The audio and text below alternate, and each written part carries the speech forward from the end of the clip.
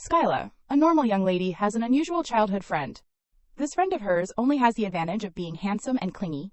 But the problem is, he is a great mage, so powerful that he can't control himself. With terrifying magical power and a lack of morality and reason, he frequently causes trouble throughout the Empire, and Skyla is the one who cleans up the mess. One day, the Crown Prince, who is living a life worse than death because of constantly dealing with the aftermath of that crazy great mage, comes to Skyla and offers a 1-year fake engagement.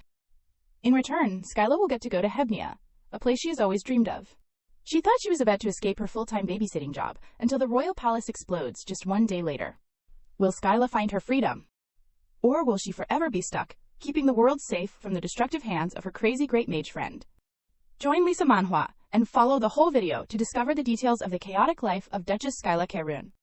Immersing myself in the clear, wide open space of the dawn, a gentle breeze rustles through, carrying the tangled thoughts of someone. At some point, someone once asked me this. Skyla Karun recalls the brown-haired woman sitting across from her at that time. She asked curiously, what is it like to be childhood friends with the great mage Landseer? At that moment, she just silently gives an elegant smile in response. Skyla calmly picks up her knife and fork and cuts the steak on her plate. She asks the other person, what do you think? The woman across from her is suddenly taken aback, not understanding. What? Skyla puts down her teacup and repeats the question once more. Imagine you are Landseer's close friend since childhood. She holds the fork with a piece of meat on it towards the woman. What would that feel like? The woman thinks for a moment and then hesitantly replies, maybe it would feel like having the strongest person in the world on my side, and I would go around bragging about it. Skyla smiles faintly, looking at her. Is that so? The person they were just talking about is the third son of the Duke Solly family, Landseer. He is a young man who not only has looks that captivate the world, but is also a mage who controls the elements, capable of commanding people. Landseer is a great mage like no other in 1,000 years. And also my childhood friend. Yes, he is someone everyone admires. But memories suddenly drift back to a day when Skyla was taking a walk in the garden alone. She squints and raises her hand to shield her eyes from the bright sunlight. It is a bit hot today. Suddenly, Landseer jumps out excitedly next to her and says, then I will call for rain. As soon as he finishes speaking, it starts pouring. Skyla, drenched by the rain, immediately gets angry and growls, stop it now. Or like one day when she is lying listlessly on her bed, Landseer stands beside her and asks worriedly, Skyla, are not you eating? Skyla replies lazily and boredly. Going to eat feels like such a hassle. As soon as she says that, Landseer does something shocking again. He smiles brightly and snaps his fingers. Then I will clear the way. Skyla sees the ground cracking open and jumps up like a spring, yelling, but it is too late. Ah, no. Or like one day, when the two of them are sitting and talking to each other, Landseer looks at her gloomy expression and asks curiously, are you feeling sad because of Duke and Duchess Karun? Before she can answer, he nods as if understanding and suggests, then I will. Skyla, sitting next to him, flinches. She hurriedly uses all her strength to cover Landseer's mouth and warns him, say another word and I will kill you. Just like that, she almost grows up hearing Landseer's calls. He is always like a shadow, loving her with all his life, as if he wishes he could stick to her all the time. Skyla. Skyla is helpless and speechless, letting him embrace her. She bites her lip, swallows back her tears, and sighs. Having a childhood friend who is a great mage is harder than I thought. Let me introduce myself again. My name is Skyla Karun. I am the daughter of Duke Karun. Every time she appears, the servants in the house do not dare to look up. In their hearts, they all have an air of caution and fear. It is the young lady do not make eye contact. Skyla hears their thoughts. The trembling servants are secretly complaining. Who knows what they will find fault with? Their words irritate her. The pressure around Skyla suddenly drops, causing them to flinch. Her mood becomes gloomy. Skyla frowns, her face dark, but she remains silent without saying anything. Then she suddenly turns to look at the man behind her and asks sternly, Austin, what is the next schedule? Austin adjusts his glasses and replies clearly, representing the Duke, you have a tea party at the Marquise Garnate family at 4:00 p.m. After the tea party, you will have a meal with Duke and Duchess Karun. His voice rattles on. Next, at 11:00 p.m., you need to plan a charity event for the Karun family. Draft a budget for the family next month. Review the night order's performance report. And Skyla listens blankly, feeling dizzy. She cuts him off, her mood dropping. That is enough. Skyla lowers her eyes, contemplating in her heart. To be childhood friends with a great mage, there need to be 3 principles. Before she can finish thinking, Landseer's familiar voice rings out from somewhere. Skyla, do you want to drink tea with me? The cheers of the maids go straight to Skyla's brain. Ooh, ah, making her jump. Even Austin is startled. That scared me. Skyla calms herself down, reciting in her heart. The first principle of being friends with a mage is, no matter what happens, do not be surprised. She glances at Austin, who is panicking inside. I almost dropped my baby. Hearing his thoughts, she rolls her eyes. You do not even have one to drop, but on the surface, he calmly says, Greetings, Duke Lancier. Later, Lancier, chasing after Skyla, pleads with her. Please, Skyla, my place just got some really good jasmine tea. He enthusiastically invites her in various ways. Or red rooibos tea, or Earl Grey tea. It is easy to drink too. So Skyla is indifferent and uninterested. She refuses bluntly, without any patience. I am busy. Lancier stands there sadly, looking dejected like a kicked puppy, calling out softly, Skyla. Austin, standing next to her, feels sorry for him. Duke Lancier is so pitiful, but Skyla is currently making her own plans. The important thing right now is to inherit the title as quickly as possible. A moment later, Lancier loudly tells her, Skyla, I will wait until you are done. He leans forward in front of Skyla's desk, cautiously asking, Okay, please. She remains silent, bowing her head, still not answering. Austin, standing next to her, lets his thoughts run wild. The young lady is so heartless. The Duke has asked so much. Even if it is late, the young lady could visit the Duke Sully's mansion. Skyla's hand holding the pen trembles slightly. And third, she suddenly slams both hands on the table and stands up abruptly. Skyla hisses each word through her teeth. Austin, standing next to her, replies quickly, Yes, young lady. She grits her teeth and smiles without smiling, looking at Austin. With such a tight schedule, how can I go to Duke Sully's mansion? Tell Tizef to prepare the carriage. I am going to Marquise Garnet's mansion. Lancier, hearing these words, beams with joy. Her last principle is, no matter what anyone says, do not comply with Lancier. Austin, suddenly being told this, is a little doubtful of himself. Did I say it too loudly? On the surface, he calmly accepts the order. I understand. Lancier, standing next to her, excitedly raises his hand. Then I want to go to Marquise Garnet's mansion too. Let us go together, Skyla. But Skyla once again turns her head and refuses him mercilessly. Too bad, this party is for women. You can't go. Lancier, hearing this, tearfully pouts. Why? I am your childhood friend. But she remains cold, Skyla replies firmly. Yeah, you can't. Skyla leans her body against the table and nods to herself, thinking, if I follow these 3 principles, no matter what happens, I can still live well. Lancier, standing opposite her, has a new idea. Is that so? Then I will transform into a woman. As soon as he finishes speaking, his body undergoes a series of transformations.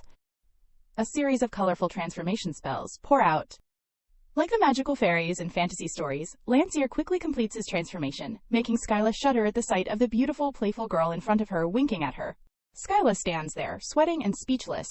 She calms herself down, thinking, I can't lose like this. She gives a cunning smile and pulls out an invitation, waving it in her hand, deliberately refuting. How are you going to get into the Marquise mansion? You do not have an invitation. Lancier quickly conjures one up. I will just make one. Skyla glares angrily at the small, pitiful Lancier, her blood boiling, muttering, that stubborn thing is no different from an iron shield. A moment later, she spends a lot of effort thinking of hundreds of plans, and then sighs, making up an excuse to him. It still won't work. This party is only for 4 people. Skyla fiercely steps forward and points her finger at his forehead, objecting. If you suddenly appear, others will find it suspicious. It can't be done. Lancier, with tears in his eyes, pitifully looks at Skyla, tentatively asking, So, as long as I make it not suspicious, it is okay, right? After speaking, he disappears right in front of Skyla and Austin, catching her off guard. And just a moment later, Lancier suddenly returns, winking playfully. I am back. Skyla twitches the corner of her mouth, looking at Lancier's excited appearance, a sense of unease rising in her heart. She asks nervously, Where did you just go? Lancier approaches and whispers to her, I went to persuade them. Skyla is confused. Persuade. He puts on a mysterious look and continues. I used mind control to persuade the young ladies there that this is a tea party for 5 people. As soon as Lancier finishes telling the story, Skyla goes crazy, kicking him out and yelling a warning. Quickly remove the magic. Lancier cries out in agony, hugging his face. Ouch. Later, after listening to her and taking care of everything, Lancier returns and sits curled up on the chair, looking aggrieved. Skyla, I am sad. Skyla stares blankly without emotion.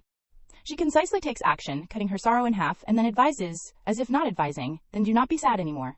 Lancier is distressed, hurriedly tightening the rope, crying and wailing as he looks at her mournfully. Skyla does not bother to spend time with me these days. I am so lonely. Skyla sighs and crumples the paper in her hand. She roughly throws it into Lancier's arms. Here.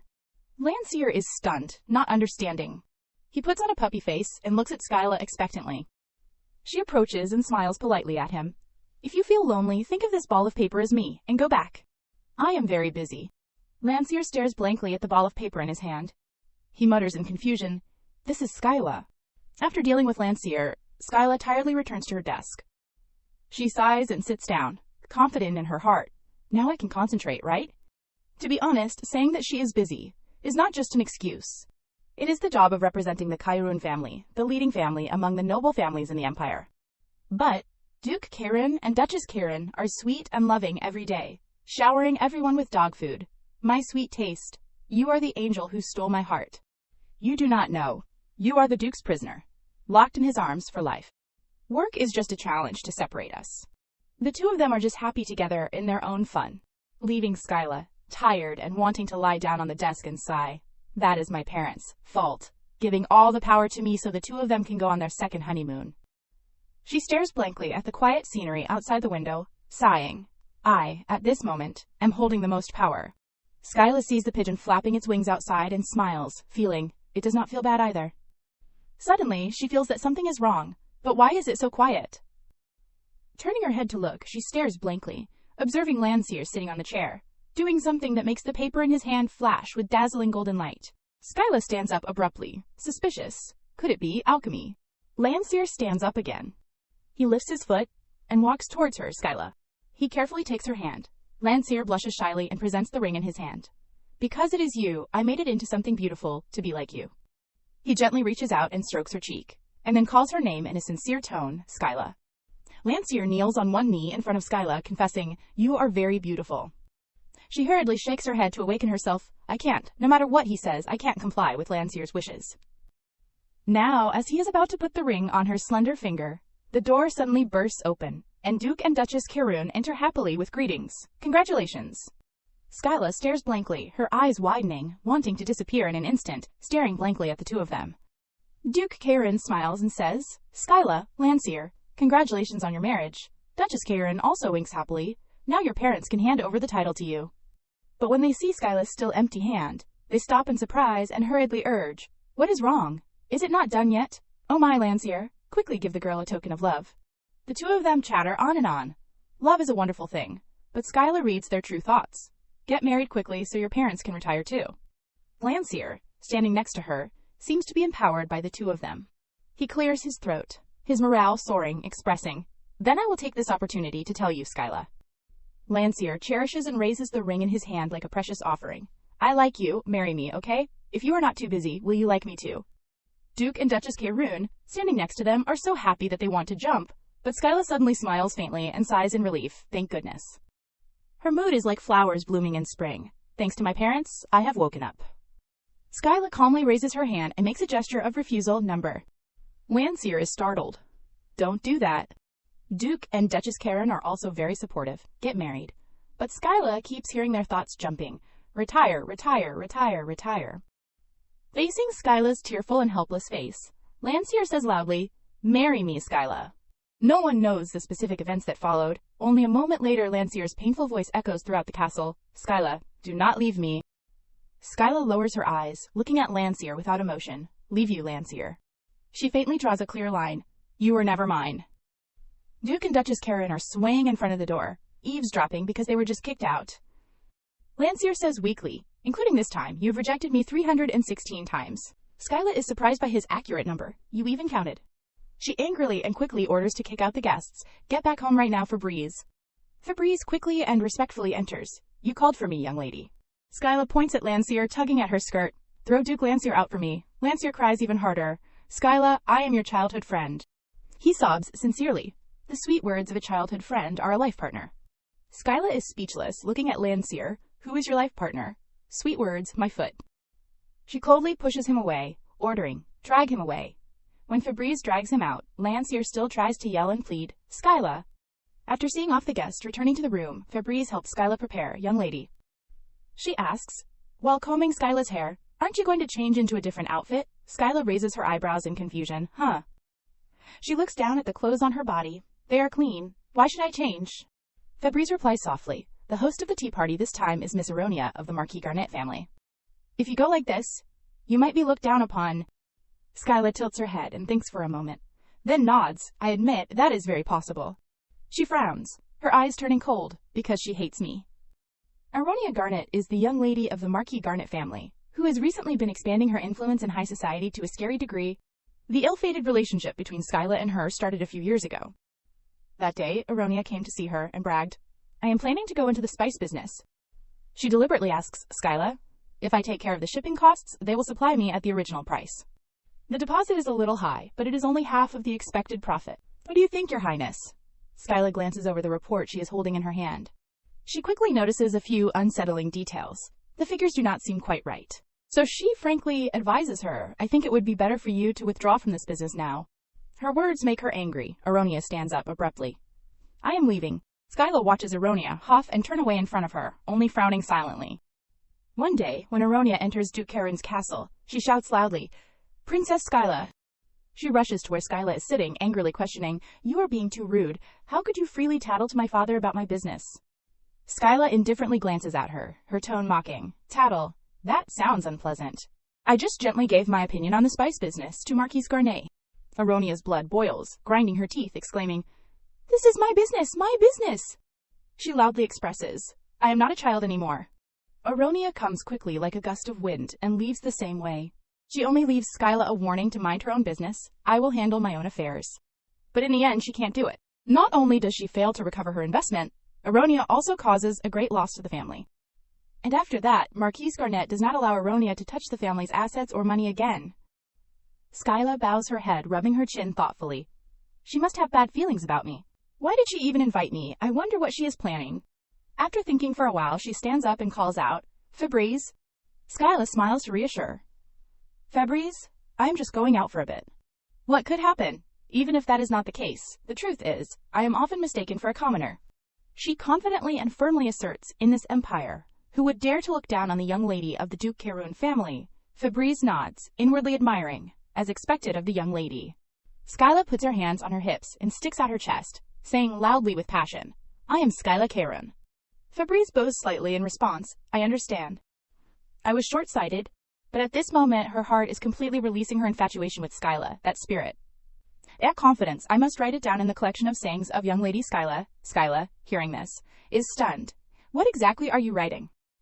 After finishing the preparations, Skyla goes out the door. Looking at herself now, she hesitates slightly. Even so, is not this too impolite, just at this moment? Someone suddenly calls out, "Young lady." She goes to a carriage that is waiting in the yard. There is no Karun family crest. It is the kind of carriage that commoners would use. Even the coachman is dressed simply. He says to Skyla, "I will drive carefully." She nods to him and goes to the front, dressed simply in clothes like a commoner. "Take me to the Marquis Garnet's mansion."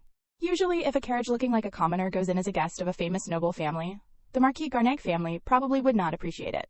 After Skyla gets on the carriage, Tesef announces, "We are leaving." Skyla has thought it over beforehand. Even so, what is the reason for appearing like a commoner? Troublesome. She thinks it is already troublesome enough to refuse the people who come to propose marriage, even her childhood friend, who brought a whole bouquet of flowers. "Please marry me." Skyla pretends to be stupid and refuses directly. "No, who are you?" And the reason is just because her childhood friend Lancier is famous. But in Skyla's eyes, Lancier is no different from a bomb with a detonator that just keeps yelling, "Skyla, Skyla." Even if not, ridiculous rumors are spreading. I do not want to become a topic of discussion for the aristocracy, and Skyla sat in the carriage with Fabrice, casually shrugging her shoulders and questioning, "Do I need to be polite to someone who hates me?" Skyla slightly curved the corners of her lips, giving a meaningful smile. "If my parents did not force me to meet this person and that person, I would not even bother coming to this tea party." She even imagined outsiders pointing and gossiping. The representative of Duke Karun does not care about visiting the Garnet family. So she had to send some heartfelt words to Aronia. "Sorry, Aronia."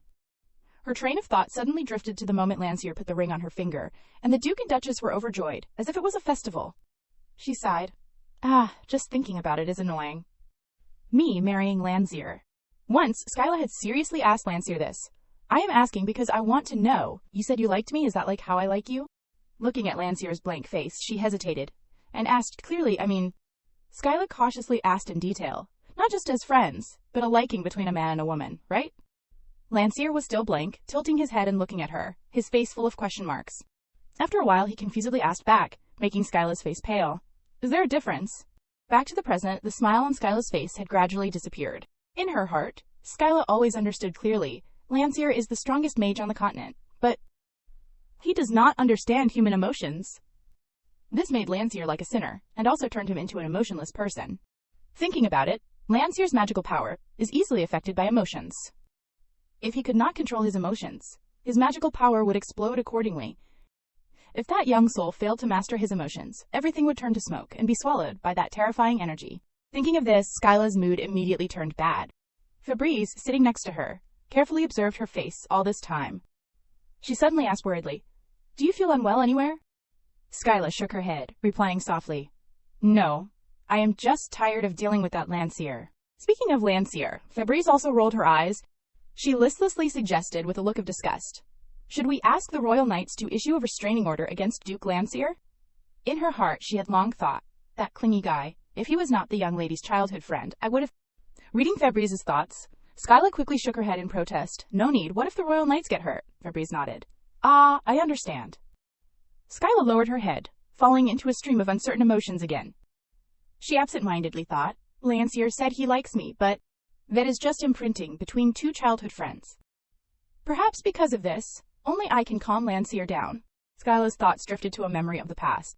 A man had bowed his head before her. "Skyla, I beg you." Duke Solly had pleaded with her earnestly. "Please do not abandon my son." Skyla turned her eyes to look out the window, telling herself, "Therefore, Landseer, I can't push you away."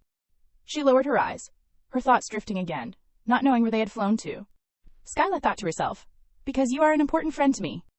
While everything was calm and peaceful, an unexpected incident happened. The two horses pulling their carriage neighed a few times, then used all their strength to stop the carriage under Tisef's control. The friction of the wheels dragged on the ground. The sudden jolt of the carriage caught Skyla off guard. Her whole body hit the side of the carriage hard. Fabrice panicked and quickly supported her. "Young lady, are you all right?" Skyla, dazed by the impact, hurriedly opened the carriage door, looking around suspiciously.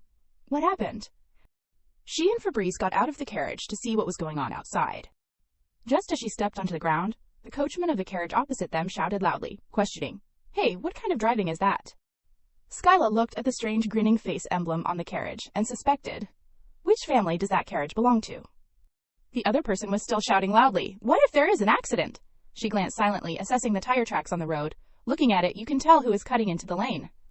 Skyla pointed to the clear carriage tracks on the ground, reminding, "Why are you shouting at my driver? You are the one who made the mistake." The coachman snorted coldly with disdain. "Huh, this commoner woman." He crossed his arms, thinking, who dares to interrupt the conversation of men? Skyla was rendered speechless by his arrogant attitude. Her blood rushed to her brain, and she cursed in anger, "Damn it." Seeing that she did not respond, the coachman took the opportunity to continue, pointing directly at Skyla and scolding, "Who the hell do you think you are to dare open your mouth?" Tisef, standing next to her, could not bear it anymore. He warned fearfully, "Hey, you are going too far." Fabrice had been holding back until she was about to go crazy. "How dare you be rude to my young lady?"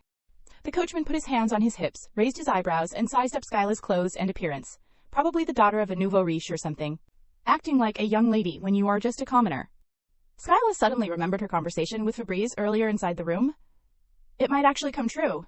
The coachman did not bother to hide his mocking laughter, directly taunting her. Feeling wronged, then run to Viscount Ardacina's mansion and complain. It was better if he had not said anything, but after saying it, Skyla felt even more speechless. That mixed blood lineage. Never heard of them before. He was as if injected with chicken blood, continuously shouting loudly, "I am really unlucky to get involved with this nonsense with this woman. Hey, move your carriage out of the way." Skyla smiled faintly. "Seriously." She spoke in a threatening tone, her aura suppressing, making Fabrice nod in delight. "You think raising your voice?" Skyla raised her head to face him directly. She smiled brightly, mocking, "Can you win against me? Other than being loud, you do not know how to do anything else." He looked at her face and was startled, pausing slightly and stepping back uneasily. "I see you are pitiful, so I will lower my standards." After saying that, Skyla breathed out. Then she pointed directly at his face and scolded like a rapper. "Drive properly, you fake onion with so many layers but no core." Her voice was loud and clear. The coachman became smaller and smaller. "Did you forget your sense of direction under your pillow before you came out? I will crush your trap and spread it as fertilizer for the dandelions." Hearing her scolding like a machine gun, he weakly said, "This woman." Skyla proudly stroked her hair, clicking her tongue and saying, again with the "this woman" tone. Fabrice immediately stepped forward, bowing respectfully and saying, "I am here, young lady." Skyla pointed towards the coachman, ordering in an arrogant tone, Get this carriage off the road for me. I can't stand the bad luck. Fabrice had been waiting for this opportunity for a long time. She quickly acted, yes, young lady. Then, she lifted the wheel with one hand. Fabrice, with her superhuman strength, easily lifted an entire carriage high, making the coachman look on in fear. Ah! Seeing Fabrice heave a loud shout and throw it aside, he could only tremble, kneeling on the ground. Skyla walked in front of the coachman, looking down at him from above, advising in a cold voice. If you do not want a lady to smash your skull, live properly. Then, they drove away triumphantly, leaving the coachman there with the carriage rolling on the road. After getting into the carriage, Skyla rubbed her chin, continuing to think about the coachman's words, the Viscount A.R. Something family, right? She frowned, thinking, I heard that the Crown Prince has given out many new titles to consolidate his position. What does the Crown Prince look like? Fabrice, sitting next to her, burning with anger, suddenly asked her opinion. Should we send someone to the Viscount's mansion to reprimand them? Skyla yawned, lazily. Too much trouble. She raised her eyebrows, smiling to herself. Instead, if I meet them again next time, I will crush that family. Skyla frowned, trying to remember again, but could not. Viscount A.R. Something. Scene change, later. In front of the Duke Garnet's house, Aronia's face was gloomy, looking angrily at the person in front of her, as if she wanted to devour them alive. Skyla smiled friendly, and perfectly without flaws, appearing in front of the gate, pretending not to see her resentment. She quickly adjusted her emotions, changing her attitude and smiling brightly to welcome her. Please come in, Princess Skyla. Inwardly, Aronia kept scolding. How dare she come here dressed like that? Skyla, reading Aronia's thoughts, gave a cunning smile, her face full of delight. The reaction is exactly as expected. So satisfying. Aronia suddenly covered her mouth, giving a forced laugh and acting. I did not know the princess would come, but it is okay if you did not. Skyla looked at her confusedly, guessing in her heart.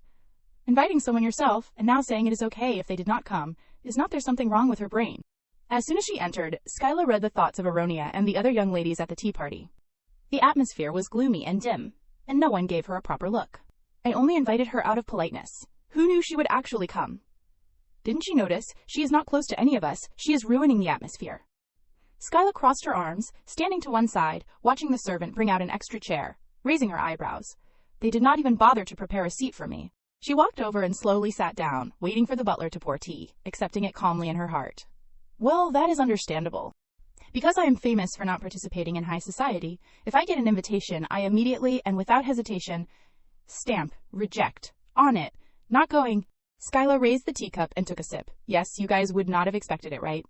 She remembered her mother's tearful and pitiful appearance. It is all for your own good. And then she thought of Duke Caruan's ferocious appearance. Who dares to make my cute little girl cry? Skyla sighed inwardly. Who would have thought my parents would want to send me off to this extent? Aronia, sitting across from her, smiled politely, saying, I really did not know the princess would come. Please forgive me. In her heart, she was extremely uncomfortable, thinking irritably, what is she going to find fault with me about today? Wearing those clothes, she should not have come at all. Another princess who was present said happily, it is an honor for me to have the opportunity to enjoy tea with the princess. But in her heart, she also constantly disliked Skyla. She just sits there and can't talk. What is the point of coming? The remaining person in the group was the same. Thank you so much for coming, princess. On the surface, they smiled brightly to welcome her. But in their hearts, they cursed her repeatedly. Bad luck, she is trying to cause trouble with Aronia. Skyla was still smiling. Only the action of placing the teacup on the table was a bit strong, causing the noble young ladies to startle and turn pale. She propped her chin up, looking at them, without any fluctuation in her heart. Hate, keep hating, I do not care. After a while, Skyla spoke listlessly. It seems I have interrupted the young ladies. Gathering. Her words made them flinch, hurriedly laughing it off. Aronia spoke skillfully first. Not at all. What are you saying? Skyla silently glanced around, assessing these people.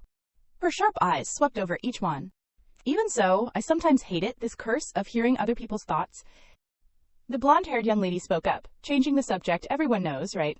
The royal palace will be holding a ball next week. They spoke very happily, only Skyla sat quietly in her place, sipping her tea silently, listening to these sisters laughing and talking lively. She sighed. Having a headache, for example, like this.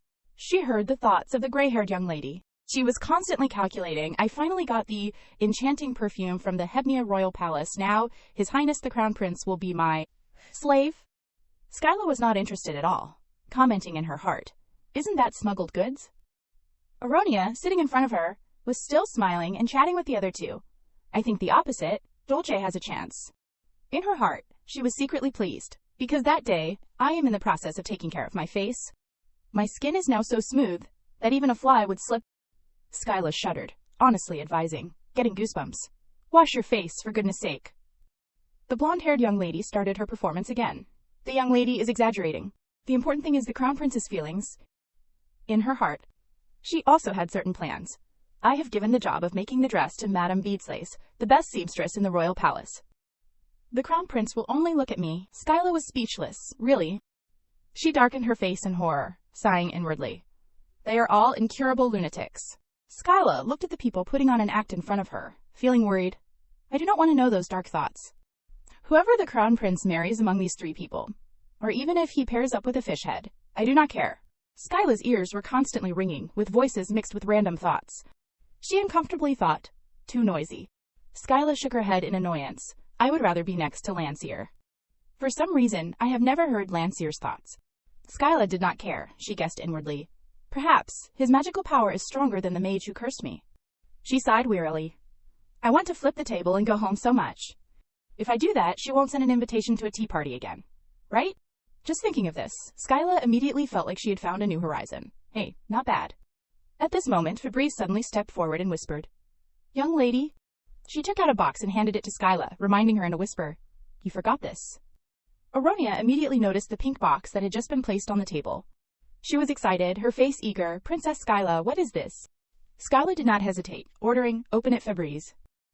Immediately, everyone clearly saw what was inside the box. It was a sweet and beautiful orange cake, even a little sparkly and gorgeous. As soon as the three girls saw this cake, their eyes lit up, their faces full of admiration and exclamation. They all spoke at once, vying to speak. Did you really bring this here to eat with us? I am so touched. Skyla bowed her head a little shyly. Actually, my mother was worried that her only daughter would not have social skills, so she prepared it. Her little soul was feeling very speechless. Just now, she was cursing this and that in her heart. They are really fake people. Suddenly, Aronia smiled and clapped her hands, changing the subject to Skyla, curiously asking, So what does Princess Skyla think? Skyla looked at her suspiciously. Think about what? The blonde-haired young lady took the opportunity to continue. Among the three of us, who will His Highness the Crown Prince like? Skyla's mood completely collapsed. In her head, she kept repeating the words she had just heard. Who do you think His Highness will like among the three of us? She said indifferently. Because His Highness the Crown Prince is also a man, he would probably choose the beautiful young lady, right? As soon as Skyla finished speaking, she heard the thoughts of the three people in front of her suddenly coincide. Honestly, are not I the most beautiful here? Seeing their inner attitude, Skyla was also uncomfortable. Then why ask me? She paused for a moment, then continued, He will probably choose the person that His Highness likes. The blonde-haired young lady tilted her head, looking at her with puzzlement. So what kind of woman does His Highness like? Skyla sighed wearily. I am sure His Highness wants a perfect person to become the Crown Princess. At this time, Aronia, sitting next to her, suddenly agreed with her. That is right, I completely agree with Princess Skyla's words. She confidently pointed to herself, saying, And His Highness also values the background of the candidates for the position of Crown Princess, right? Aronia thought to herself. My background is a Marquis family. Is not it that I am the most capable person? To Skyla, these words were like an ice ruler running from ear to ear. She boredly did not bother to speak. Now, Skyla was so disinterested that she only had one thought, should I just transform already? The blonde-haired young lady propped her chin on the table, her eyes gently sweeping over Aronia, deliberately raising her voice to taunt. But when it comes to titles, she calmly dropped a bomb directly on Aronia's face. The most promising candidate is Princess Skyla. As soon as she finished speaking, the teacup in Aronia's hand suddenly flew into the air. The two young ladies were startled by the noise. Are you all right, Skyla? Sitting next to her, twitched the corner of her mouth. They really put on all sorts of acts. Aronia regained her composure, then curled her lips and said a shocking sentence. But Princess Skyla already has a lover. Princess would not cheat on Duke Lancier, would you? Causing Skyla to be stunned for 5 seconds. Just regaining her senses, Skyla was furious, looking at her with murderous intent. What are you saying? Why are you suddenly dragging Lancier into this? Aronia covered her mouth. Giggling, isn't that so? She cleared her throat, saying innocently, Many people say that Princess Skyla and Duke Lancier have deep feelings for each other. Skyla slammed her hand on the table, angrily questioning, Who is talking nonsense? At this time, Aronia was frightened by the low pressure of black air radiating from her. She asked dubiously, Yes. Skyla's hand had reached the edge of the table. Say I. The next second, she immediately went crazy, throwing the table away. Have that kind of relationship with Lancier.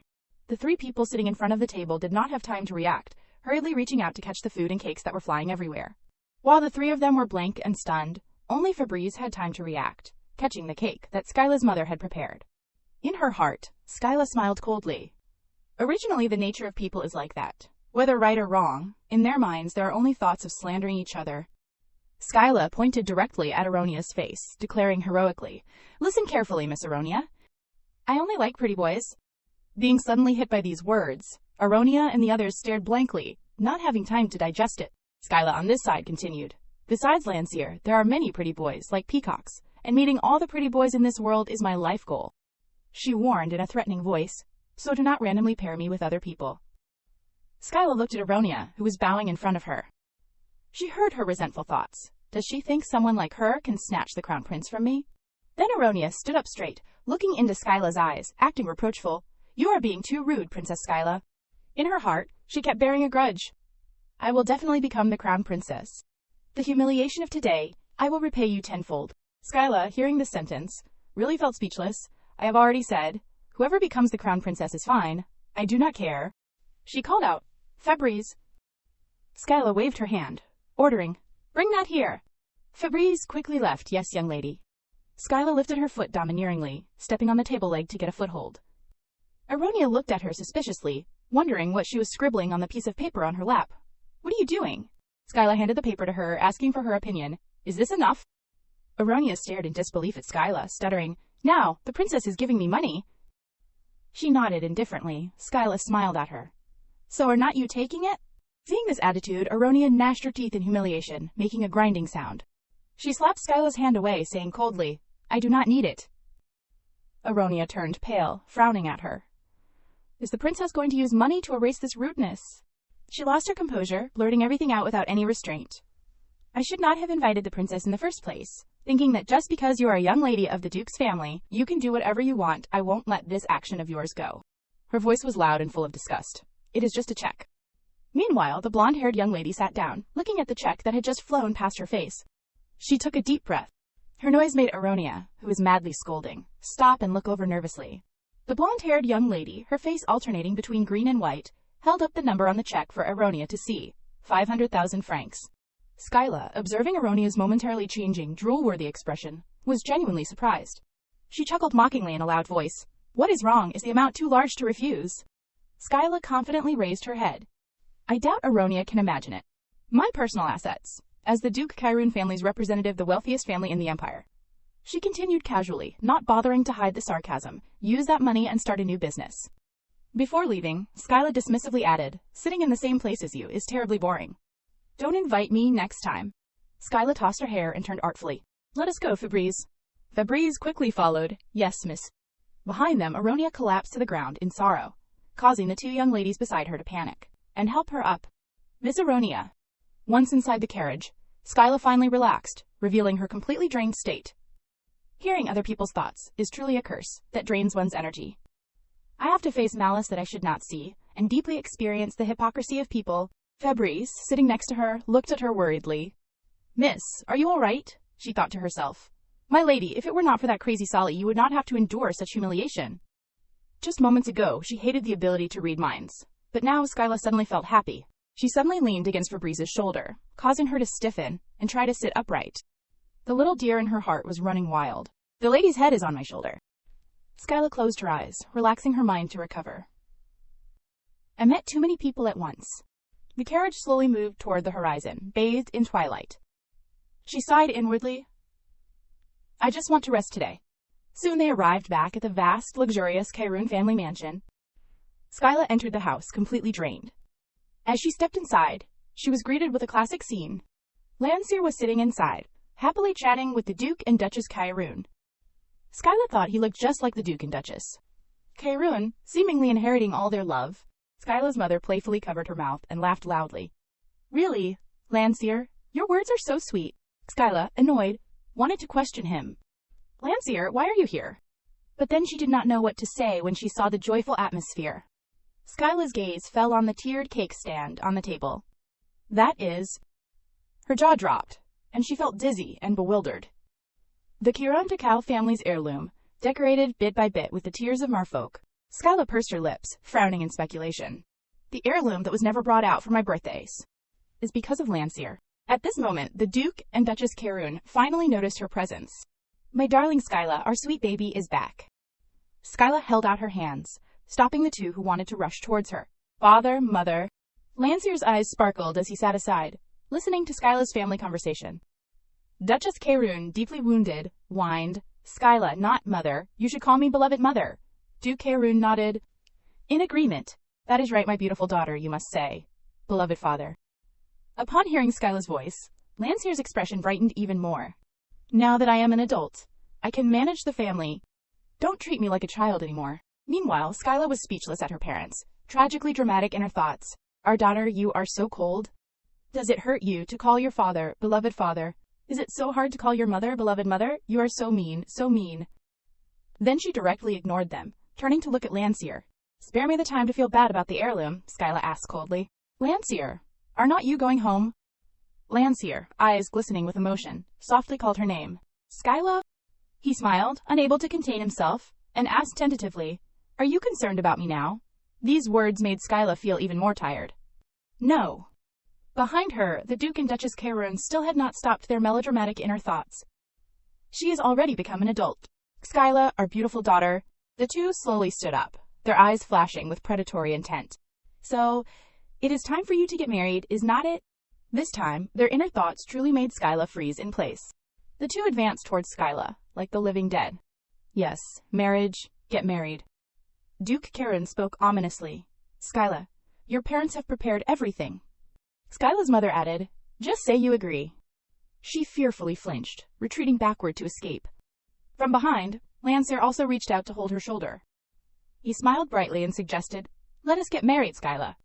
Duchess Karun cried out, Get married. Duke Karun repeated like a curse, Get married. Skyla screamed in fright, looking at the enemies surrounding her from all sides. Actually, my parents are pushing me so hard for a reason. According to royal law, a person without a partner cannot inherit a peerage. She clearly understood. My parents want to retire, and I want the peerage, but I can't inherit it for that reason. Skyla bristled, her eyes guarded as she turned to look at Lancier. Even so, I do not want to marry anyone. Lancier looked at her with doubt. He called out in a very sweet voice, Skyla. Causing Skyla's heart to skip a beat, she quickly calmed herself and cleared her throat. Lancier revealed a puppy-like expression, looking at her expectantly.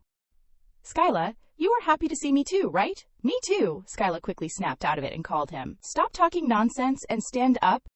But even though she pulled him strongly, Lancier remained glued to the chair. What is this? Why can't I move him? Lancier looked at her puzzled and took her hand. What is wrong, Skyla? She looked at Lancier suspiciously. Before, just a minute of pushing would do the trick, but now? When did he become so sturdy? Skyla thought for a long time without an answer. She hesitantly began. You. She acted as if she understood and asked Lancier, You got fat, did not you? Lancier immediately burst into tears, protesting. I am not fat. He frantically explained, My weight is standard. I eat a nutritious diet every day, and I practice swordsmanship regularly. Then he suddenly stammered. Yesterday, because I was busy choosing desserts to eat with you, I accidentally ate all kinds. At this moment, Skyla suddenly realized something. That is right. Now Lancier is also an adult. She looked at him slowly, getting up from the chair, feeling lost. Even at this moment, Skyla looked up at Lancier standing in front of her. He is taller than me now. I have not noticed all this time. Lancier called out when he saw her looking absent-minded. Skyla. He reached out and gently touched her eyes, whispering, Your eyes are like a clear sky. Lancier smiled brightly. Looking into them makes me feel good. Each word was like pouring honey into her ears, because those eyes are like a brilliant sunset. A pink atmosphere suddenly enveloped the two. Skyla unexpectedly felt shy and looked away. Immediately, she met the interested gazes of the Duke and Duchess Karun, who were joyfully eavesdropping on the side. The two will get married, and Mom and Dad can retire. Under her parents, bright stares and Lancier's innocent face facing her, Skyla spoke with difficulty. You. She coldly dealt him a fatal blow. Are you crazy? As soon as she finished speaking, Duchess Karun angrily pounced on her to lecture her. How can you say such things? The Duke also rebuked. Skyla, you should not say things that hurt others so carelessly. Then he turned to look at Lancier and apologized shyly. I am sorry, Lancier. But Lancier still smiled like a flower as he looked at him. Duke Kairun, I am not someone else. He affirmed seriously, because I am Skyla's only childhood friend, so it is okay. As soon as Lancier finished speaking, the words kept repeating in Skyla's head. Because he is the only childhood friend, because he is a childhood friend, childhood friend. After a while of arguing, Skyla sat down at the table, exhausted. In the end, she failed to chase Lancier away, and so he sat next to her. Then they heard Duke Kairun talking. Sure enough, Lancier has no one but our daughter. I wish Skyla had half of your qualities. Lancier seriously retorted, defending her. Skyla is not a bad person. He paused for a moment, hesitating. Although, then he innocently stabbed Skyla a few times. She is blunt, impolite, always uses money and power to force others, and tends to be materialistic. But deep down, she is a very warm-hearted girlfriend. Lancier winked at her as he spoke, but her heart had cooled. Skyla coldly flicked away the pink heart he had just sent. If you praise one and criticize four, then do not say anything at all. Duchess Kairun leaned on the Duke and sighed. Honey, there is someone like that who loves our daughter Skyla. The Duke, teary-eyed, choked with emotion. Yes, I hope our Skyla can live her whole life with someone like that. And by the way, why do not you two get married? Lancier quickly replied, yes. But Skyla slammed the table and resolutely refused. I do not want to. She jumped up and questioned her parents. Why do you keep forcing me to marry Lancier? We are just friends. Lancier, sitting next to her, could only count blankly 317 times. Duke Kairun suddenly changed his tone and seriously reminded her. Skyla, you are a Kairun. He frowned, reminding her. You also know that you need a marriage partner to inherit the ducal title, right? Skyla lowered her head, stammering without answering, but in her heart she understood clearly that her father was not wrong. Skyla's mood suddenly plummeted. I have done very well as the Duke's representative for the past year. Now it is time for me to take over the title. Therefore, marriage instability will be better for me. Am I wrong? Those words kept swirling in her mind. It is as if Mom and Dad are doing everything for me. But Skyla could hear the real thoughts in his heart.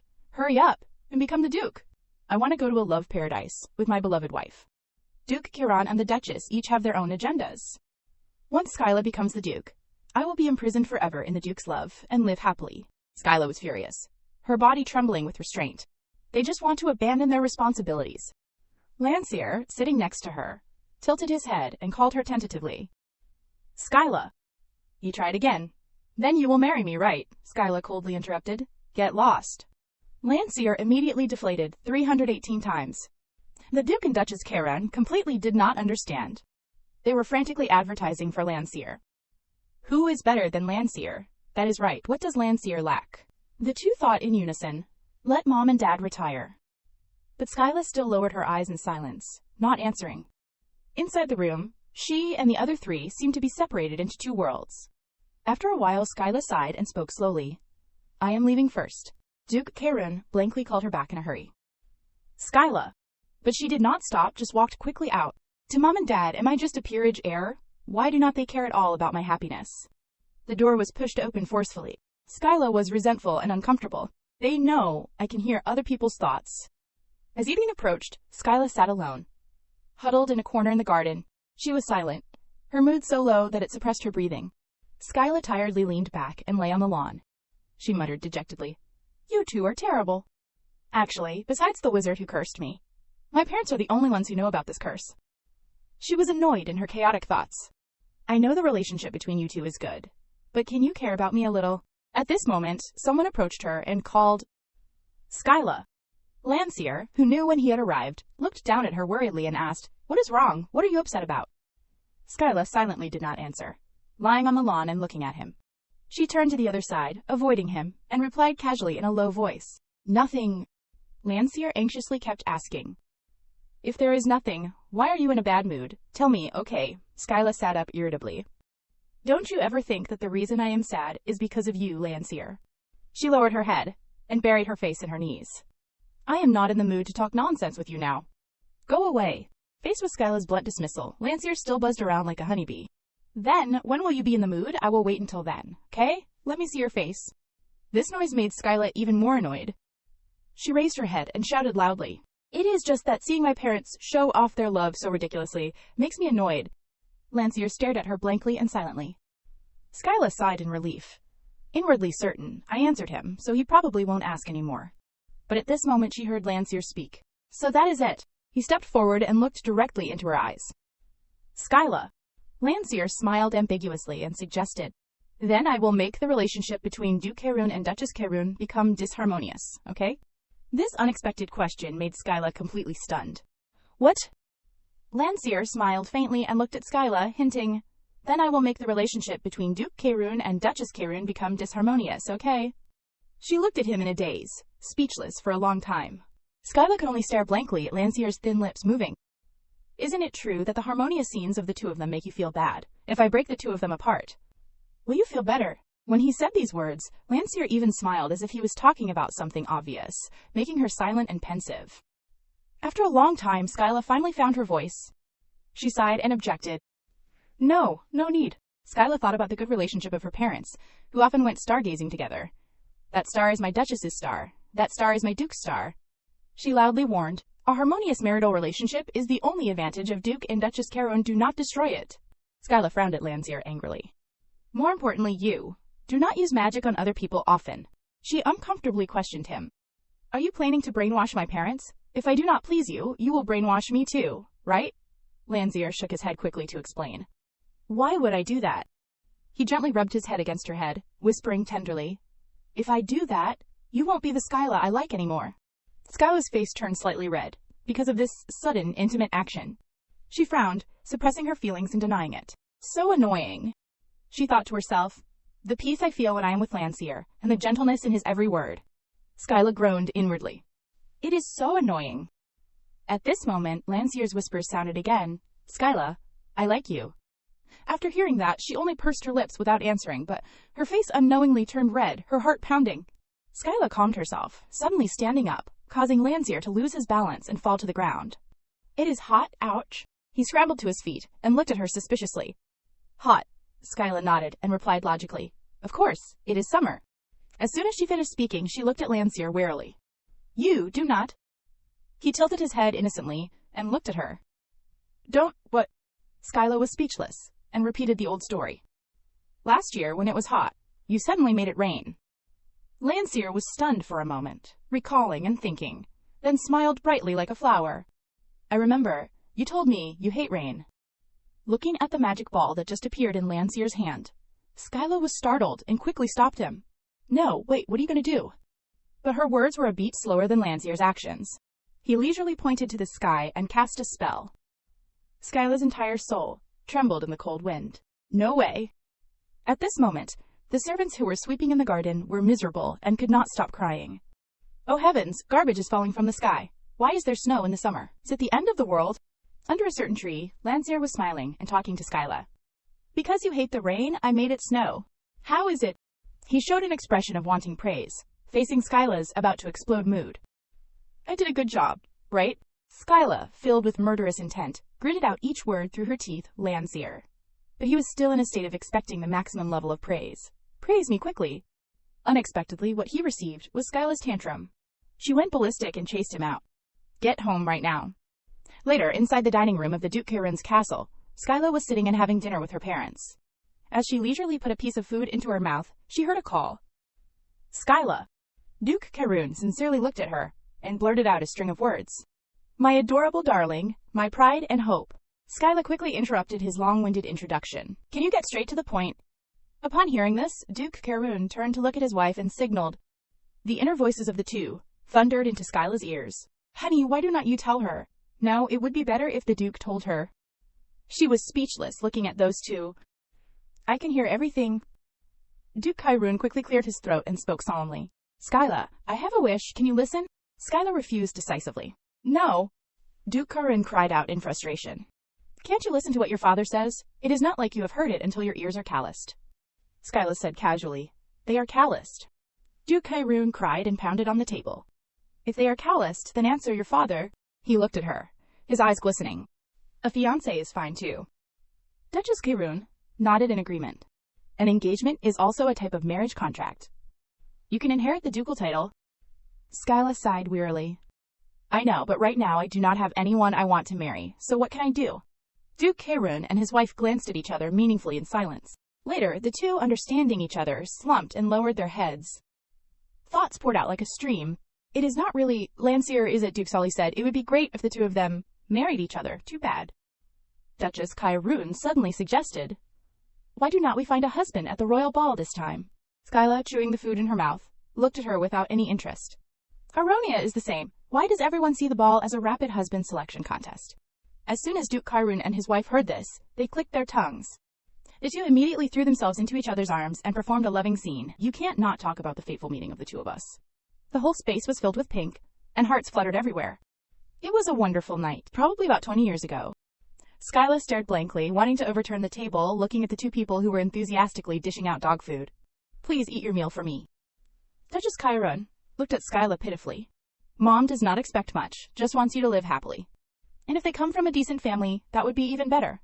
Duke Kyrune chimed in, nodding in agreement and advising, your father is the same as your mother. However, a monthly income of at least 100,000 francs would be better, the Duchess quickly added, and he must be ambitious. The two of them kept talking, putting forth a whole bunch of requirements for their future son-in-law, how he should contribute to the family, how he should care for the children, and also that drinking, smoking, and having bad habits when drunk were not allowed. Duchess Kyrune continued incessantly. You must find out if he has any underlying illnesses. You should secretly follow him, Duke agreed, nodding. Check if his father is balding too. At this point, Skyla had completely gone crazy, flames of anger rising fiercely, causing the Duke and Duchess to startle and shut up. I do not expect much. She coldly said to them, I will take responsibility for the Kyrune ducal family myself. Skyla glared at the Duke and Duchess Kyrune with murderous intent, issuing a final warning, don't urge me to marry again in the future. The Duke and Duchess Kyrune quickly complied with her wishes. Okay, dear, Mom understands. Skyla had no interest in eating anymore. She was so tired she wanted to disappear, staggering away, not paying attention to the two of them anymore. Reaching the door, she darkly turned her head to look at them, smiling ambiguously and announcing, you can feel free to retire. The Duke and Duchess Kyrune trembled in fear, hugging each other silently. Switching scenes, it was already the next day. Early morning, sunlight shone through the windows, illuminating a room. Skyla was quietly busy sitting at her desk, dealing with a pile of paperwork. Suddenly, unclear thoughts and a knock on the door interrupted her concentration. Skyla raised her head in suspicion. Is that Fabrice? She said, come in. Fabrice pushed the door open and entered. Excuse me, miss. To introduce her again in detail, this is Skyla's close maid, Fabrice, one of the few people she can trust. The reason being... Fabrice stood up straight. Seriously, I apologize for interrupting the miss's work, but internally she was bursting into tears of emotion. I got to see the miss so early in the morning. I am such a happy person. Skyla was slightly amused because she was utterly loyal to me. Skyla smiled at Fabrice. Outside the door, only she admired her. She asked, what is it, Fabrice? Fabrice reported softly, there is a letter from the royal palace, miss. He said it must be delivered to you personally. Skyla was puzzled and asked in a suspicious voice, to me, not my father. She started sweating and suddenly remembered the incident at Aronia's house last time. Could it be the incident at the tea party? No, the royal palace would not send a letter just because of that. She quickly calmed herself. All right, let him in. Seconds later, someone entered, respectfully bowing to Skyla. Greetings to Lady Skyla of the Kyrune ducal family. That person handed her a letter, solemnly conveying the message. I am truly sorry to disturb you so early in the morning, but His Highness the Crown Prince ordered that this letter be delivered as soon as the sun rose. Skyla looked at the sender's name in suspicion. Crown Prince. I have never had a proper conversation with the Crown Prince. When we meet, he only says, greetings, miss, and Skyla responds with a casual, yes, and that is it. We occasionally just greet each other in passing. We are complete strangers. Skyla took the letter, swallowing hard. But yet, he sent a secret letter to me. She asked the person in front of her, thank you. Does the letter require an immediate response? The person quickly replied, no, you do not need to respond immediately then. I will take my leave. After the person left, Skyla slowly opened the letter to read. She held out her hand to signal Fabrice behind her. Fabrice, that thing. Understanding, she quickly handed her a small knife. Here it is, miss. Skyla gently used the knife to pry open the letter seal. As soon as she opened it, she was stunned into silence. Skyla was completely shocked by the contents of the letter. This was not just a letter. Looking at the neat words on the paper, along with a bright red seal at the end of the letter, Skyla's mood was like riding a roller coaster, her head full of question marks. The Crown Prince's seal. It is a royal decree. Skyla could not believe her eyes. She read the information on it again. 2 p.m. today. Meet me at my palace. Fabrice behind her suddenly asked curiously, what does the letter say, miss? Skyla turned to look at her, replying vaguely, "His Highness the Crown Prince said he wants to meet me today." Febreze lowered her eyes and replied, "I will inform the servants to prepare for your entry into the palace." In her heart, she was celebrating, feeling blissfully on cloud 9. As expected of my charming miss, even His Highness the Crown Prince could not resist. Skyla looked at Febreze's calm expression, weakly objecting in her heart. "It is not like that, Febreze." On that very day, the decree sent by the Crown Prince caused a massive shock. The maids in the house were whispering to each other, "Did you hear? The miss is entering the palace to meet His Highness the Crown Prince." They gathered in a place, discussing noisily. "It is His Highness the Crown Prince who wants to meet Lady Skyla." When it reached the male servants, the story had taken an unexpected turn. His Highness the Crown Prince and the miss are meeting with the intention of getting married. It is something like that. Not long after, the Duke and Duchess Karen rushed in noisily, flinging the door open. Duchess Karen asked anxiously as soon as she entered the room, "Is it true, dear?" Duke Karen was so excited that his heart was pounding and his legs were shaking. They could hardly breathe. Skyla was startled, her eyes darkly turned to look at the two of them. Duke Karen, with tears in his eyes, and the Duchess with a happy expression, asked, "You are getting engaged to His Highness the Crown Prince." Skyla was furious as soon as she heard this. She gritted her teeth, glaring at them murderously. There were so many words she wanted to say, but when they reached her mouth, she did not know how to start. She sighed, supporting her forehead, feeling tired. Who said that ridiculous thing? Before those two could reply, a figure flew into the room and collapsed on the floor. Duke Karen looked at him in confusion, his face pale. Austin. Austin trembled and reluctantly raised his head to greet the two. "Duke, Duchess." He stammered, advising, "Right now, the rumors are spreading everywhere in the Duke's mansion." His hand fell limply to the ground. "Please, be careful." Duke Karen quickly ran over to help him up, calling out in a tragic tone, "Austin." But before the act was finished, they heard Skyla's cold voice chasing away the guests. "I need to change clothes. Please leave." She watched Febreze go up to close the door, breathing a sigh of relief. Finally, some peace and quiet. Skyla frowned uncomfortably.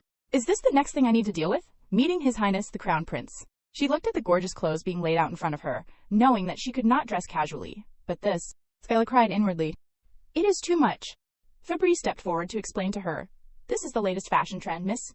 Skyla's face darkened, muttering, "The latest fashion? Does not it look like fabric that will kill people?" She shook her head in rejection, then coldly refused, changed to another dress. Skyla remembered the last time Aronia fell into the water. She shouted shamefully, "This dress will kill people." She shuddered, "I almost died from the weight of the dress." Skyla was sure of her decision.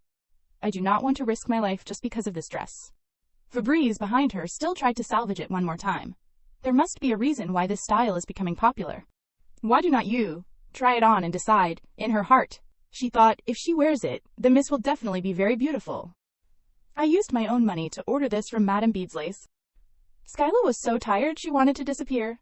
She did not have the strength to explain anymore, only saying vaguely, "If you do not want to kill me, then quickly bring out another dress."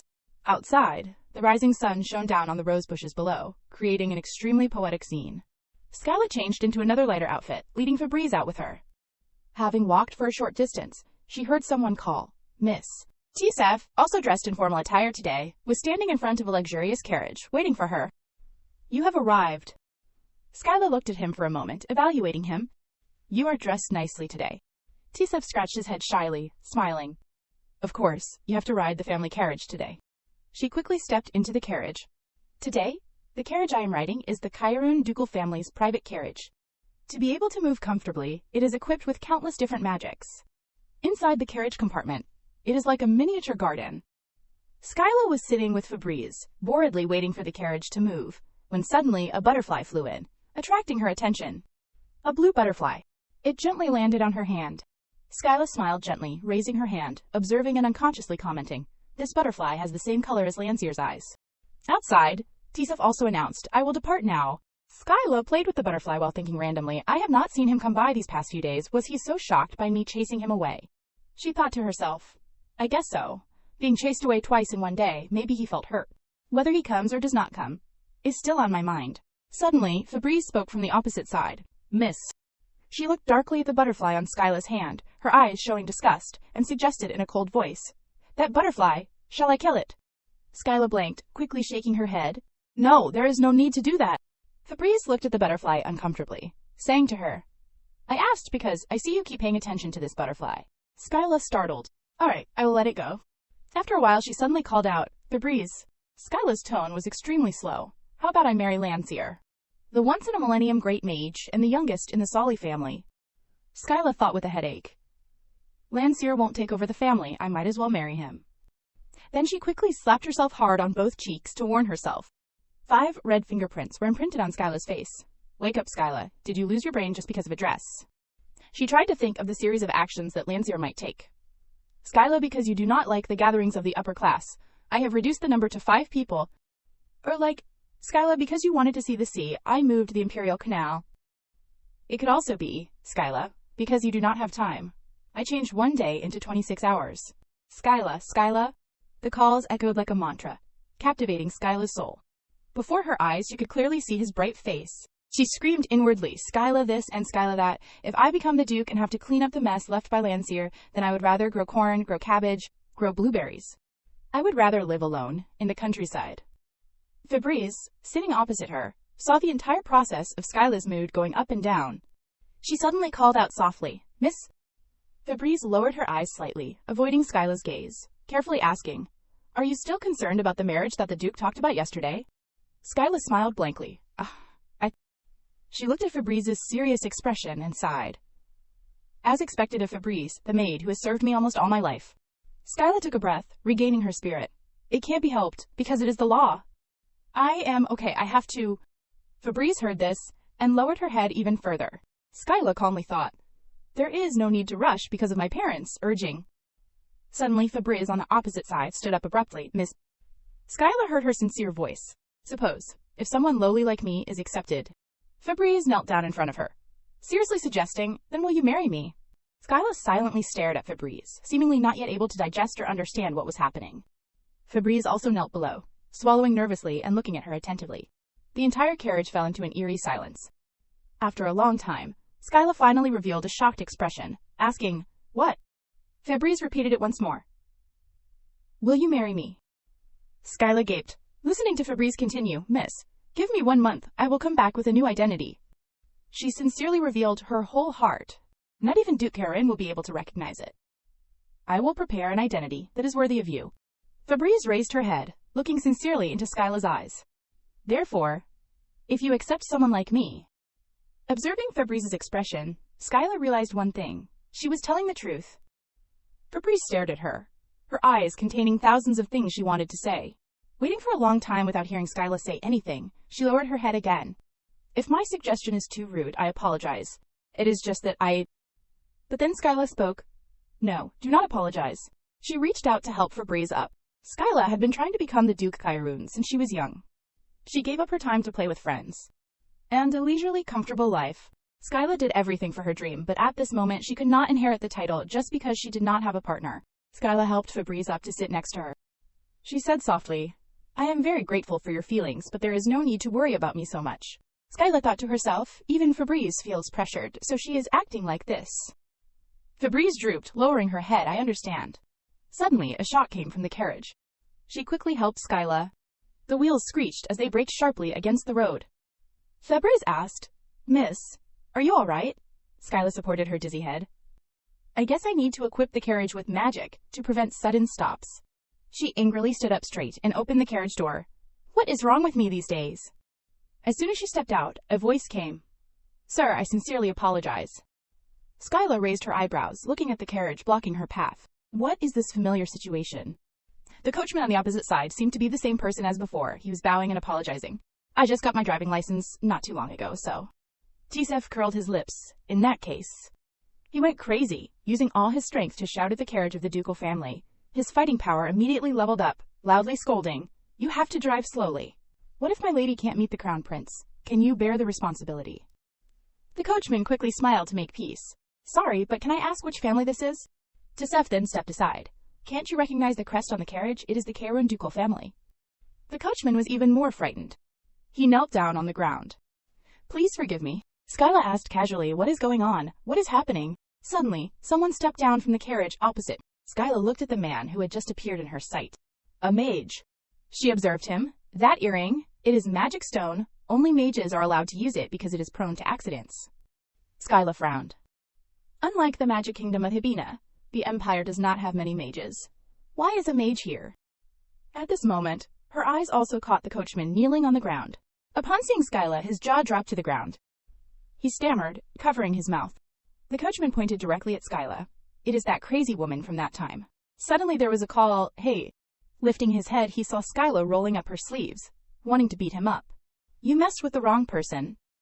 I told you, right, if you do not want your skull to be broken, you better behave. That coachman quickly kowtowed until his butt was up in the air. Lady, I have committed a terrible crime. He kept pleading, I have young children at home waiting for me. Skyla folded her arms, silently looking at him. Too bad for you, you thought I was a commoner, so you were rude, but it turns out I am the Karen lady. But the proper thing to do is, whether you are a lady or not, you should know how to speak carefully. Just as she thought of this, someone next to her spoke up. Excuse me, lady. That mage looked at her sincerely. It seems my coachman has wronged you, miss. With such a kind appearance, Skyla could read his true thoughts. Damn it, this is what happens when you hire a cheap coachman. He took a step forward. The mage bowed to her.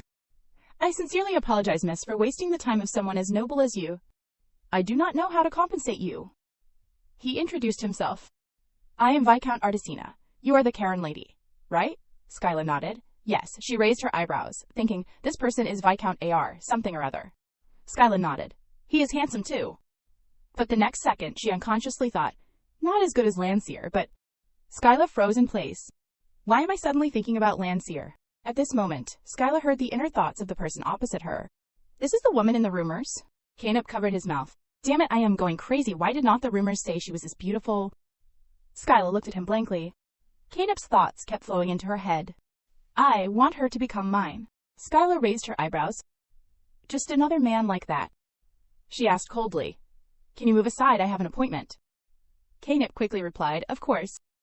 His carriage quickly moved forward. Skyla turned to leave. Let us go, Fabrice. Caleb quickly called her back. Lady. He smiled and asked Skyla her opinion. How would you like to punish the coachman? Skyla glanced away indifferently. I will let the Viscount decide. As soon as she finished speaking, a scream rang out next to her. Viscount. The coachman pleaded in fear. Please have mercy, my bed is still lonely, waiting for me to return, please spare my life. Caleb looked at him. Then hand over your driving license. The coachman was stunned. The license... He squinted at him. Do you think I will say it a second time? The coachman quickly shook his head. No, sir. He respectfully handed his license to Caleb. All three of Skyla's eyes widened. In the blink of an eye, Caleb had transmuted the piece of paper into gold, returning it to dust. The corner of Skyla's mouth twitched. The people of Chiron were too familiar with Landseer's magic. She thought to herself, without a license, you can't drive a carriage. Even if you get it reissued, that coachman will be unemployed for a while. She lifted her foot and stepped into her carriage. Compared to being imprisoned for insulting nobility, this punishment is too lenient. As soon as she got inside, Caleb chased after her and called her Lady Chiron. He leaned against the door, posing. Unfortunately, I do not have anyone to drive my carriage anymore. Skyla looked at him, not understanding. So what?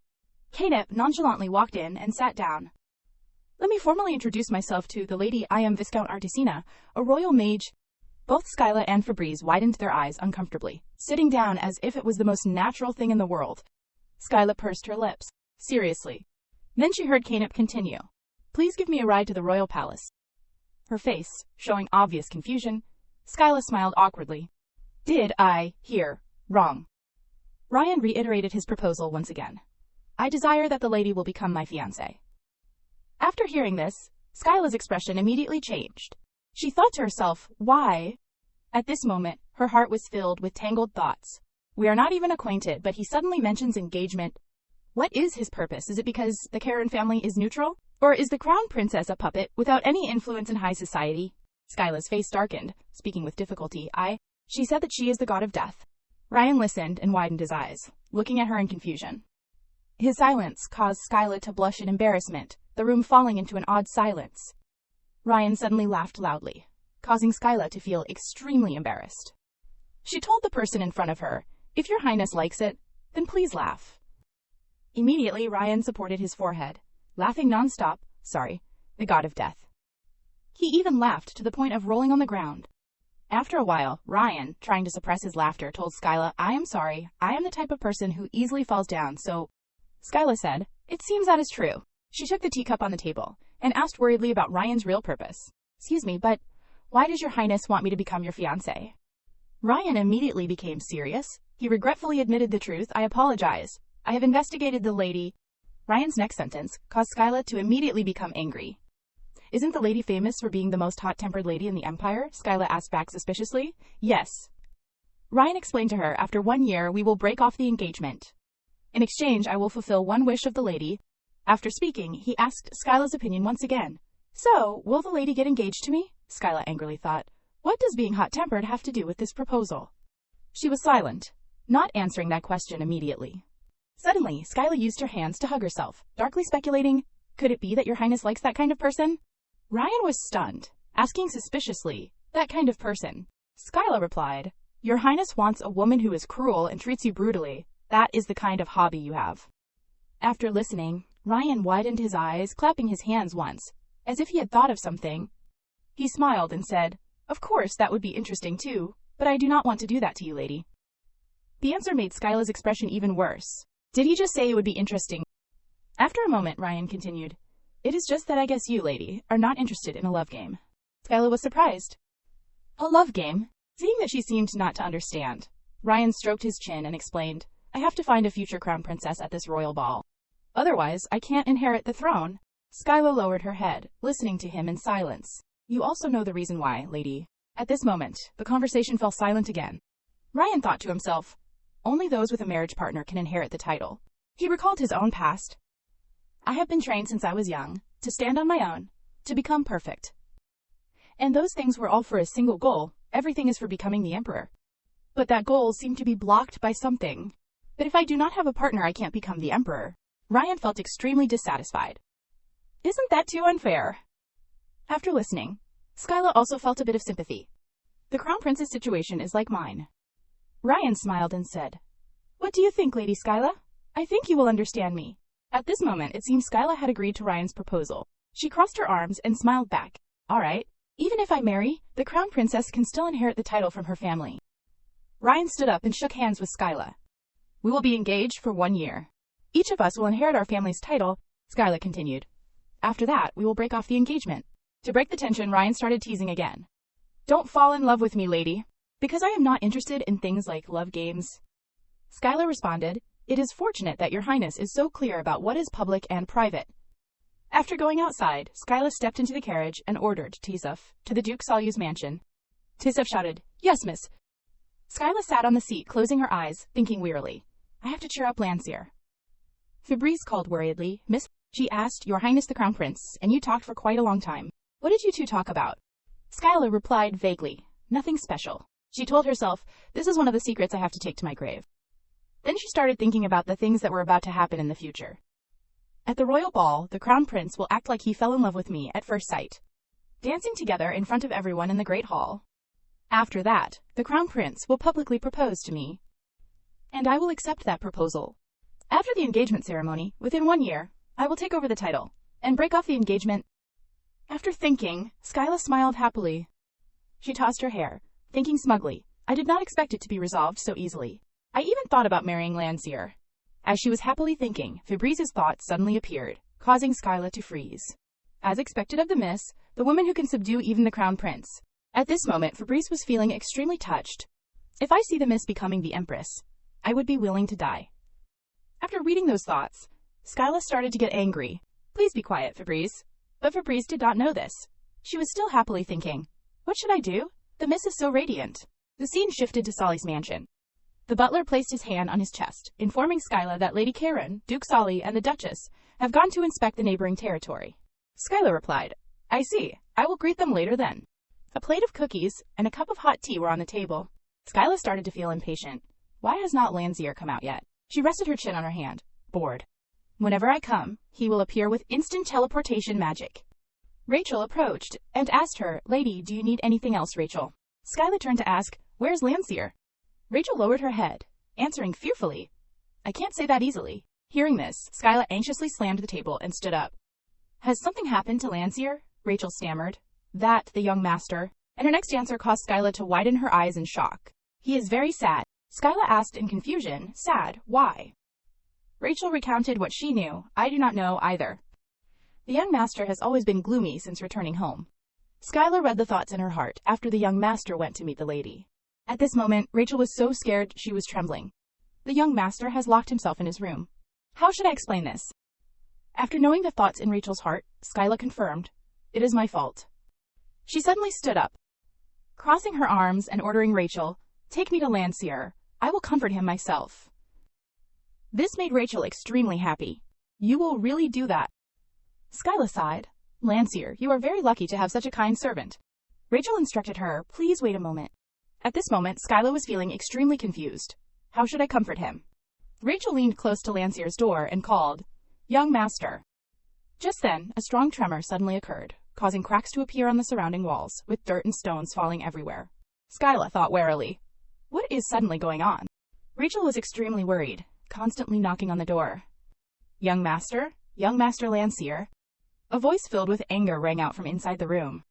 "Didn't I say not to come looking for me, Rachel?" After hearing that somewhat unfamiliar voice, Skyla started to feel suspicious. "Is that really Landseer?" She thought to herself, Landseer has no other merit besides being lively. At this moment, Landseer's door was broken down. Rachel was thrown backwards, falling to the ground. Her body trembled with fear. Skyla had also felt that fear from Rachel. "It is so scary." Rachel stammered, "Young master." At this moment, Rachel was thinking, what should I do if I get caught in the outburst of magic power and die? I was planning to finish saving up for the wedding and then marry Austin right away. After knowing Rachel's thoughts, Skyla widened her eyes in shock. Austin, the butler. When did that happen? She reminded herself, "It is not the time to talk about this." Skyla helped Rachel up and approached Landseer's room. Loud shouts were still constantly ringing out from inside the room. Landseer said inside the room, "Don't come looking for me, huh?" Skyla raised her foot and started kicking the door in front of her. After using force to break the door, her feet also had many scratches. Landseer. Hearing someone call his name, Landseer suddenly froze. Skyla shouted loudly outside, "Open the door if you do not want to get beaten." Hearing her voice, Landseer approached, touching the door in front of him, calling back suspiciously, "Skyla." Skyla replied, "Yes." Skyla said, "Right now, besides me, who would want to be by your side while you are having an outburst?" She urged the person inside the room, "So open the door, Landseer." The door opened a small crack at this moment. Landseer happily walked towards Skyla. He reached out to touch the cheek of the person in front of him, then gently called, "Skyla." Landseer suddenly hugged Skyla tightly. Before her appearance, he still felt it was hard to believe. "Is that really you?" Landseer fearfully buried his head in Skyla's shoulder. "I am not hallucinating, am I?" He wondered. "Did I miss Skyla so much that I unconsciously summoned you?" Skyla thought to herself, whenever Landseer's emotions fluctuate intensely, there will be an outburst of magic power. It is rare for Landseer to be controlled by emotions, to the point that he can't control his magic, but at this moment, Landseer was still holding Skyla tightly, seemingly not intending to let go. Landseer still felt it was hard to believe, so he asked again, Are you really Skyla, Landseer, during an outburst?" Skyla realized, only with me by his side he can feel at peace again. Suddenly Landseer made a proposal. "Skyla, let us be friends to get married." But Skyla said coldly, "Get lost." She coldly turned to look at Rachel. Rachel quickly turned and left. After being rejected by Skyla, Landseer fearfully speculated, "You hate me." Skyla smiled, immediately denying. "What are you talking about? Why would I hate you?" Landseer's face darkened, recounting in a panic. "I wanted to hide in the carriage to surprise you, but I was afraid you would get angry so," Skyla darkly thought. "So that is why you turned into a butterfly, huh?" Skyla sincerely said, "Sneaking into the carriage was your fault, but it is also thanks to you that I chased away that mage, thank you." After listening, Landseer was extremely happy. "Really, I did a great job." He hugged Skyla once again. "Thank goodness, I was worried you would get angry." Landseer's attitude once again made Skyla wonder. Is this okay, if there is no me? Someone once told her, "My childhood friend used to be a great mage." Skyla seemed to fall into a hazy emptiness. That made her extremely fearful. He ultimately had to lose his life, at the age of 16. What about Landseer? Skyla recalled the situation just now. At that moment, he could not control his emotions. Suddenly, a call rang out. Skyla. Skyla startled, looking up at Landseer. Landseer suddenly made a proposal. "Can I sleep with you tonight?" After hearing this, Skyla's face darkened, looking at him in confusion. She said coldly, "What do you think I will answer?" Landseer said excitedly. "Of course it is yes." But Skyla still resolutely refused. "That is what you hope for." Seeing her attitude like that, Landseer worriedly stammered, "Is it not okay?" Skyla was annoyed by his question. She affirmed once again, "Of course not. How could you think that way?" Lancia repeated the previous memories. "But you used to stay overnight at my house, too." Skyla retorted, "That was a long time ago." She grasped the hand that was placed on her shoulder and reminded, "Lancia, think carefully. We are both adults now. Don't you understand the meaning of an adult man and woman sleeping together?" Lancia hugged her tightly. He laughed and said, "Of course I understand." Skyla's face turned red because of that smile. Yet Lancia said, "It means our friendship is extremely close." Skyla's face darkened, angrily pushing Lancia away. "You can't sleep with me. What if there are rumors? What if I can't get engaged?" After listening, Lancia shouted in panic. "Skyla, you are getting engaged?" Skyla thought in shock. "Oh no." She looked at Lancia's face and wondered, if Lancia knows I am faking the engagement, how will he react? Could it be another outburst? After a moment, Lancia spoke with a tone filled with blame. "Skyla, you set a date for the engagement ceremony without letting me know," Skyla quickly explained. "No, it is not like that." Lancia suddenly grabbed her hand. He blushed, gently affirming, "I will do a good job, Skyla." It seemed Lancia had misunderstood the person Skyla would get engaged to. He asked her, "Let us take the magic stone of the witch, odd as our betrothal gift, okay? How do you think that is good match with your red eyes?" At this moment, Skyla's face had turned red because of that question. After a moment, she startled and moved away. "Wait a minute, our betrothal gift? What are you talking about?" Skyla seriously reminded, "Also, that is the holy relic of the kingdom of Hebena. It can't be done." Lancia tilted his head, speaking blankly. "Aren't we getting engaged?" Skyla was startled by the question. "No, do not talk about engagement anymore." Just then, Rachel's voice rang out. "Lady Skyla." Skyla turned to ask, "What is it?" Rachel's voice was a bit hesitant, that she spoke circuitously, saying, "Today, the Duke and Duchess are not home." Skyla knew Rachel's thoughts. It is embarrassing to say it, but everyone is scared of the young master's outburst.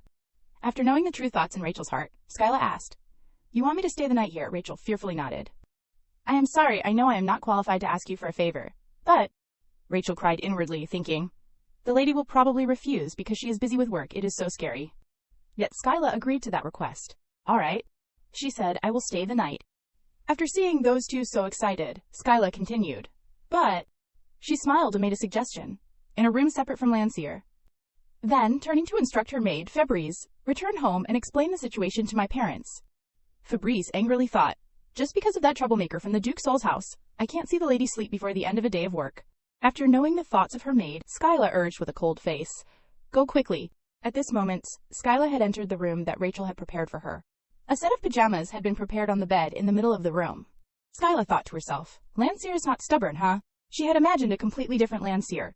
Lancia in her imagination. "Why are you sleeping in another room? Let us sleep together." Lancia's attitude surprised her. She thought he would make a fuss. But Lancia happily affirmed it is good enough just to sleep across the room from Skyla.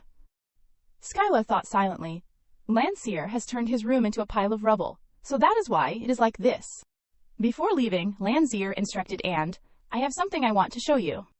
Before you sleep, stop by my room." Skyla asked curiously, "What do you want to show me?" Lancia replied, "My diary." At this moment, Skyla had changed into the prepared pajamas. She immediately went to find Lancia. When she had arrived in front of his room, she immediately reached out and knocked on the door. Lancia. Seeing her coming to find Lancia, a few maids came to remind that young Master Lancia has not finished bathing yet. Skyla pushed open the door in front of her. She walked straight into Lancia's room. A book was placed on the bed at this moment. It seemed this was the diary that Lancia wanted Skyla to see.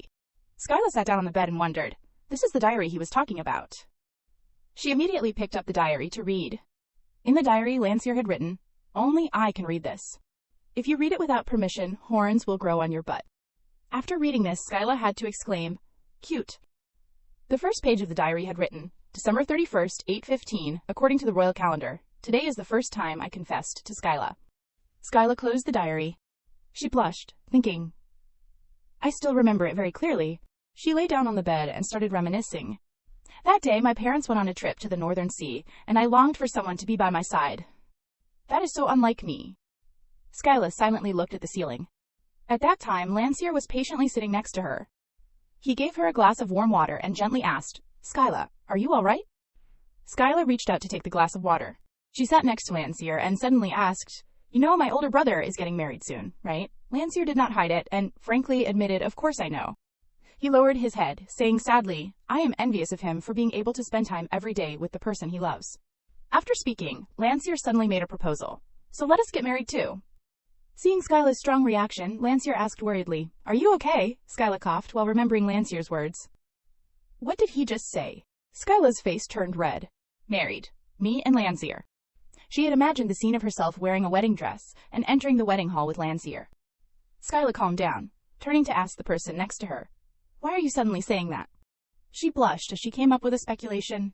Could it be me, Lancier? Skyla looked directly at Lancier and asked, Do you like me? Lancier touched the shoulder of the person next to him and bluntly admitted, I like you. He smiled, tilting his head, gently looking at the person next to him. Skyla. At another time, Lancier and Skyla were sitting alone together. Skyla asked worriedly, But it is the end of the year. Is it okay for you to be sitting here like this? Isn't the Solly Ducal Mansion holding a social party? Lancier ate the cake and explained, It is okay. My 2 older brothers are there. I am the youngest. No one cares. But Skyla still felt puzzled. No matter what, family members have to be together. She sadly lowered her eyes. My parents. Suddenly, Lancier pushed a plate of sweets in front of her. Skyla, try this. It is really delicious. He innocently continued. Sure enough, I like the food at the Kyrun Ducal Mansion more. But Lancier's appearance made Skyla extremely happy. It is fortunate that Lancier is here. She reached out to take the plate of cakes from Lancier. Even so, do not keep playing at my house. The guests will think you are being rude to them. Lancier affirmed with certainty. No one talks to me. Skyla realized the great mage is a strange existence to them, so they are scared of him. She brought a piece of cake to her mouth and thought, even though he is such a loving child. Suddenly Lancier said, But there is some mage uncle who keeps talking to me. After listening, Skyla asked suspiciously, Uncle. Lancier said, Right now, there are mages from the Kingdom of Heaven at my house. He keeps asking this and that, so I do not like him. Skyla speculated, It seems he cares about you a lot. Lancier rested his chin on his hand. He sighed wearily, But I only care about you. After hearing this, Skyla's face turned red, stammering and reminding, Don't say things like that, just answer his questions. Lancier tilted his head, asking her innocently, I can only cherish the people I like, okay? Skyla looked at him in surprise. Her face immediately turned red, looking around shyly. Then Skyla leaned close to Lancier's ear and reminded him, Others can hear you. Do not say this out loud casually. Lancier asked in confusion, Others? He asked back, Who? Skyla acted mysteriously and instructed, You can only say that when it is just the 2 of us. Lancier asked blankly again, I can only say I like you when it is just the 2 of us. Skyla seemed to want to say something. After waking up from those memories, Skyla smiled happily. So many years have passed since then. She wearily supported her forehead, but after meeting the mage from Habina that Lancier mentioned, everything changed. Skyla felt extremely heartbroken for what Lancier had to endure. To the point that Lancier used to feel hurt, now he is used to this. Suddenly, her eyes widened, staring blankly to the side. Lancier was wearing pajamas, not knowing when he had been standing next to the bed. He asked Skyla in surprise, Are you going to sleep now? A drop of water suddenly dripped down from Lancier's still wet hair. That drop of water rolled down Lancier's exposed chest muscles. Skyla stared blankly at the scene before her. She stared at Lancier's exposed abs. Seeing her staring at him, Lancier called, Skyla. Skyla's face immediately turned as red as a tomato. She sat up, stammering. Lancier, you. Seeing Skyla so flustered, Lancier tilted his head in confusion. Skyla, with her pale face covered in sweat, blurted out, That is right, you are also attending. I completely forgot. Looking at Lancier's innocent and uncomprehending expression, the thoughts in Skyla's heart kept appearing. His father is the Minister of Foreign Affairs, and his mother is the tactician for the Queen. So obviously Lancier will also receive an invitation.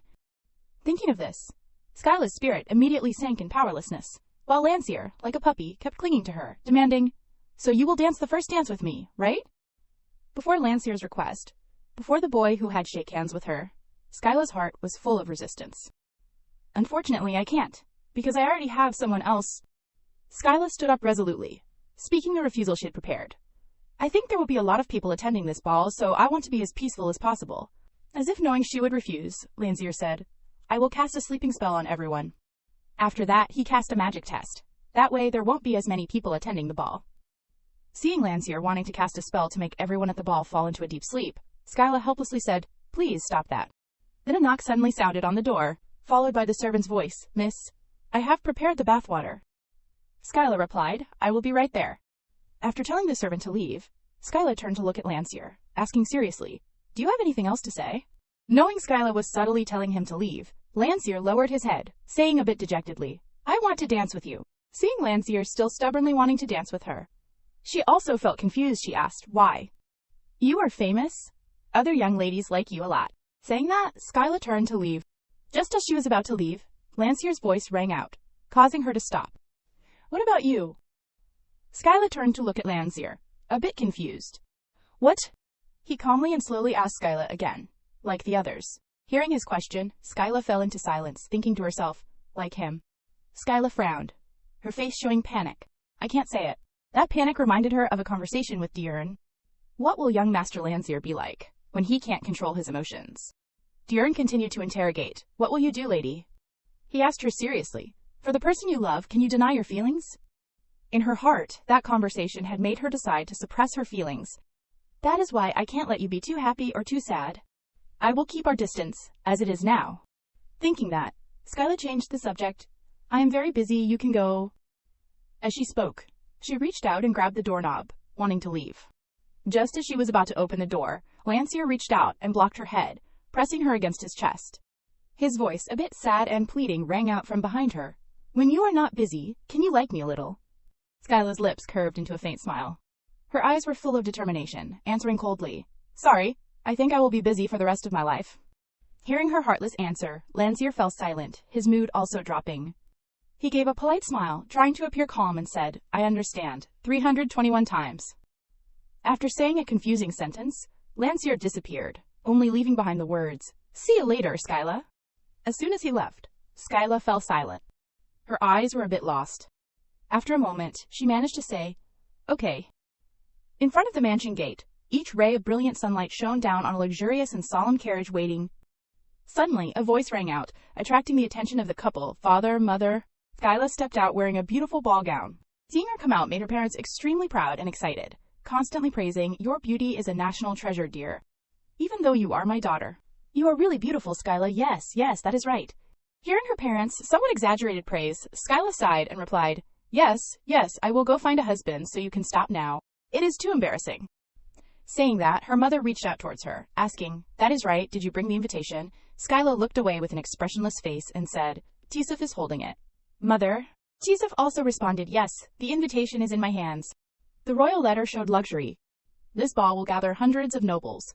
Without an invitation, one cannot enter. Without wasting too much time, Skyla said goodbye to her parents and left. I will be back soon. In contrast, her parents seemed unwilling for her to return early, happily waving goodbye. It is okay if you come back late. In their minds appeared, It has been so long since we have had time alone with our beloved wife. Hearing her parents' joy at her leaving, Skyla said a bit annoyed and resolutely, I will be back soon. The carriage began to roll, a voice rang out, Then let us set off. Inside the carriage, Skyla asked Fabrice about the dress. Fabrice, how is this velvet dress? Yes, Fabrice replied. Perfect, madam. Fabrice looked like a serious expression, but she had full of excite. That I want a mirror in afterlife. Hearing Fabrice's answer, Skyla replied, I see, thank you. Skyla reached out and touched her earrings, thinking, velvet is still not widely known in the royal palace. When they know this is an expensive fabric, ordinary people can't buy it. They will all be jealous of this velvet dress. Suddenly, the carriage stopped, causing her to startle a bit. Fabrice lifted her skirt, stood up, wanting to see the situation, and told her, Please wait for me a moment, miss. After seeing the situation clearly, she sat down and said, Miss, you might have to wait for an hour. Seeing that she had to wait, Skyla said a bit confused, Wait. Fabrice also did not hide it, saying, In front of us is a line of carriages heading to the royal ball. Looking at the long line of carriages, both Skyla and Fabrice were a bit weary. Skyla tilted her head to look out and said, I can't believe it. It is a good thing I am not wearing a corset. Fabrice then made a suggestion. The wait will be long. Would you like to go for a walk outside? Other people are also walking outside. Skyla sighed, declining in annoyance. No, I am wearing high heels. Aronia, walking past outside, accidentally saw Skyla. She immediately sneered, her face showing malice. Suddenly, she spoke loudly, causing Skyla to startle. Oh my, Lady Skyla. Aronia stood outside the door and said, I did not expect to meet you here, lady. Can you open the door? Seeing Aronia appear, pretending to be friendly and getting acquainted, Skyla thought with disgust. How despicable. causing trouble when the other party can't ignore or avoid it. Looking at her smug face, Skyla felt a bit of disdain in her heart. That face is like she has done something great. It seems turning over the table was not enough. Skyla crossed her arms, closed her eyes, ignoring her, and said, "Fabrice, open the door." The door opened. Aronia immediately stepped into the carriage naturally. Sitting in the carriage, Aronia smiled smugly, pretending to be friendly and saying, "It has been a long time, Lady Skyla." Looking at her fake face, Skyla was full of anger and annoyance, thinking, "I think we meet a little too often." After talking for a while, Aronia noticed Skyla looking at the sea green velvet dress that Skyla was wearing to the ball.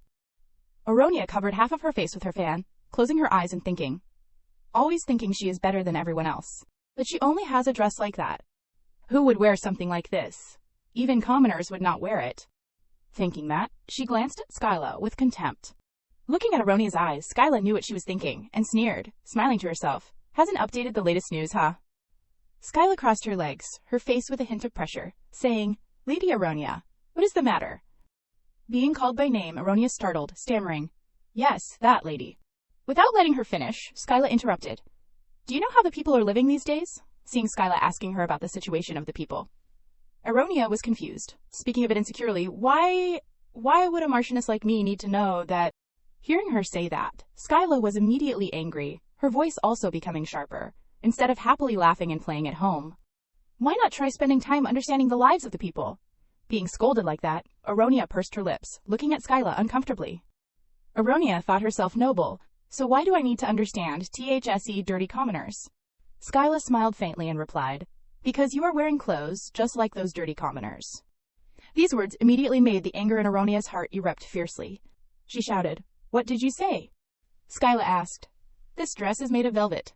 Do you know what velvet is? How can people who are dangerous know that she know? No."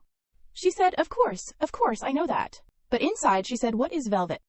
Skyla was very happy at this ignorant yet knowledgeable appearance of Aronia, so she continued, "Then you must also know clearly, a dress costs about 100,000 francs. As soon as Aronia heard the price, she immediately widened her eyes, even unconsciously blurting out, 100,000. Although she only said that accidentally, it was her thoughts that made Skyla's head hurt. That dress is worth the average monthly income of the entire family. What is it? What is that? For Skyla, that voices make her bored, noisy, so Skyla said to get off the carriage. Now? Good, see you. Then Aronia has fall down. Come out the carriage, full of angry at Skyla. After come out from carriage, Skyla can see her back. She pulled up the car to observe the situation. When she saw her back going away, she just feels easy. Now she go, Aronia, as if see her look at her back. Then she turn her head and make her smile. Skyla feels unhappy, but she still watch Aronia with the cold eyes, no special feeling. Skyla can't listen clearly. Then Skyla turned her head and said, "What do you said?" Skyla can see Tisa searching, she asked. Lost the ticket again. Tisa feels scared and said, I remember that I keep it my clothes. Tisef explain. I feel so hot and take it out. Mabel it is fall. After listen, Skyla close her eyes. The thought in Skyla move so fast and find the answer.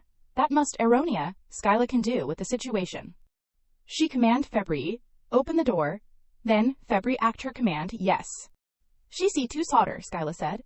So sorry to made all of you wait too long. They saw Skyla, they red face and get noseblood too. Beautify, before they return, Skyla also said, look like the deriver lost my ticket.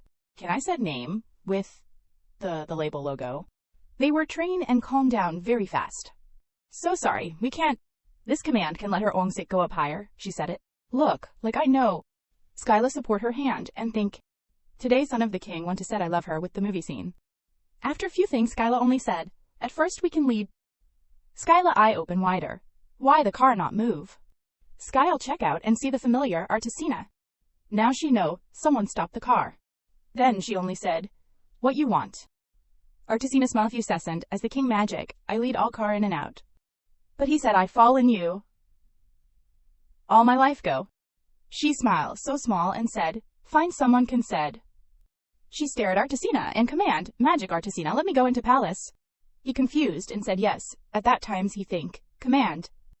When she said it means you have something on my hand, she said to the world, don't say again. She is, think the point is so important, Artesina smile and support to her hand, hard. That is your job. His face turned red and said, You are too over. But mouth is like, and she also listen, the thought, I was be more attract at you, Skyla hard. Then she confused why more. Like, Artisina command them, all of Sadr can open the label Kyrun. Now, this time, everyone feel confused and say, magic. Someone said, are you fight king? At this land if you are not be with us, you gonna die. Skyla worry, was maggot kick with kingdom, but she not tell and silent, and listen them. I can lead, open the door. He said, and angry. Now he give the order, and he said, follow her command and I will lead her. This time, you own me, then he blink his eyes. Do you want to dance at hall? Skyla slant. Her eye told her to be confident. If you think that your game good enough, then try to lead other people. The car moved to come in palace. She come into long door. Skyla alone to the beauty. And she can listen, other said Skyla. She turned she the name, then she feels worry that Lancier. See he only, Skyla, to ask him. Did you not be with your family? Why you only the one? He also smile, I have wait for you. Lancier, count the time. And then he said, I have wait for you to be 5 hours. Skyla thinks, wow, 5 hours. Skyla with the serious face. Do not waste too many time, did you not boring? Lancer smiled at eye level. Not as long as think about you. After that, he to ask her hand, let him take you in, then he turned red. Then Skyla put the hand on his hand. She think he have wait so long. And this true. Then two head into hall. At 3 everyone come and talk. Skyla and Lancier had joined in and be watched by people. Two beauty in now. Slow the show from new couple this time. She around all girls and look, the cloth, she said all people want to see this cloth is okay. Skyla face to her partner. I do not said any. She see what he do what. She make the command first, okay? Skyla cough and ask, Lancier, can you said something what you want? Seer ask fast light and smile, he said. I like you, after that, Skyla said, not that. She finally can't do and ask today. Do I beautify the most than every day? He care her and said Skyla. His hand put over hair. You always beautify. He fast close to her, do you want to listen more? How much you want me to, said she is so cool now. Just as he stroked her long hair, this time Skyla could only react, she thought, wait, why is he getting so close? Everyone all watch, what you do. When she worry, Lancier stopped and got it, then said, look. The worm on your hair. I know this is wrong, but I get this. Before you close call, make it be like that I have close mind. Did she love that? She get all memory, but in here. Nah, and Skyla sad face. Do that. I do all of thing for you. Why this come to me? He get all of his face to worry about her.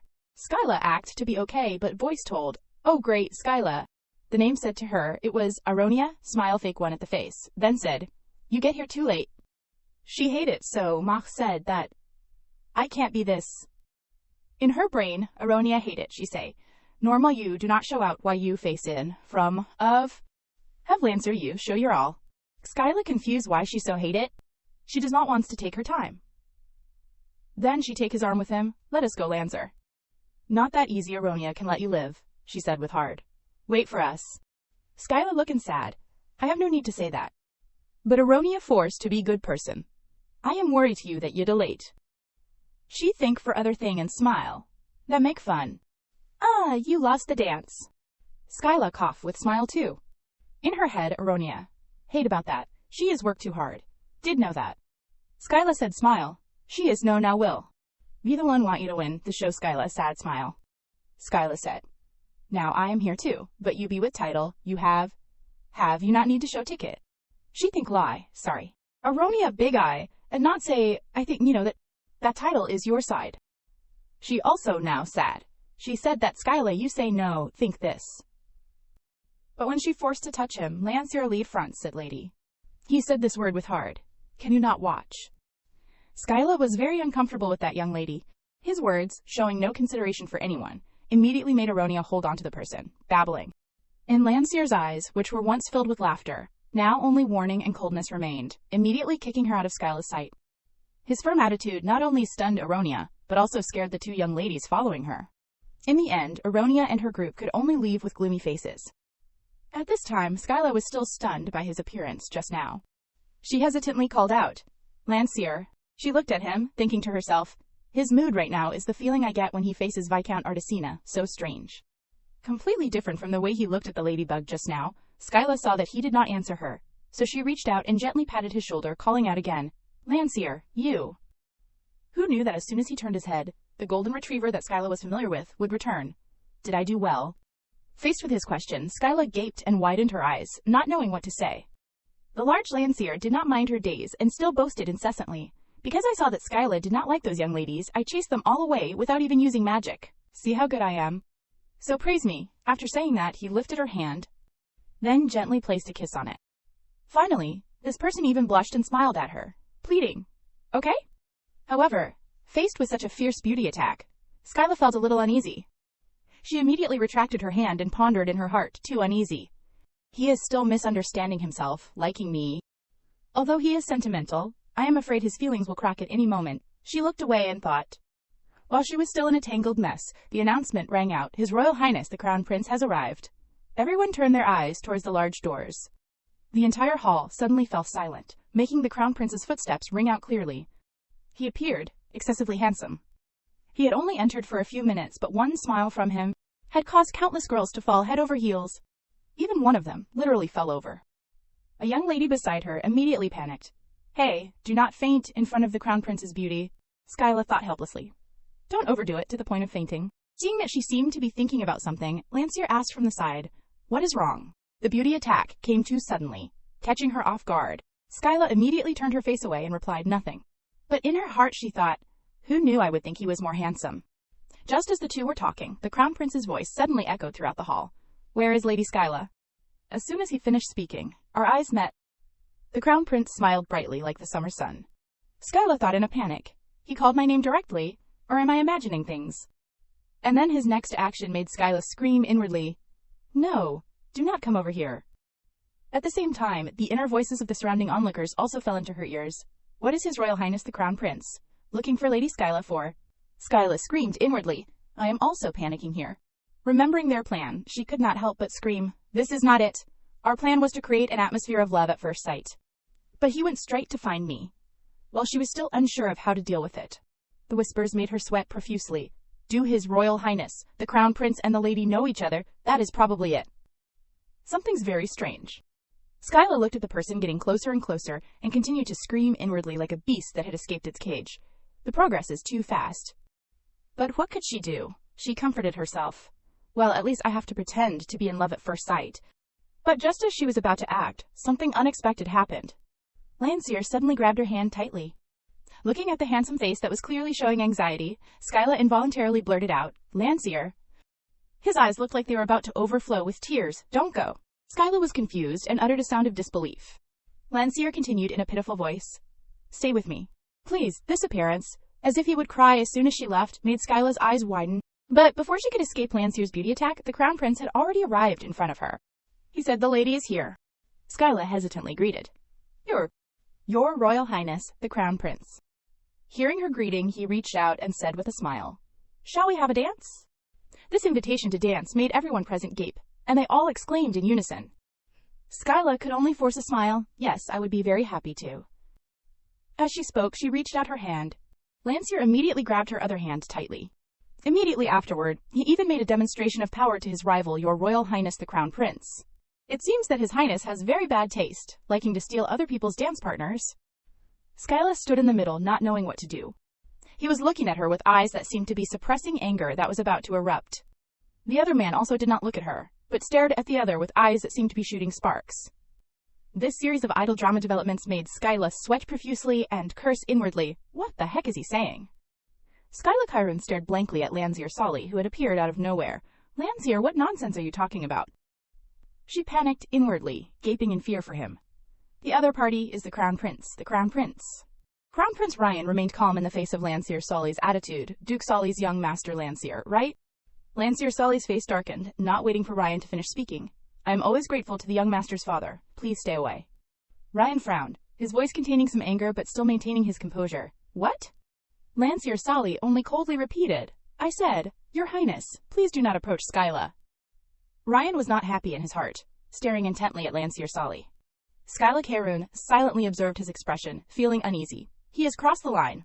She called out softly, wanting to get him out of the situation. Landseer, oh my... Suddenly, Hovawart suddenly appeared, putting his arm around Landseer Solly's shoulder and smiling happily. My dear brother. Landseer Solly uncomfortably shook off his hand. Hovawart said softly to Ryan, Your Royal Highness the Crown Prince, my younger brother is still young. Please forgive him. Please leave me alone. Skyla Karen was shocked and startled. Brother Hovawart. Hovawart smiled gently in response to her like an older brother. Long time no see, Skyla Karen. Skyla Karen quietly searched for Hovawart's image in her memory, while listening to the thoughts in his heart. Hovawart Solly, Lancier's older brother. I heard he became a royal knight, but he is getting more and more muscular. I almost did not recognize him. This brat Lancier. What if our family suffers? Lancier Solly glared at him, pursing his lips to express his disgust. Hovawart fearfully begged Skyla Karen for help. Save me, Skyla Karen. Skyla Karen sternly and coldly demanded, Lancier, stay away. Lancier Solly explained in confusion, but Skyla Karen brushed off his words. But, you do that to me, she said slowly but surely. I do not like it. Lancier looked shocked. He looked at Skyla Karen in surprise. What? Skyla Karen grabbed Ryan's hand and pulled him away. Let us go, Your Royal Highness, the Crown Prince. Their backs gradually moved away from Lancier Solly, in the magnificent and bustling palace. Lancier Solly stood frozen, trembling, calling out, Sky, La. The musicians prepare. The dance music starts to play. Skyla Karen and Ryan danced together under the exquisitely designed palace dome. The conductor gracefully directed the orchestra, smiling in satisfaction. Ryan looked at Skyla Karen tenderly. She gently placed her hand on his, looking up at him. Ryan smiled skillfully and praised Skyla Karen. I heard that the lady's dancing skills are very bad. She asked back. Who said that? She narrowed her eyes and smiled, hiding her expression. The lady's friends. The two of you are perfectly matched. But it seems that I misheard. Ryan quietly put his hand on Skyla Karen's waist to support her. Because the lady has no friends. The girls standing outside were either praising or glaring with envy. Who on earth made the dress that Lady Karen is wearing? Ryan took Skyla Karen's hand and spun her around. It seems that there is no need to wear a corset, and the design brings out an elegant temperament. Aronia frowned as she looked at the two of them while everyone around her was still praising. Let us try asking about the material of Lady Karen's dress. I hope the first dance ends quickly. Ryan and Skyla Karen seemed to be unaware of the movements around them, holding hands and dancing. Skyla Karen could not stop worrying about Lancier Solly. Is Lancier okay? I did not hear the sound of breaking, so his magic should not have erupted.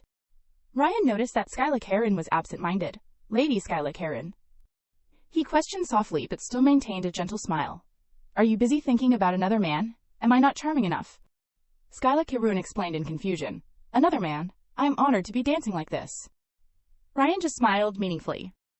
He smiled foolishly, as if nothing had happened. Is that so? But I think you lied when you said the lady does not have friends. But immediately afterward Ryan glanced at another place, his face calm. Young Master Lancier is so angry that he wants to burst into flames. Skyla Karen soothed Ryan gently, speaking up for Lancier Solly. Lancier said something wrong to your highness. I apologize to you on his behalf. Ryan was puzzled. Young Master Lancier is the one who made the mistake. Why is the lady the one apologizing? She smiled gently and replied, because he is my friend. Ryan looked at her in amazement, his eyes filled with unspoken words. I do not want to complicate things, Lady Skyla, probably, but if things become complicated, it is for another reason. Not Lancier, Skyla Karen asked back. Another reason. She said what was on her mind. Didn't your highness come to me as soon as you arrived at the venue? Because your highness has absolutely no relationship with me. The other nobles are suspecting us. Ryan listened to Skyla Karen's question in amazement. At least, you should turn your eyes to the other young ladies, Crown Prince. As soon as Skyla Karen stopped, Ryan sighed in his heart. It is so fun to just talk like this. It is the first time I have had this feeling. Skyla Karen was shocked. The Crown Prince's thoughts. Her gaze caught Ryan off guard, and he stepped on her dress. Skyla Karen rolled her eyes and fell on Ryan, and he slid backwards. She lay on top of him in the magnificent palace.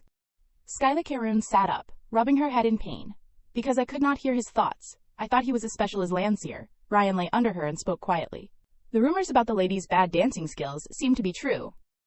Skyla Karen then looked at Ryan's hand, which was raised. He was still very handsome even when he fell, smiling and reminding her. It is really embarrassing to stop dancing like this. Skyla Karen hurriedly lifted her hand that was pressing on Ryan's chest, and said loudly in a flustered voice. I am sorry, I was just surprised when I suddenly heard his thoughts. Ryan then gently put his hand around her waist to comfort her. Don't worry, as I said, I have a disease that makes me fall easily, but... He sat up gently, his face close to Skyla Karen's, and said casually, What should I do? Everyone is watching. Will they believe that we really fell in love at first sight? Everyone around them blushed and looked at them. It looks like the lady fell in love with me first. Skyla Karen darkened her face and whispered in Ryan's ear, Your Highness, let me go. Ryan put his hand on Skyla Karun's cheek. I want to emphasize my point again. He said gently. I do not want to complicate things, and I like the lady. His low voice rang out sincerely. Skyla Karun froze and rolled her eyes, staring blankly at Ryan, stroking her lips. He smiled as if he had not done anything big. The two of them looked at each other in the midst of the bustling crowd. Suddenly Ryan burst out laughing at her attitude. He laughed so hard that tears came out of his eyes. Ryan quickly regained his calm appearance, stood up, and reached out to Skyla Karun. How dare the lady make that expression at me? Does the lady not like me? Skyla Karun was not afraid of offending Ryan and said frankly, I am sorry, but my standards are quite high. The two of them took each other's hands again, and Ryan helped her up. To end it, he gently placed his lips on the back of her hand. Ryan smiled gently at her. I am very happy to have danced with the lady. Skyla Karun gently pulled her hand out of his. She bowed slightly to thank Ryan, and he also bowed, putting his hand in front of his chest to maintain etiquette. I will contact the Duke's family directly, yes. Skyla Karun quietly watched him leave. She pondered and scratched her hand. Immediately afterward, a boy's voice rang out, seeming shy and stammering, Lady Skyla Karun. A boy with chestnut hair quietly approached her. Skyla Karun glanced over warily. It is starting again. She completely guessed the evil thoughts of the group behind the young man.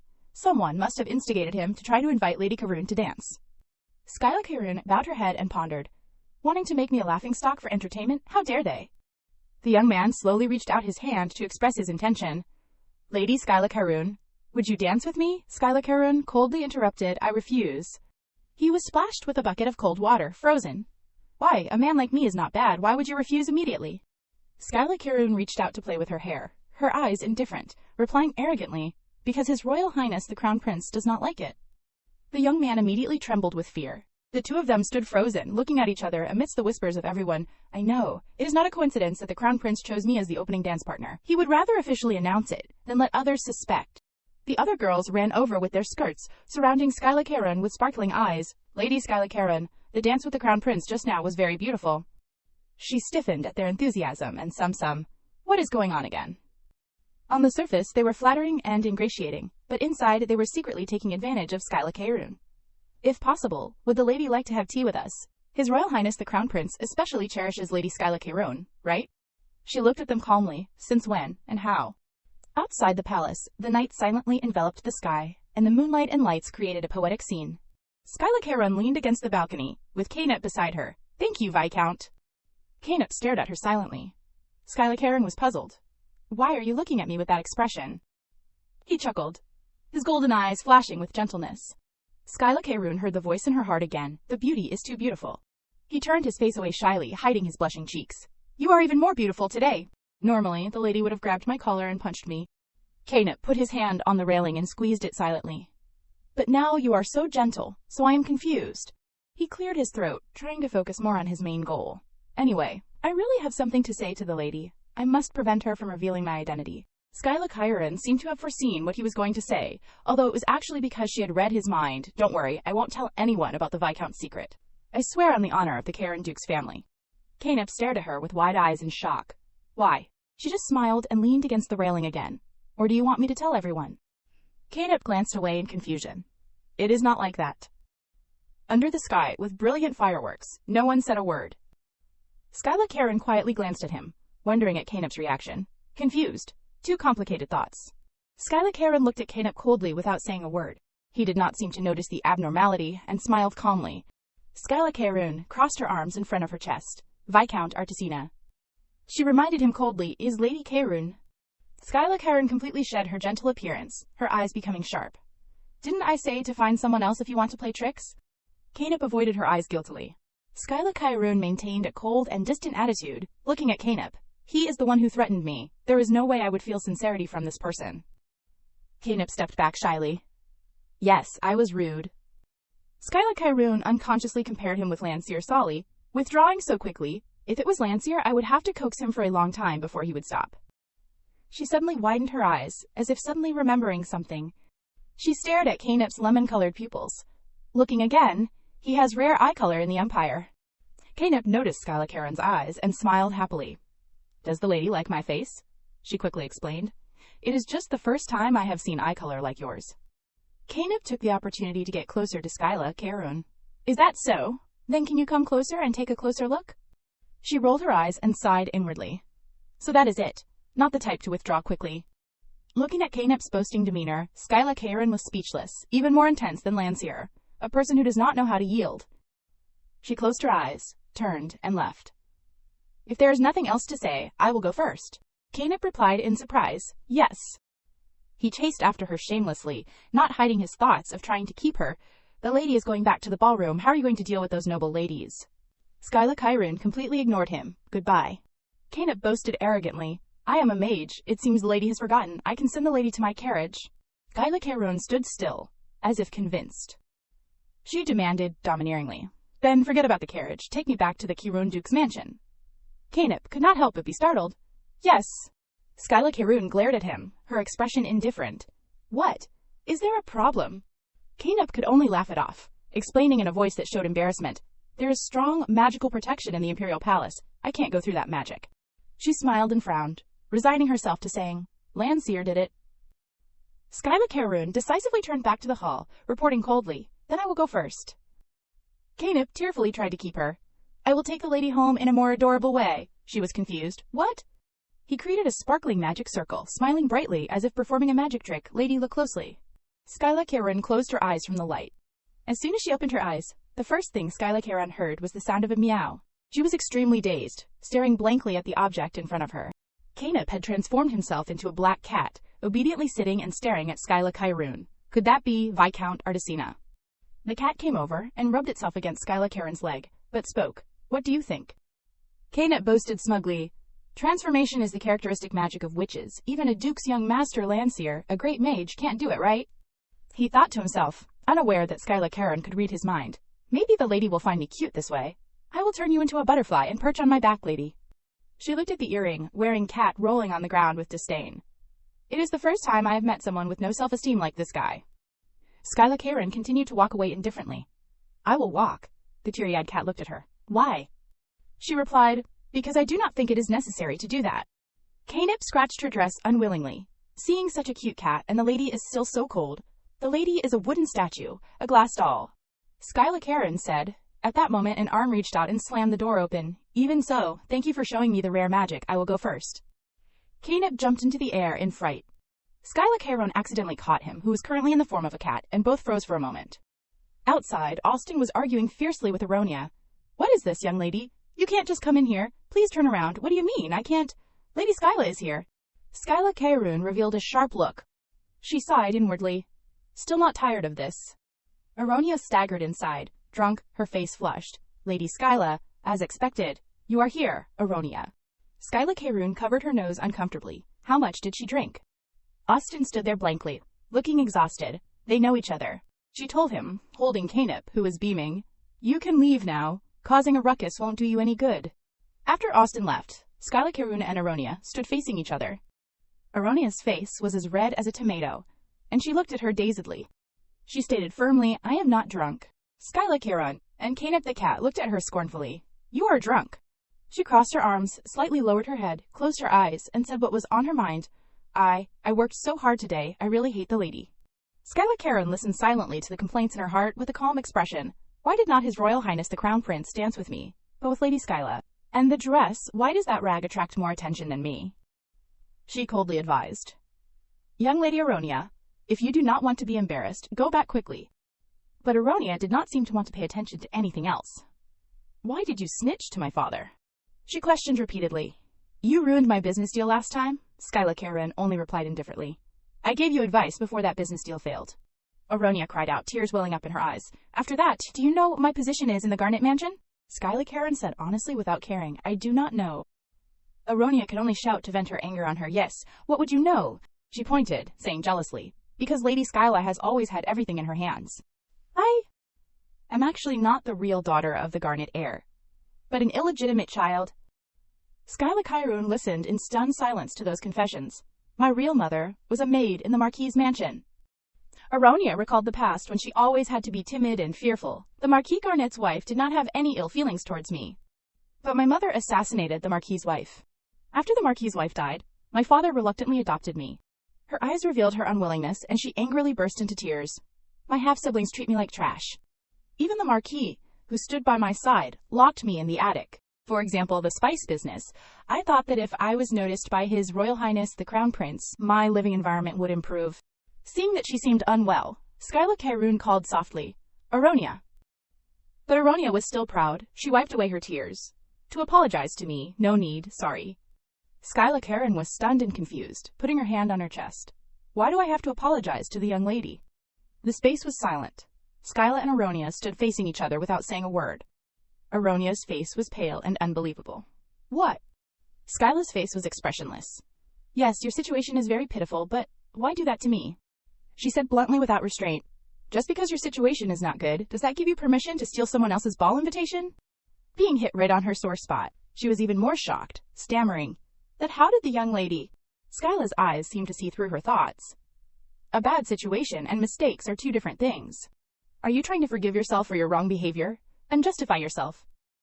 She said calmly, "You still owe 5 million francs. She was shocked. "What?" Skyla, with Canip in her arms, questioned. "I gave the young lady 5 million to start a new business. Where did it go again?" She said generously, "If you need more, I can give it to you." She was guilty and blushed, at a loss for words. Skyla, holding Canip, who was looking at the other person, said as if drawing a line, "Just do not appear in front of me again." Sober up before coming in, she left, leaving Aronia standing there, stamping her feet, clutching the hem of her dress angrily. Inside the party, Canip in her arms cried out, attracting attention, and the two maids beside her were excited and surprised. He thought happily and shyly. "The lady would not take me home, would she?" Skyla suddenly stopped, thinking, "That is right, I am still holding him." Behind her, the male servant blushed with pleasure, thinking in his head, "So cute, I really want to sniff those soles." Hearing that, she turned back with a 3-dot face. Skyla held Canip out, causing him to be stunned, and asked, "Want him?" He immediately cried out in shock.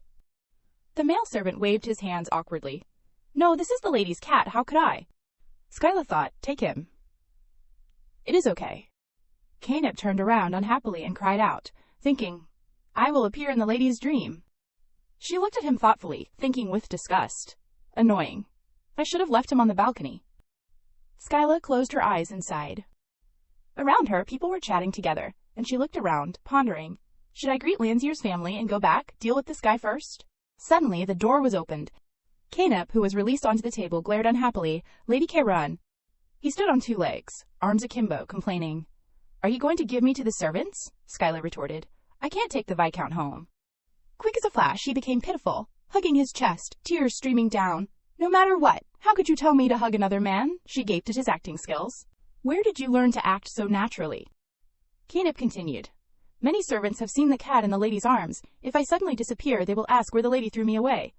Smug about what he had said, he thought, "That way, I will follow the lady to the Caron Duke's mansion, yes, and ask the lady to raise me." He dreamed of something, thinking, "And she will gradually open her heart to me." Skyla sighed. "Whatever. It is up to you," Canip shouted. "You have to hold me, lady." Skyla opened the door and stepped out, startled by someone calling, "Oh my, lady." A group of ladies came forward, showing a welcoming expression. "We are still waiting for you," Skyla paled. The group of ladies suddenly recoiled in a panic. Canip frowned and threatened. Skyla turned and left. "My cat is quite sensitive. I will go first." Canip spoke.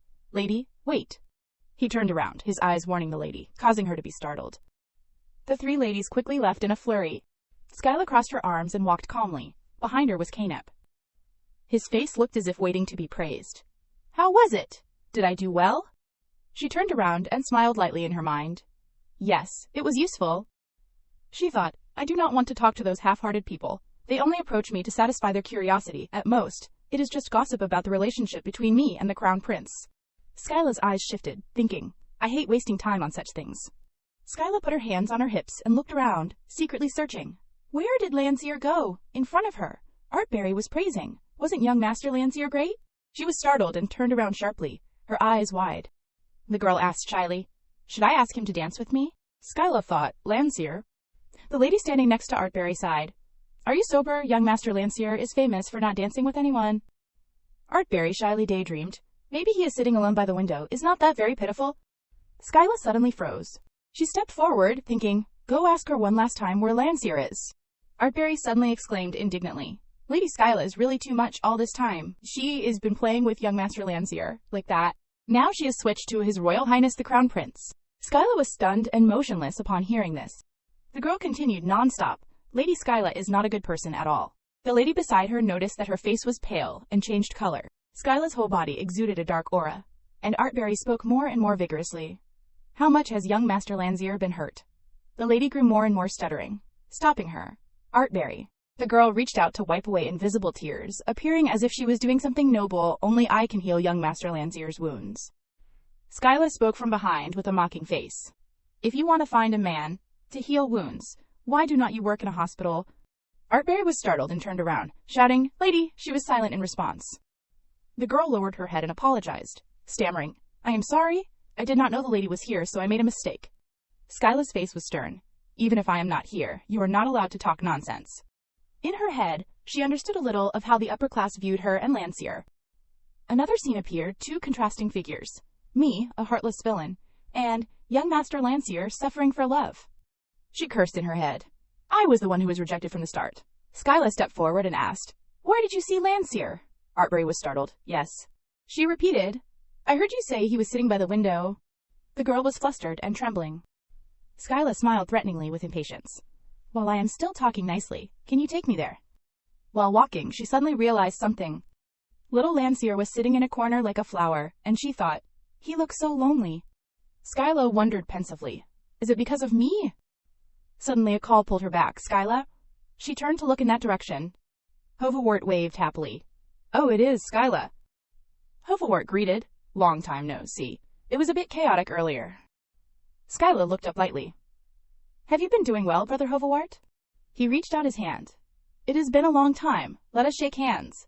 She was suddenly stunned. She recalled the scene of playing together as a child with her, Hovawart and Landseer, thinking, "Why shake hands? I have seen enough bad scenes since I was little."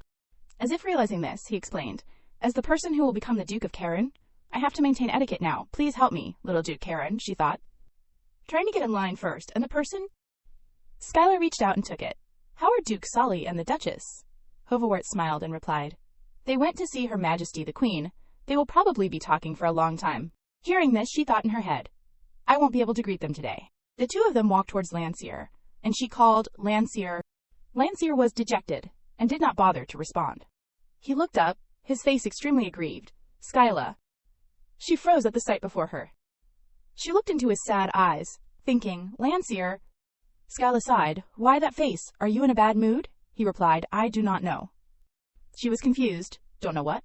Landseer drooped even more, hanging his head. "I also do not know why. I do not know." Hovawart cleared his throat behind him, looking thoughtful.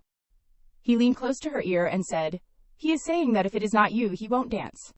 Hovawart gave a look. "I do not know what happened, but look at him. That is what Landseer is originally like." Skyla was silent.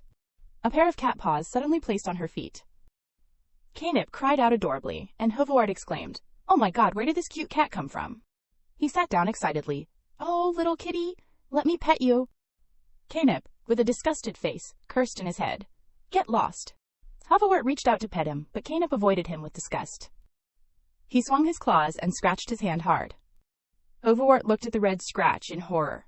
He recalled when he invited someone to dance. "Would the young lady like to dance with me?"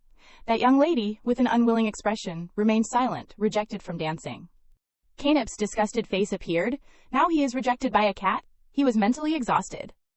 Hovawart closed his eyes tightly and shed a tear of grief. "I am going to go drink." He left listlessly, leaving Skyla silently looking down. She reflected on his words. Is that what Landseer is originally like? The image of him smiling brightly appeared, and she thought, I have to rely on that statement. Skyla was immersed in thought, standing still and motionless. Landseer suddenly looked up and called, "Skyla?" He looked directly into her eyes and suggested, "Dance with me." She was confused. Why, suddenly he stood up. "You danced with His Royal Highness, the Crown Prince, just now." Landseer stood straight, his eyes looking towards her. "So, can you dance with me this time?" Both stood facing each other, their eyes looking directly at each other. Skyla suddenly turned her face away. Her face flustered. Landseer called out again, "Skyla." Before he could say anything more, she grabbed his hand. "Let us go home." He was pulled by her, unexpectedly. "Go home? Now?" Skyla's face was determined. "Yes, your hands are as cold as ice. If this continues, you will catch a cold." Hearing this, he suddenly stopped. Landseer asked, "Aren't you dancing?" Skyla turned around and affirmed, "Yeah, no." He suddenly lowered his head slightly, his mouth about to say something. Landseer's face was full of disappointment. Did I do something wrong? Because I demanded to follow you to the tea party at the Garnet Marquis mansion? Or because I hid in the carriage? Or because I avoided your eyes, or... Before those pressing words, Skyla was flustered and silent. She hurriedly denied, "It is not any of those." Lancier patted his chest in confusion. "Then why?" She lowered her body in distress. Skyla clenched her hands in front of her chest. "We." Her face was pained. "Our friends." Her whole body seemed to shatter. "Yes, friends." Skyla explained. "Dancing is an action reserved for lovers." He questioned. "So you and His Royal Highness the Crown Prince are lovers?" Skyla hugged her arms and lowered her head. "We are not." She continued. "But His Royal Highness the Crown Prince cares about me, so he invited me to dance." He stood still upon hearing that. Skyla was suddenly startled and panicked. Lancier shed tears. "Even if I am foolish, I still know that dancing is something only for couples in love." Her face was gradually blurred by tears. "I like you, Skyla. Do not leave me, please." Lancier was full of resentment. "I have decided to keep saying it until you understand my feelings. So, no matter how many times you push me away, it is okay." He reached out to wipe away his tears. "But I am very scared. Scared that you will leave me." Skyla's face was surprised. "Lancier." She recalled the past. "Why are you crying, you idiot? Why do you make me misunderstand, like before?" The image of him tilting his head in confusion in the past appeared. He was still crying, looking at her. "This is the 323rd time, Skyla." Looking at her, he said, "I want to end it right here." Lancier confessed his feelings. "Skyla, I like you." She looked up at him silently. Lancier continued. "But when I think about having to continue waiting like this, my heart hurts so much, so it is okay if you only like me a little, okay?" Skyla pondered. "I was going to reject him as always, because Lancier does not know the meaning of his own words."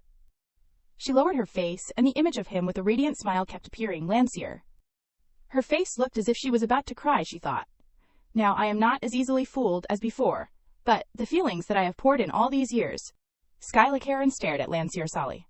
"Why do you always say that? Do you really like me that much?" The two of them stood facing each other in the crowded banquet hall. Lancier Solly was slightly surprised by her question. "What?"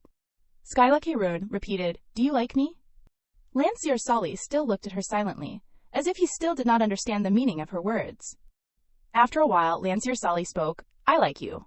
But before he could finish speaking, Skyla Karen interrupted him. "Stop."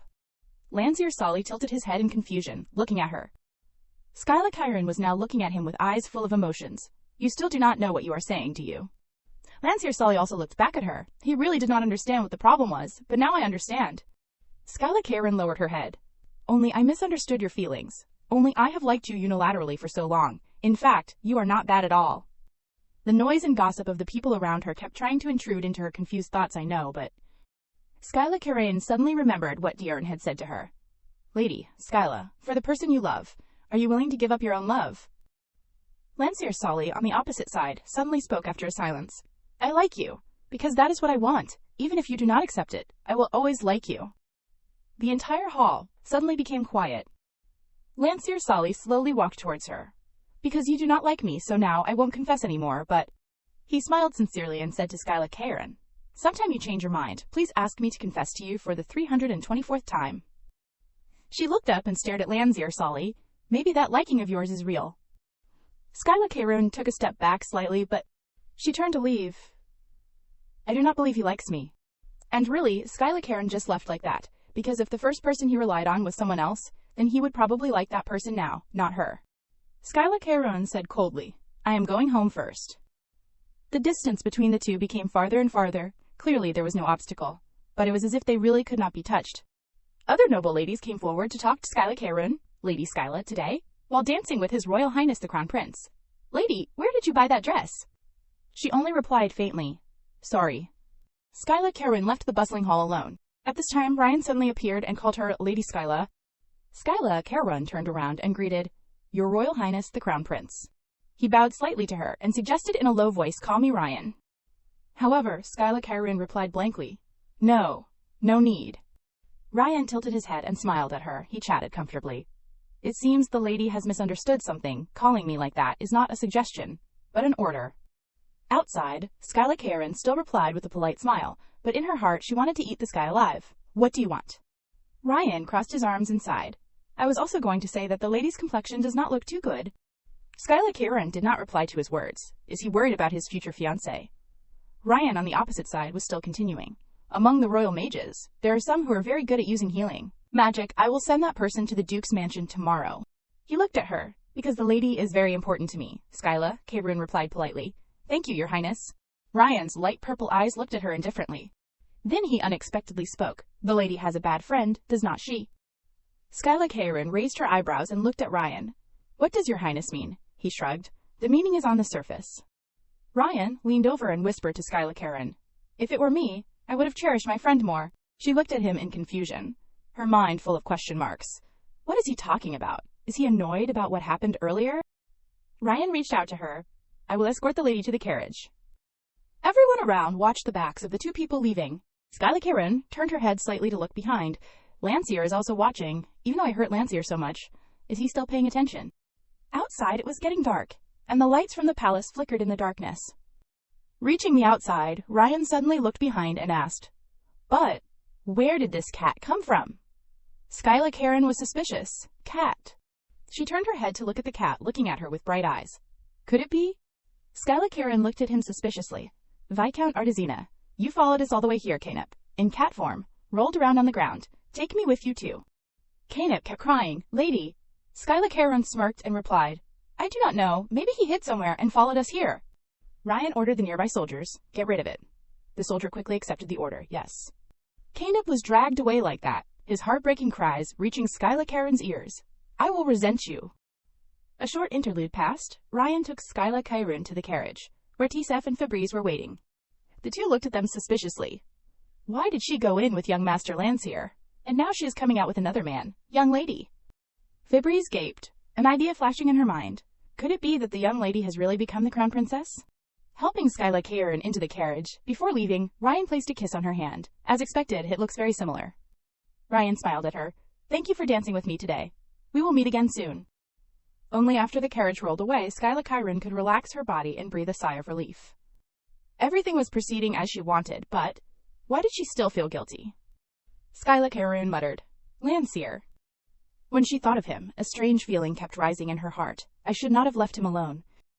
At this time, Lancier Solly was huddled in a corner. He called softly, Sky, la brow. Night was gradually covering the entire empire.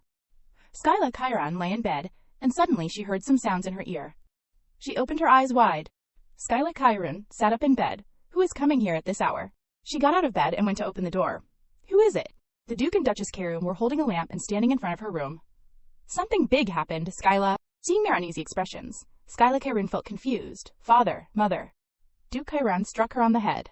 Lancier has disappeared. Below in the living room, everyone was restless and worried.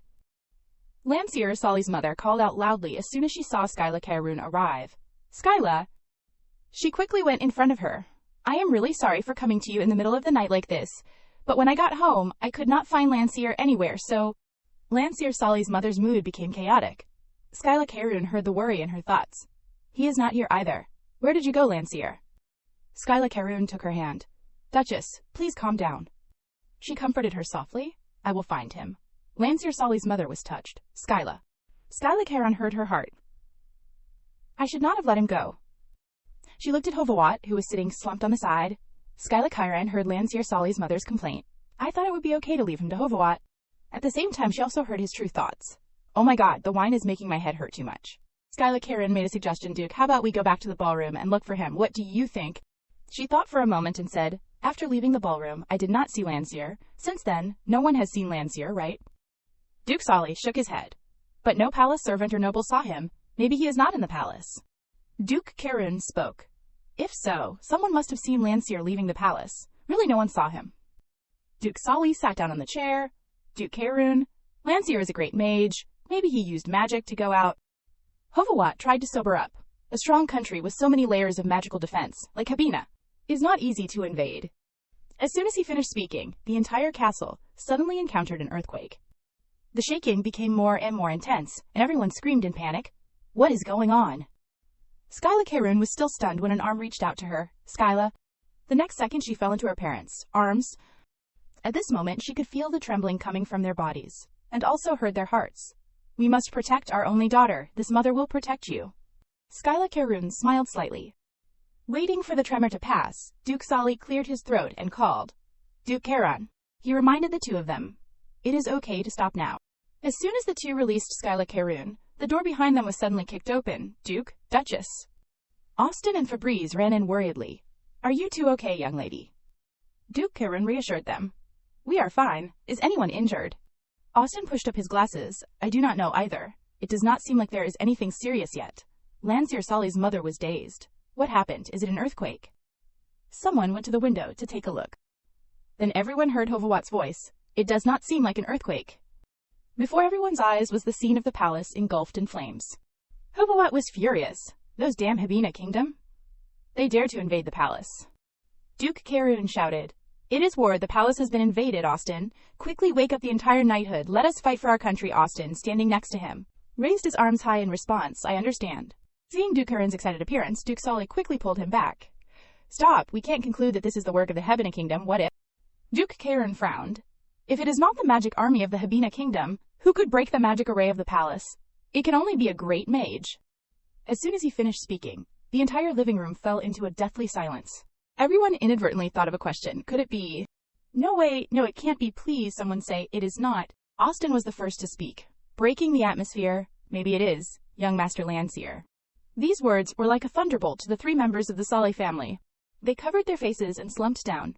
We have to pray for His Majesty the Emperor. Until dawn, Her Majesty the Queen will not let Lancier go. Hovawat trembled and hugged his head. Lancier, you brat? Why did you make me unemployed? Skyla Karen kept having these thoughts fly into her head. She said to everyone, I am leaving and will come back. My eardrums are probably going to burst. Lancier Solly's mother pulled her hand back. Wait, Skyla, where are you going now? She replied calmly to her, I have to go pick up Lancier. There is no basis to say Lancier caused this. Lancier Solly's mother worried, You know it is dangerous, but you still want to go to the place that exploded. Skyla Karen was speechless when she heard her thoughts. No matter how you look at it, it is because of that Lancier. She took a deep breath. Then she spoke seriously to everyone in the room. Everyone knows it is Lancier. I have to stop him before things get serious. In her heart, she was constantly drowning herself in guilt. Lancier, I am sorry for leaving you like that. She said decisively to everyone, I have to go, because I am the only one who can convince Lancier. Duke Solly looked at her worriedly. Skyla? Duchess Karen worried. But, she thought, Skyla, suppose, if Lancier erupts. She hesitated. You will? At this moment, Hovawat spoke, interrupting her thoughts. I will go with you. Everyone looked at him in confusion. Hovawat. He said seriously, I am a royal knight, and Lancier is my younger brother. Hovawat knelt on the ground and vomited while saying, I swear on my honor as a knight, I will protect Skyla. Skyla Chiron looked at Duke. Chiron, I will go with Fabrice and the knighthood commander. He nodded to her. Okay. Lancier Solly's mother looked at her, with tears in her eyes. Skyla, my son Lancier, I am counting on you. Skyla Chiron nodded. She smiled to reassure her. Then they quickly got on their horses and rushed out of the Karen Duke's mansion. Fabrice, riding a horse next to her, asked Skyla Chiron, What will you do? Skyla Chiron looked at her. What? Fabrice lowered her eyes and asked, what if young Master Lancier really loses control? Skyla Chiron gnashed her teeth and said, What else can I do? I have to beat him up and drag him home. What else? Fabrice quietly moved to the side to avoid being burned. Really? The next second, Skyla Chiron shook her head and smiled faintly. Number. Fabrice looked at her, and as the horse galloped, she called worriedly, How do you plan to convince young Master Lancier in such a state of eruption? There was no answer from Skyla Chiron, and not long after, they arrived at the gate of the palace. At this time, Skyla Chiron raised her hand and pointed to her head. She smiled slightly. I have to use my head. The battle receded, leaving behind a desolate and mournful land, with black smoke rising into the sky. The crowd moved continuously. Some people with strength quickly moved the injured to the infirmary, and urgent voices kept ringing out, Medic, call a medic. Skyla sat on horseback and walked forward, her wine-red eyes filled with worry as she looked at the scene before her. Did Lancier do all of this? The guard beside her did not care much. He only worried about the safety of his master, and reminded her, Little Duchess, riding a horse like this is very dangerous. Skyla misunderstood his meaning. She nodded comfortably. Okay, let us get off the horse here and walk. The guard was a little confused. Wouldn't it be dangerous for you to do that? Her playful face turned to stare at the other person, her lips curled into a smile full of reliance. Of course, that is why you are following me, right? The guard was finally convinced, and he nodded seriously. I understand. All three left their horses and walked down, heading towards the city that was once magnificent, now only a pile of scrap. Almost immediately, a foot appeared to stop them. Who is it? The soldier's face was full of dust, but his eyes still demanded sternly. No one is allowed to come here right now. Helpless, she could only report her name. I am Skyla of the Karen Dukes family.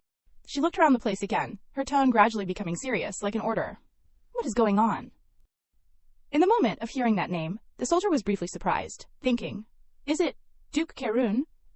The soldier behind him saw his companion stop and asked, what is wrong? He did not say it directly, but only whispered something to his friend. While the two were secretly discussing with each other, Skyla asked impatiently, someone used magic to break the city wall, did not they? After knowing her identity, the tone of the second soldier softened, but still refused firmly. Sorry, we can't say anything to you. This place is very dangerous. Please leave quickly. In the midst of it, suddenly the first soldier shouted. He crouched down, hugging his head in pain. The second soldier was startled and shouted, are you okay? The atmosphere around him suddenly became chaotic, and the man's urgent voice rang out. Quick, quick, call the mage. We are here, mage. Please come here and heal us. The soldiers kept waving their hands, signaling to a mysterious person standing far away under the dust-filled sky. Such a big commotion attracted Skyla's attention, and she looked over curiously, thinking, is that the healing mage that the crown prince talked about? Keenip also noticed the side at this time, but not the patient, but another girl, Lady Karen. Even she was surprised by this coincidental meeting, Viscount Artesina. His face suddenly lit up, and his eyes sparkled like a kitten as he happily called, Lady Karen. Skyla was horrified, her eyes wide and panicky looking at the thing rushing towards her. Keenip was like a dog that saw a bone, smelling where she was and running over quickly, constantly shouting in his head, lady, lady, lady, lady. She also panicked. What? Do not come here? But it was too late to avoid, and the man's big, firm hands had reached out. Skyla was like a little bear, hugged tightly into his arms with full of treasure, lady. She did not have time to react to a series of unexpected actions from him, her face showing obvious panic. After a moment, Skyla immediately sternly scolded, Viscount, what are you doing with such rude behavior? Keenip did not care about her reputation, and shamelessly hugged and pulled in the middle of the road. Lady, I missed you so much. I sent someone to the Karen Duke's mansion, and planned to tell the crown prince to bring you to the palace, but I did not expect to meet you here, like this. Unable to bear it any longer, a hand reached out to grab his collar tightly. The other had also drawn his sword. One grabbed his collar, the other coordinated by pointing the sword at the opponent's neck. Both of Skyla's servants immediately threatened, dare to be rude to the little duchess. Fabrice was furious, her inner thoughts constantly roaring. Even I have not been able to hug her enough, how dare you? She was speechless, immediately revealing a pale face and looking over. It seems someone has their own agenda. Keenip knew he was wrong, and hurriedly waved his hand to explain. I am not a weird person. I am a royal mage, and... His tone suddenly changed, like a peacock spreading its tail, boasting, is the person who was given the opportunity to dance with the lady? Skyla cursed inwardly. Just hearing it is enough to know he is weird. She could not stand this scene anymore and immediately spoke to remind him, Viscount, can you treat the injured first? He then belatedly remembered his mission. I understand, let me see the injury. Keenip closed his eyes, his expression changed instantly, and he used his power. The glittering, bright magic gently landed on the wound of the soldier. As soon as the light touched the skin, the wound closed immediately. The man's forehead was immediately smooth, with absolutely no pain. Keenip was fortunate to have a little knowledge to redeem his awkwardness, and he reminded the soldiers, although it has been treated, there is still a risk of internal injuries. Quickly take him to the treatment area. They replied seriously, yes. After dealing with the injured, Skyla immediately asked, Viscount Artesina, what did you mean by saying you were looking for me? He oh-ed, and immediately whispered, if it is the lady, you should know who broke the city wall, right? She was a little awkward, but still forcefully breathed out a sigh. It probably was not Lancier. Almost immediately, Keenip also sighed dejectedly. It was young Master Lancier.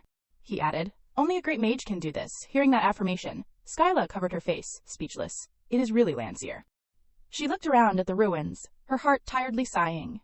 If he erupts with magic power again, many people will be injured. Skyla pursed her lips, her eyes shining with determination again.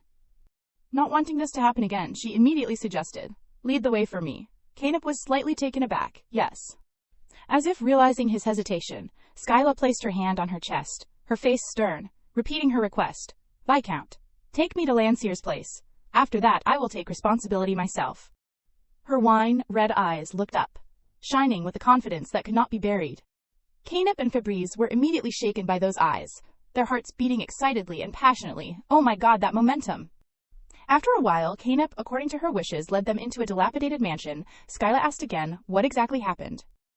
He started acting again.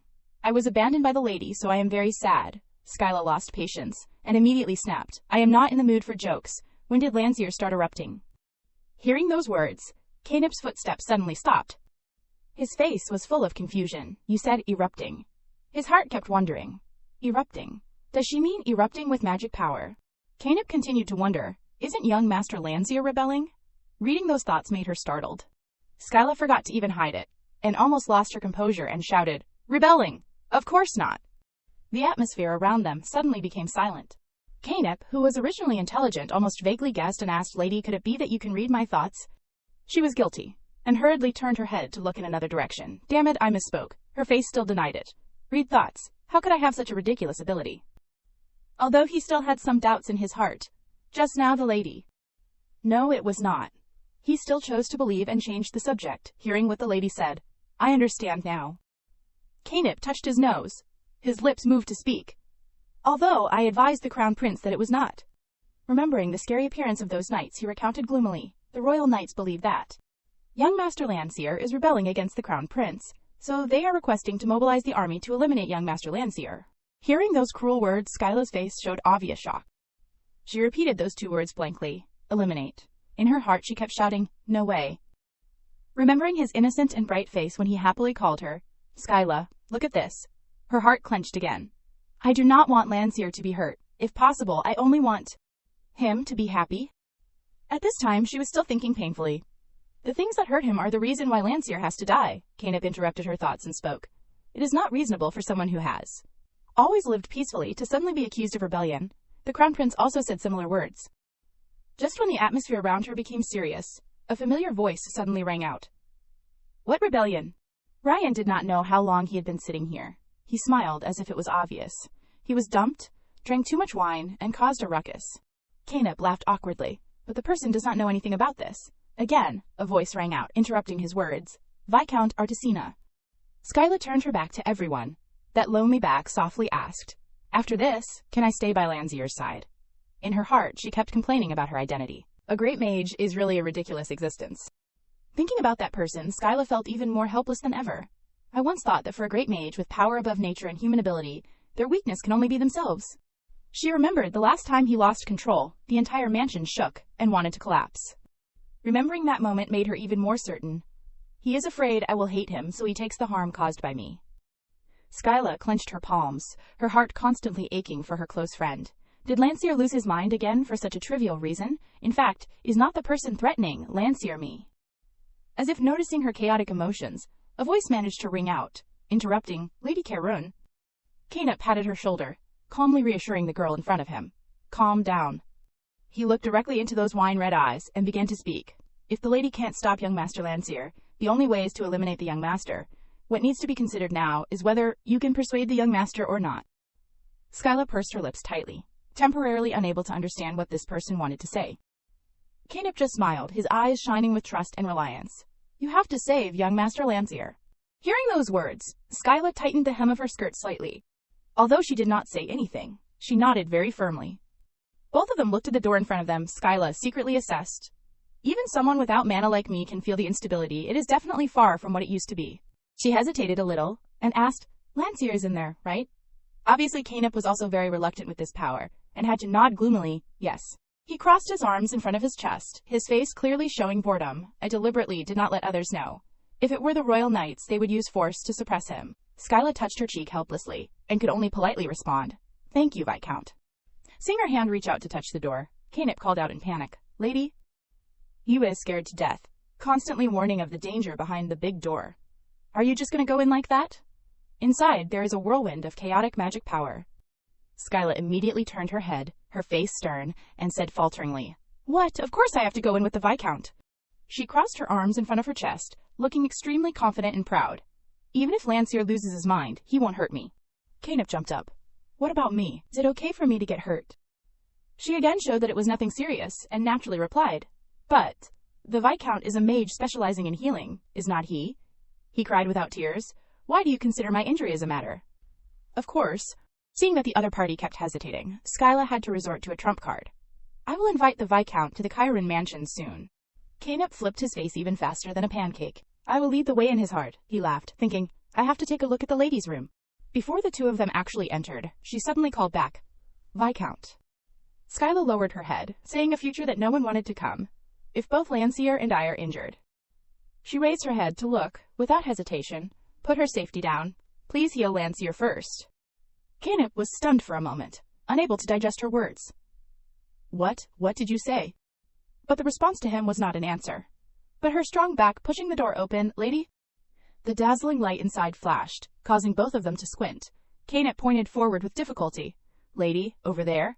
Skyla looked in that direction and was immediately overwhelmed by the glittering scene in front of her. Unbelievable. What is that? He took a glance and could know Lancier's situation. This phenomenon appears when the magic power reaches its peak, which means the young master has reached his limit and is about to erupt. Hearing those words, she was stunned for a moment. Not wanting him to erupt like this again, Skyla tried to shout to wake the other party up. Lancier. Lancier had regained some consciousness. He huddled himself in a corner, constantly asking others to stay away from him, don't come near. Looking at his appearance, she muttered, Lancier, and had completely determined in her heart. Unlike his usual self, is this Lancier, when he can't control his magic power. Lancier's attention briefly touched Canip. His pupils contracted angrily. You, why are you next to Skyla? Without saying much, a powerful ice attack descended. Realizing that he was in danger, she shouted with concern, Viscount? Skyla hurriedly looked up at the raging Lancier, trying to persuade him. Lancier, stop! Her hand was shaking at this time before that absolute overwhelming power, so scary, I am scared, but for her important friend, she still resolutely stepped forward. This time, Skyla bluntly asked the other party, You are the one who broke the wall outside the palace, right? Lancier was silent, his pupils gradually losing their light and becoming gloomy. She tried to appear comfortable and teased while constantly getting closer to him. Are you thinking about how much the maintenance cost is? It is all taxes. Skyla reached out her hand, saying sincerely, Lancier, let us go home. She moved her lips, and in her heart she kept thinking about negative emotions. Now, in Lancier's eyes, I am the woman who rejected him but shamelessly pretended to be close. But, even so, she said strongly, Lancier, whatever you say, I will listen to the end. I am sorry for everything, so... Skyla tried to force a smile that was about to cry, but the emotion at the bottom of her eyes was sincere. So let us go back now. Seeing that heavenly scene, his pupils opened to the fullest, and the light at the bottom of his eyes came back like that. But Lancier still chose to be silent, not saying a word. Although it was only a very small expression, she also keenly noticed. The light flashed. He has calmed down, right? But what happiness is so easy to appear. The magic energy that had calmed down suddenly burst out. The surrounding debris fell down because of the impact. Canip panicked, his face pale, shouting, Lady! He only had time to shout 2 words, careful. But that huge amount of turbulent magic power had shot to her in front of her. Lancier only reacted at this time. But everything was too late. A very terrifying magic explosion broke out in the villa. When the magic aftershocks dissipated, the only one injured lying under the rubble was her. Looking at her body full of wounds lying sprawled on the ground, Lancier's tone trembled in horror. Skyla. His body trembled constantly, his face pale without a trace of blood. Lancier looked at his hand, then looked in the direction of that beloved girl, Skyla. At the moment when he was most painful, memories of the past suddenly appeared. His mother once said. The golden-haired woman gently hugged the newborn child, her tone as gentle as possible. Lancier, I am your mother. I am very happy that you came to me. The servants around could not help but exclaim, Madam, the young master is so cute. But the baby Lancier suddenly cried, but could launch a terrible source of magic, as if to crush the entire room. Time passed quickly. Many years later, the servants could not help but gossip. Do you know why the young master lives in the auxiliary building? Everyone says. The young master is a great mage of 1,000 years. They whisper to each other, their voices getting smaller and smaller, speaking positively. He is a great mage. Lancier hid behind the door, hearing clearly what they said. But actually, is not he a monster? They were unaware of his appearance and continued to judge. Because he is dangerous, he was chased to live alone in that auxiliary building, making us go far. So annoying. Even he himself despised his identity. Yes, I am a monster. Lancier was mature and kind at that time, so he always wanted to think for others. I am dangerous, I have to run far away. And then he really ran, his small but lonely body just like that, walking quickly on the path. Suddenly, the lonely child bumped into another girl of the same age. It was Skyla of childhood. Our spoiled young lady did not show any mercy and shouted, How do you walk? Lancier, with a big bump on his forehead, although it hurt a lot, was startled and stepped back. Don't come near me, she asked sternly, her face darkening. What did you say? Skyla put her hands on her hips, teaching him in a domineering manner. Apologize to me. Apologize. She repeated impatiently again. I said, apologize for bumping into someone. Lancier was originally a young master who was feared by the servants. It was the first time he had met someone who dared to shout at him like that, and he almost cried, sorry. It was only at this time that she temporarily let him go, and he could not help but sigh in his heart. So scary. But at that moment, Lancier suddenly realized that he could talk normally with others. He sat timidly, hugging his knees, his tender face stuttering softly. Am I not strange? Lancier continued to babble, I am a monster, very dangerous, but Skyla did not understand anything. What are you talking about? Are you playing hide and seek? Having no way with this timid child, she could only reach out her hand to him. She did not care about what had happened before. Her childish face lit up and said, okay, let us go. Lancier opened his emerald green eyes wide. It was the first time someone had smiled and talked to him like that. Do you live here? Lead the way for me? The image of the past pressed on reality. The current him hopelessly wanted to reach out, but he trembled and did not dare. Lancier collapsed. His mind became chaotic, spinning endlessly. Skyla. Canep did not want the situation to become more complicated, young Master Lancier. He completely forgot the status between the two sides, and shouted angrily, Don't move! Then Canep went to her himself, his hand trembling, not daring to touch her, Lady Charon. At that moment, Lancier suddenly realized how troubled and redundant his existence was. But Canep still did not realize that he had unintentionally hurt him, and only cared about Skyla. I will heal you. Her hand trembled, and slowly reached out to hold his hand tightly. Viscount. Skyla's breath was very weak, but she was still concerned enough to realize that her friend was being hurt, and reminded Canep, Don't excite Lancier. As soon as the words were finished, a strong but harmless wind blew. Lancier stood in the center of the magic. Brilliant blue light flashed. Even so, he still had not escaped the eruption, and the remorse with her, Skyla. Skyla tried to endure the pain, and stood up. I said I would take responsibility, right? But just as she moved, a pain that wanted to tear her in half spread to the top of her head. So painful. She gritted her teeth, trying to suppress this pain. So painful. Just being slightly grazed by magic power feels like I am about to die. So, this is why my father is afraid of the magic country Hibina. Skyla walked slowly to right in front of him. Lancier. I am sorry. Looking at his bewildered face, the words she wanted to say were all choked in her throat. Maybe you are also afraid of yourself, but I did not comfort you, and left you alone. And now, to make up for that mistake, she decided to move forward. Lancier panicked and hurried back, shouting a warning. Skyla, it is dangerous, do not come here. Seeing that she was still coming, he could not help but scold Skyla. But at this time she softly called out. Lancier. At this moment, there was no word more appropriate than a heartfelt confession. I like you. I am sorry for always hurting you. Lancier was stunned for a moment by those words, but at this time she kept blaming herself. I thought that was the only way to protect you. Canep just stood on the side watching, as if he had foreseen such a result. Skyla gently reached out to touch his arm full of wounds. I do not intend to coax you. This way or that way makes you dangerous, so now I want to be honest with myself. Her eyes looked up extremely firmly, slowly saying 3 words. I like you. At the same time, Skyla also promised herself in her heart, from now on, I will use another way to protect you. Unexpectedly, this story would develop like this, and he was stunned for a moment. What are you saying? Lancier asked in confusion.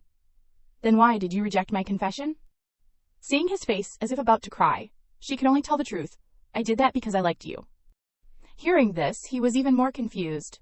You rejected me because you like me, Skyla did not answer, but just nodded slightly.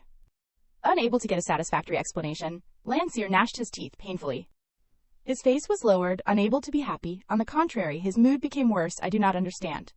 Canep reacted very sensitively to magic power, and he panicked immediately. He rushed forward and warned, Lady, be careful. Canep looked at the magic power around Lancier, and could not help but worry. Young Master Lancier's emotions are chaotic again. Skyla did not expect that she would succeed, and she gently rubbed her chin, thinking, is it too late to use words to persuade him? If words do not work, then use actions. She suddenly reached out and pulled his face back towards her.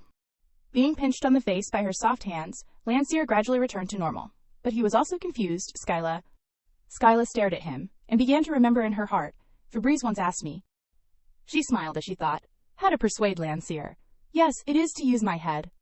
Just like that, Skyla intimately pressed his head against her own Lancier, causing that boy to be a little shy and misunderstand. Her face changed suddenly, looking at him with a murderous look. You deserve a headbutt. Saying is doing, she muttered in her mouth, and leaned her head back. Using all her strength to hit his head hard, Skyla decided to use violence to end everything. Please faint for me. And so it was. The genius great mage just fell to the hard head of his childhood friend. In the next second, Skyla also fell down. Only Canep stood there looking at the two, leaving a pile of trouble. His head was full of question marks, not understanding what he was there for. Changing the scene, Skyla was now lying on a warm bed. She had a dream. After waking up, Skyla walked along the corridor. She was both annoyed and shy, grumbling, "Lancier is really..." She closed her eyes tightly, constantly thinking randomly in her head. And said he liked me in such a crowded place. How can he say such embarrassing words? Skyla tried to fan her face to make it less hot. Her heart was confused. No, love what, and why do I feel shy too? And then those small footsteps had to stop. Because Skyla was old enough to realize something. I am shy. She looked out at the scene outside the window, muttering softly, "So that is it, I also like Lancier." The night had fallen, and the bright moonlight hung high. Even though it was late, Skyla was sitting on the bed, still thinking about that person, Lancier. She closed her eyes slightly and started planning. What should I do with Lancier tomorrow? Chat together. Skyla leaned back on the bed, her teenage heart beating fast because of the random thoughts. It is so strange, even though I have had tea with Lancier countless times. Each time brings a new feeling. The only thing that changes is that our hearts are turning to each other. Maybe today will be a night with a beautiful dream. She closed her eyes softly and fell asleep, her heart constantly reminding her of him, Lancier. Soon, morning came again, and the two of them, as usual, organized a tea party together. This time, Skyla took the initiative to mention their love. Are you also shy to tell others that we like each other? After speaking, she was a little embarrassed and corrected herself. It is nothing, I just want to know how you feel. Lancier, with a naive face, tilted his head and asked back, Do other people know that I like you? Her heart beat with a start, and she shouted in a slightly flustered tone, What? What do you mean? Skyla asked loudly, losing her composure.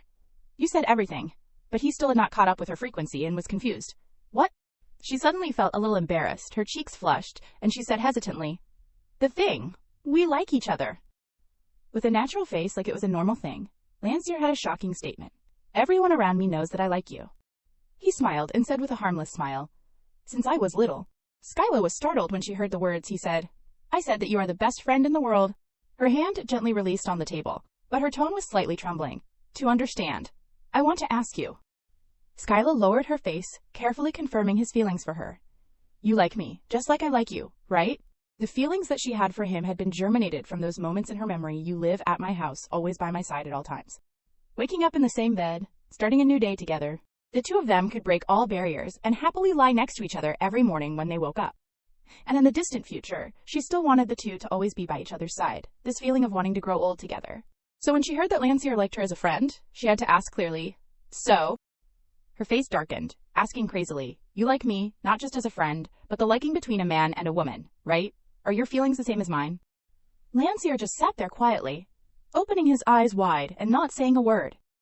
Until she called his name in her head again. Lancier, he lightly said those cruel words. Is there any difference? Unable to bear those words, Skyla immediately stood up. She lowered her face, as if wanting to escape, and said goodbye. I am going first. Not knowing if Lancier understood, he also hurriedly stood up and called her name, Skyla. He chased her to the corridor, and the boy kept calling without understanding. What is wrong with you suddenly? Skyla just wanted to be calm. She turned to look at him, almost shouting, Don't follow me. Lancier was hurt, and immediately fell silent, his face pale and miserable. She realized that she had been a little too much, but she could not say anything except that painful mood. I did not want you to know that I have so many male and female emotions for you. Skyla pursed her lips, scolding herself. You idiot! In the end, she had to make peace, but at the same time, she made them even more distant. I am sorry for raising my voice to you. Temporarily, it would be better if you do not come to me. Do not come until I contact you. Lancier was confused, but had to accept, and asked carefully, Then where will we meet? She did not answer that question. On the contrary, her tone was 10 points cold, as if chasing someone away. I do not want to see you. I am not in the mood to see you off. You go back yourself. After speaking, Skyla turned and left, leaving Lancier behind, still trying to reach out to her. Skyla. She walked up the stairs with an uncomfortable mood, but suddenly someone greeted, Young lady. Two servants politely asked, Where are you going suddenly, if you need anything? Skyla interrupted the servants and walked past. I am going back to my room. The maid asked, a little confused, Yes, what about the dessert? But the response was just 2 cold words, not interested. The maid looked at the plate of cake in her hand confusedly. But this is the chocolate cake that the young lady personally went to the kitchen to choose last night. Skyla gradually lost patience and emphasized, I do not like it. In the end, she only left a light sentence and left immediately. Bring it to Lancier. Tell him to eat it all. The door opened, and she returned to her private room. Skyla lay tiredly on the warm velvet bed, so embarrassing. She sat up, the corners of her lips curled into a self-deprecating smile. Yes, there is no reason for Lancier to have male and female feelings for me. But even so, Skyla's mood was heavy because of unrequited love. Is this what a great mage is like? Great mages are not good at expressing emotions, to the point that they can't distinguish the meaning of the word like. Hot tears welled up, her heart was currently smoldering, as if it wanted to bleed. Why did I fantasize like that? From the beginning, if I knew Lancier's thoughts, then Skyla fell asleep like that, and then woke up with a not-so-good mood. Her eyes were swollen from crying too much, her head was buzzing as if it had been hammered. Damn it, I woke up too early. Looking at the familiar scene in her room, a loss suddenly appeared in her heart. Lancier probably won't come for a while, right? Cutting off her close friend, Lancier was her only friend from the past. Skyla began to fall into confusion. So what do I do now? Very quickly, she straightened up. That is right, study. Sitting at the desk, but her mind still kept thinking about him. Even though I am still angry, but on the other hand, I feel guilty towards Lancier. Skyla lowered her face thoughtfully. Because, after all, I am the one who misunderstood him. Right now, I do not have the courage to face him. Maybe I am afraid my heart will waver again. But, at the same time, her passion for learning had also burst out strongly. Sometime, these foolish feelings will disappear, and now, I have to really study. In the midst of her fascinating study, Fabrice suddenly stepped forward to announce, Lady Skyla, Duke Hovawat of the Solly family has come to see you. She closed the book and asked her, Brother Hovawat. Fabrice politely nodded. Yes, he is waiting in the living room. Skyla was full of doubts in her heart. Why did Lancier's older brother come to find me? But not letting the other party wait, she opened the door and stepped into the guest waiting room. Hovawat stood up to greet her. As soon as he saw her, he nodded shyly. I am sorry for suddenly coming to find you. Skyla waved her hand and asked straightly. It is nothing. What is the matter? Hovawat hesitated. After a while, he finally spoke, his words like an arrow striking straight at her. Did Lancier do something wrong to you yesterday? Skyla froze, pretending to be normal and replying. Nothing special, brother. Hearing this, he showed a thoughtful expression. Then what exactly is the matter? Hovawat looked at her with embarrassment, his lips moving to speak. Don't be surprised when you hear this, Skyla. He announced, Lancier's magic power has erupted. Those words made her instantly stunned. Her whole body trembled with fear. Erupted magic power, which can kill a great mage. Hovawat at this time continued to recount. Last night, after meeting you and returning, he was always in a strange state. He sighed and said, because of unstable emotions, he almost blew up the entire mansion. But when he saw Skyla stunned, Hovawat raised his hand and called, Skyla. When he regained her attention, he breathed out a heavy sigh. Fortunately, among the guests there was a mage, thanks to that person using sleeping magic on Lancier. A disaster was avoided. Skyla was curious, can other people's magic affect Lancier? Hovawat laughed twice and replied, of course not. He probably quaffed 5 large bottles of magic power-enhancing medicine. But anyway, the result was good. Skyla felt secretly relieved in her heart. That is great. Lancier's okay. That is really good. But she could not stop blaming herself for that eruption of magic power. Was it because of me? Skyla pursed her lips guiltily. It was because of me that he was hurt. Not seeing her confused mood, Hovawat suddenly invited. So can you come to the Solly Duke's mansion and wake Lancier up? He explained further. If Lancier can be awakened now, he will avoid the eruption of magic power. But meeting him made her a little awkward. Is that so? As if seeing Skyla's hesitation, Hovawat tried to persuade her further, I think. When Lancier wakes up and sees you by his side, he will be a little more stable. These words, with an obvious meaning, began to make her uncomfortable. Don't you think I might be caught up in the eruption of magic power?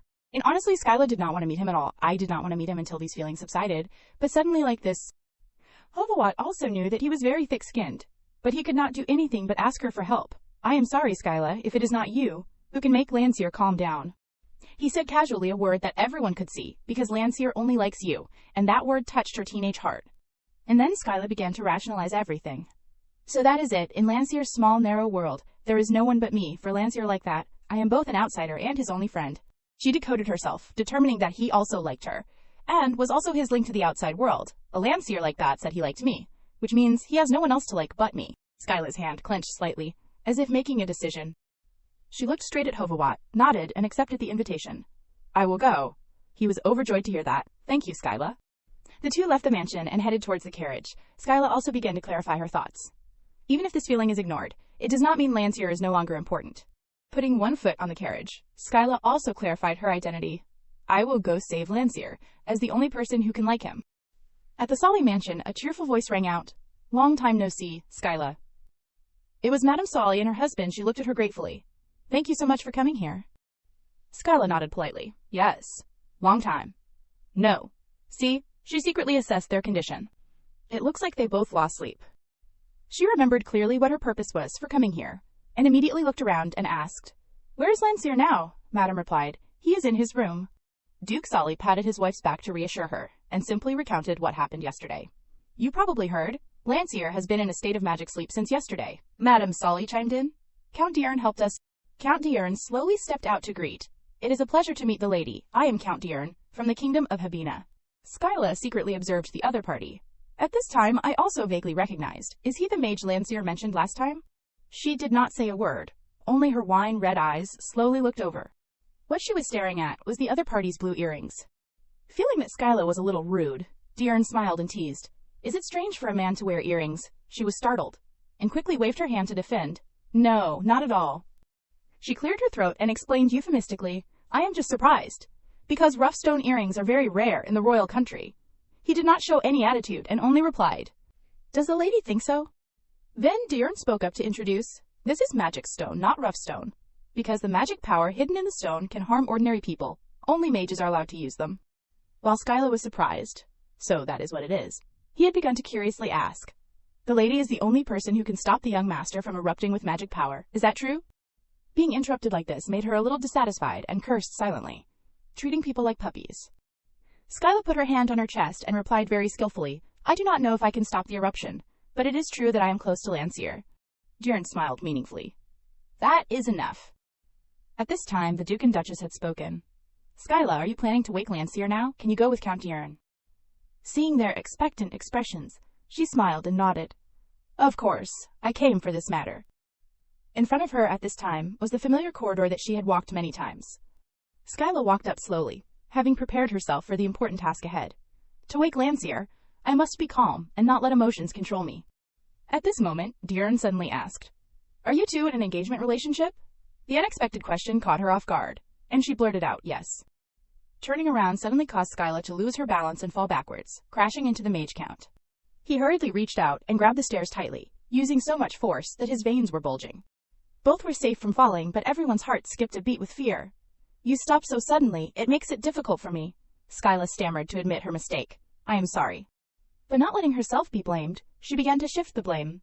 It is because you casually asked such impolite questions that I reacted unconsciously. And then they suddenly realized that their current posture was probably not suitable for talking. Diurn hurriedly regained his image and apologized with education. I am sorry. It seems that young Master Landseer cherishes Lady Skyla very much. He continued to probe. Isn't young Master's magic power erupted because of an argument with the lady? Skyla fixed her hair and asked back. You say it as if you know everything. Did Landseer say that? Diurn tried to explain. I did not mean to make the lady sad, that matter. But at this time she had turned to leave. The next words from him made Skyla stop in fright. Because I also have a childhood friend who is a great mage. Her face turned pale. A great mage. Diurn continued to show a harmless smile to get closer, so I think maybe the lady's situation is similar to mine? Skyla did not turn around. She slowly said her doubts. Apart from Landseer, I have not heard of other great mages. He nodded. That is right. Diurn raised his eyes and looked at the scene outside the window, softly saying his painful memory. My childhood friend died at the age of 16. She was not surprised by this, born as a great mage but left too soon.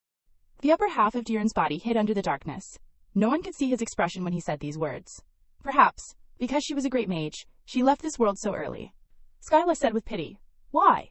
He recovered his bright expression and stepped forward to explain. You probably know how emotions affect a great mage, right? Since she was little, my friend could not control her emotions well. That is why. Diurn remembered the thin back of that person. She was often punished severely for not controlling her magic power. He lowered his eyes, showing a bitter smile. Although it was effective, it made her become insensitive. No different from a puppet. And Diurn at that time could only stand by and do nothing. A drop of cold sweat slid down, Skyla asked nervously. Then what happened to your friend? In her heart, she slowly drew a reason. Could it be that she had suppressed her anger for so long, unable to hold it back any longer, and erupted? What kind of emotion led to her death? She firmly thought, I have to avoid that emotion.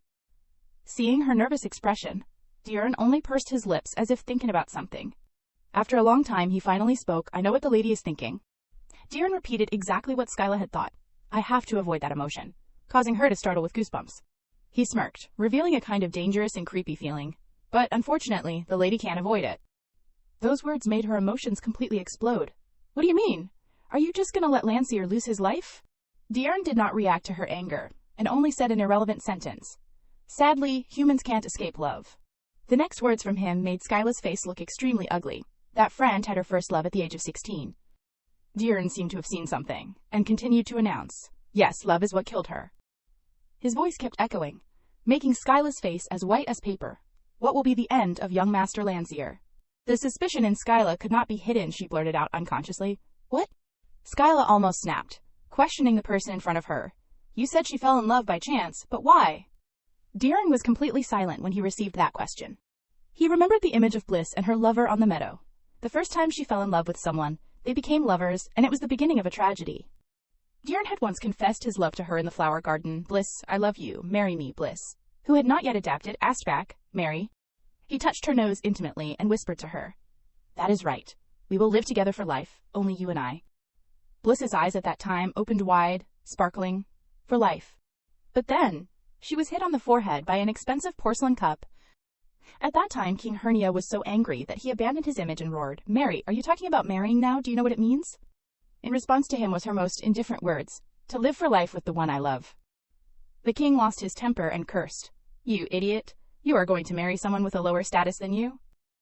She again endured the harsh words of her father alone.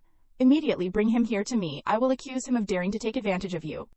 Diarn now had a little understanding with Bliss. She felt confused. He also realized that she had fallen into silence because of what she needed to choose, between the thought of following her parents' wishes and the feeling of not wanting to break up with the one she loved.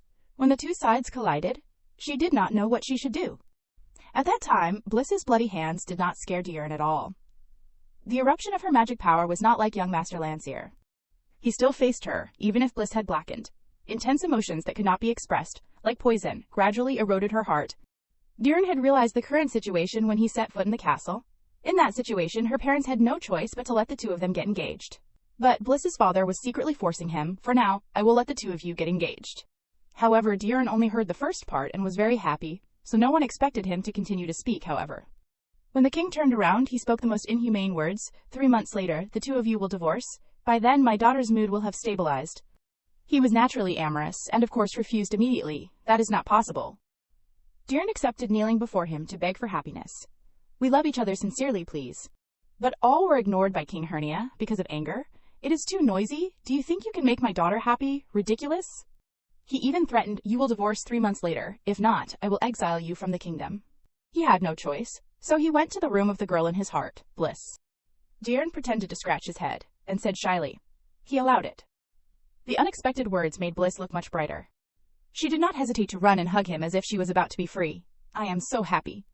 After that, Diarn and Bliss began a beautiful love. She had gradually recovered with a dispirited spirit.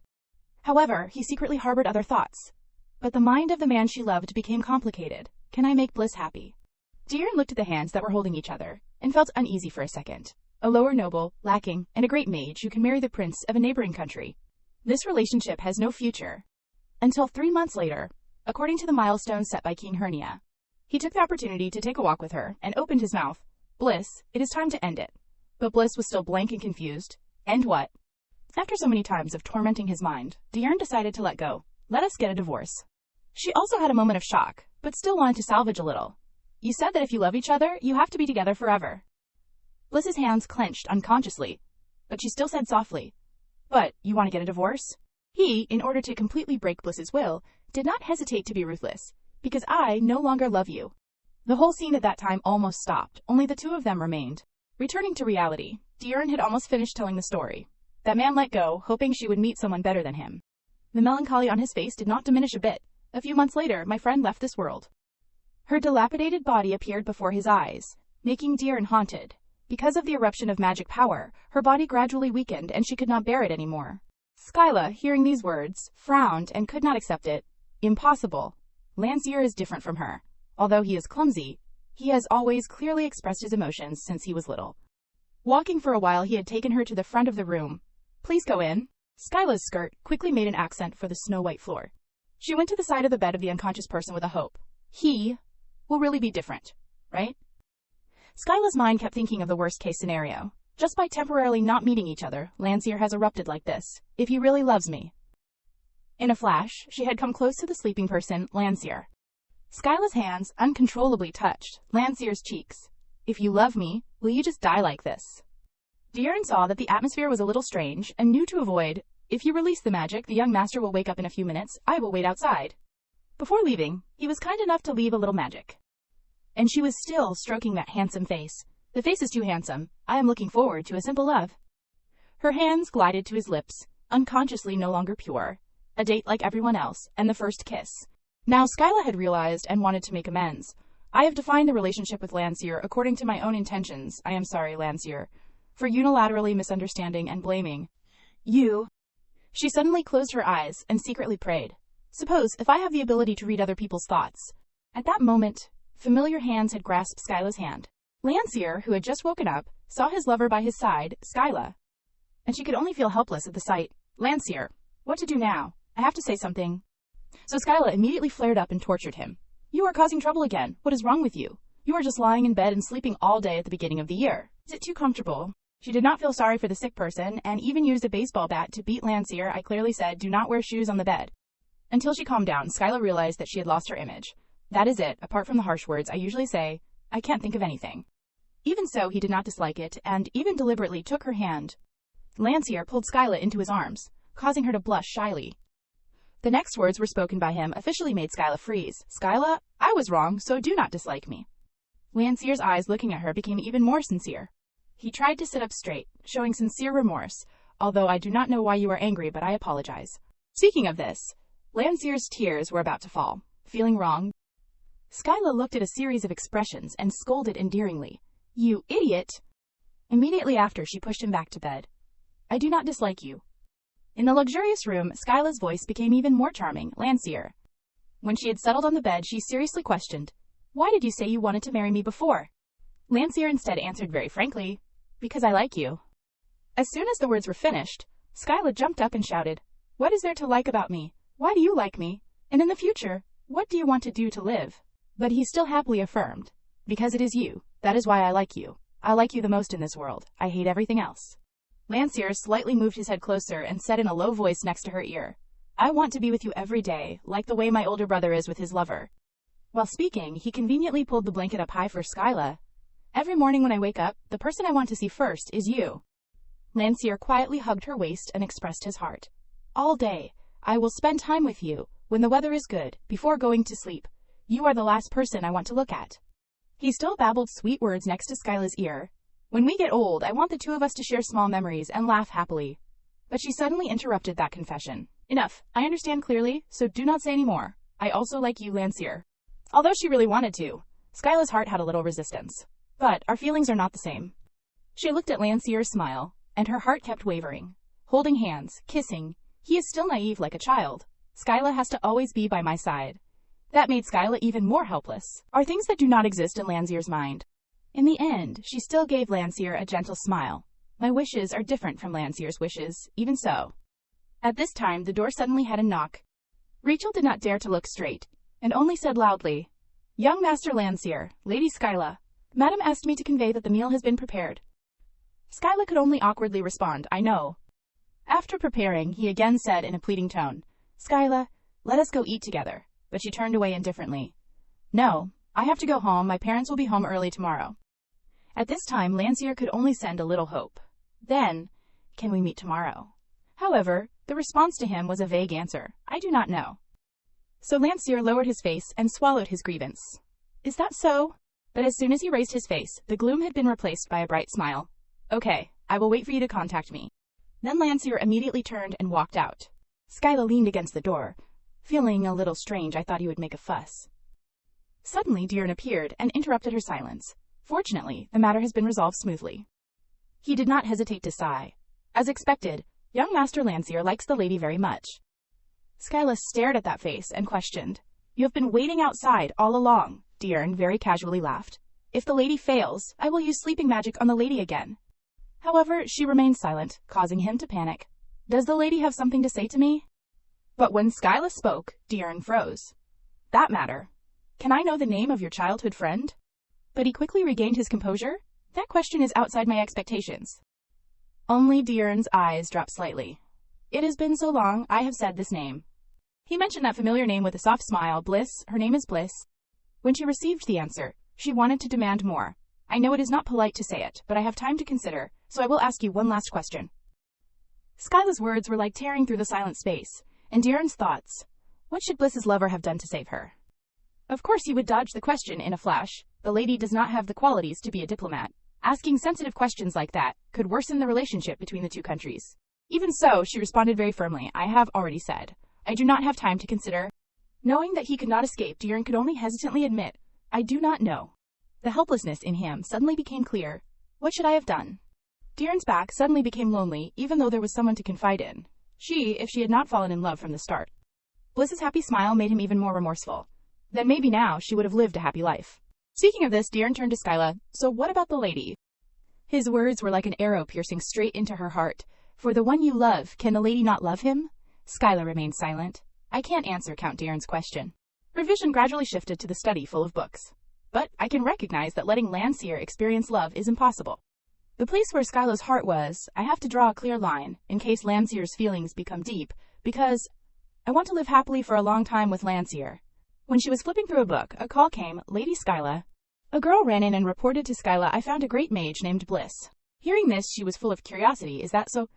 Let me see. Skyla listened to her and conveniently flipped through a few pages. Bliss is not a noble, but a royal. Is this really the person we are looking for? This word made her waver for a moment. Royal. And that girl continued to affirm once again. Yes, the one named Bliss in the kingdom of Hebena is only the deceased Princess Bliss. At this time, Skyla began to think carefully again. That is right, he said. It was a childhood friend, not a noble lady. The news and portrait of Bliss made her face darken. After 3 months of marriage to Count Darren, Princess Bliss passed away. Immediately after, she took the book and ran very quickly. If I have the ability to read other people's minds. Darren's meaningful smile suddenly appeared in Skyla's mind. I should be able to grasp the meaning behind that smile. She began to rummage through her brain to guess. Landseer completely does not understand what love is. Even so, the risk of magic power erupting is threatening his life. Now, Skyla could only regret silently in helplessness. I am sorry. Instead of protecting you, I am making you face danger. A long time had passed, and she had waited for her to wake up. The surrounding scene made Skyla a little flustered. This is... Before she could come to her senses, she was startled by the voice next to her. The lady is awake. Skyla looked at the familiar face and was surprised. His Royal Highness the Crown Prince. Ryan was still sitting leisurely with his legs crossed. I did not think the lady would be so surprised. I apologize. He looked straight at her as if to explain. Because the lady fainted, so after treating her with magic power, I took the lady to the royal palace's resting room. Then Ryan took off his glasses and closed his eyes tightly. Because it was urgent, I did not have time to ask the lady for permission beforehand. I apologize. Skyla also sincerely responded. It is nothing. Thank you very much, Your Highness. Yet he uttered a shocking sentence. I did it for my fiancé, no need to thank me. After those words, she was silent, causing Ryan to be suspicious. So, are not you going to ask me anything else? Skyla hesitated a little, but still tried to say it. How is Landseer? Mentioning this, his face was a little stiff. Ah, that bad friend of the lady. Ryan put the book on the table and seriously opened his mouth. If I say it bluntly, then now. He stood up with a cold and gloomy voice. Now, young Master Landseer is in prison. The more Ryan spoke, the more she was stunned and frozen. Fortunately, no one died, however. The crime of destroying the palace cannot be erased. Skyla's hands suddenly clenched and trembled. Of course, there is no reason to let go of the person who directly caused the trouble. Seeing her expression like that, he returned to his calm appearance. As expected, the lady's mood is not good at all. Do not worry. It is called a prison, but that place is no different from the room. You are in... Ryan quickly put Skyla back on the bed.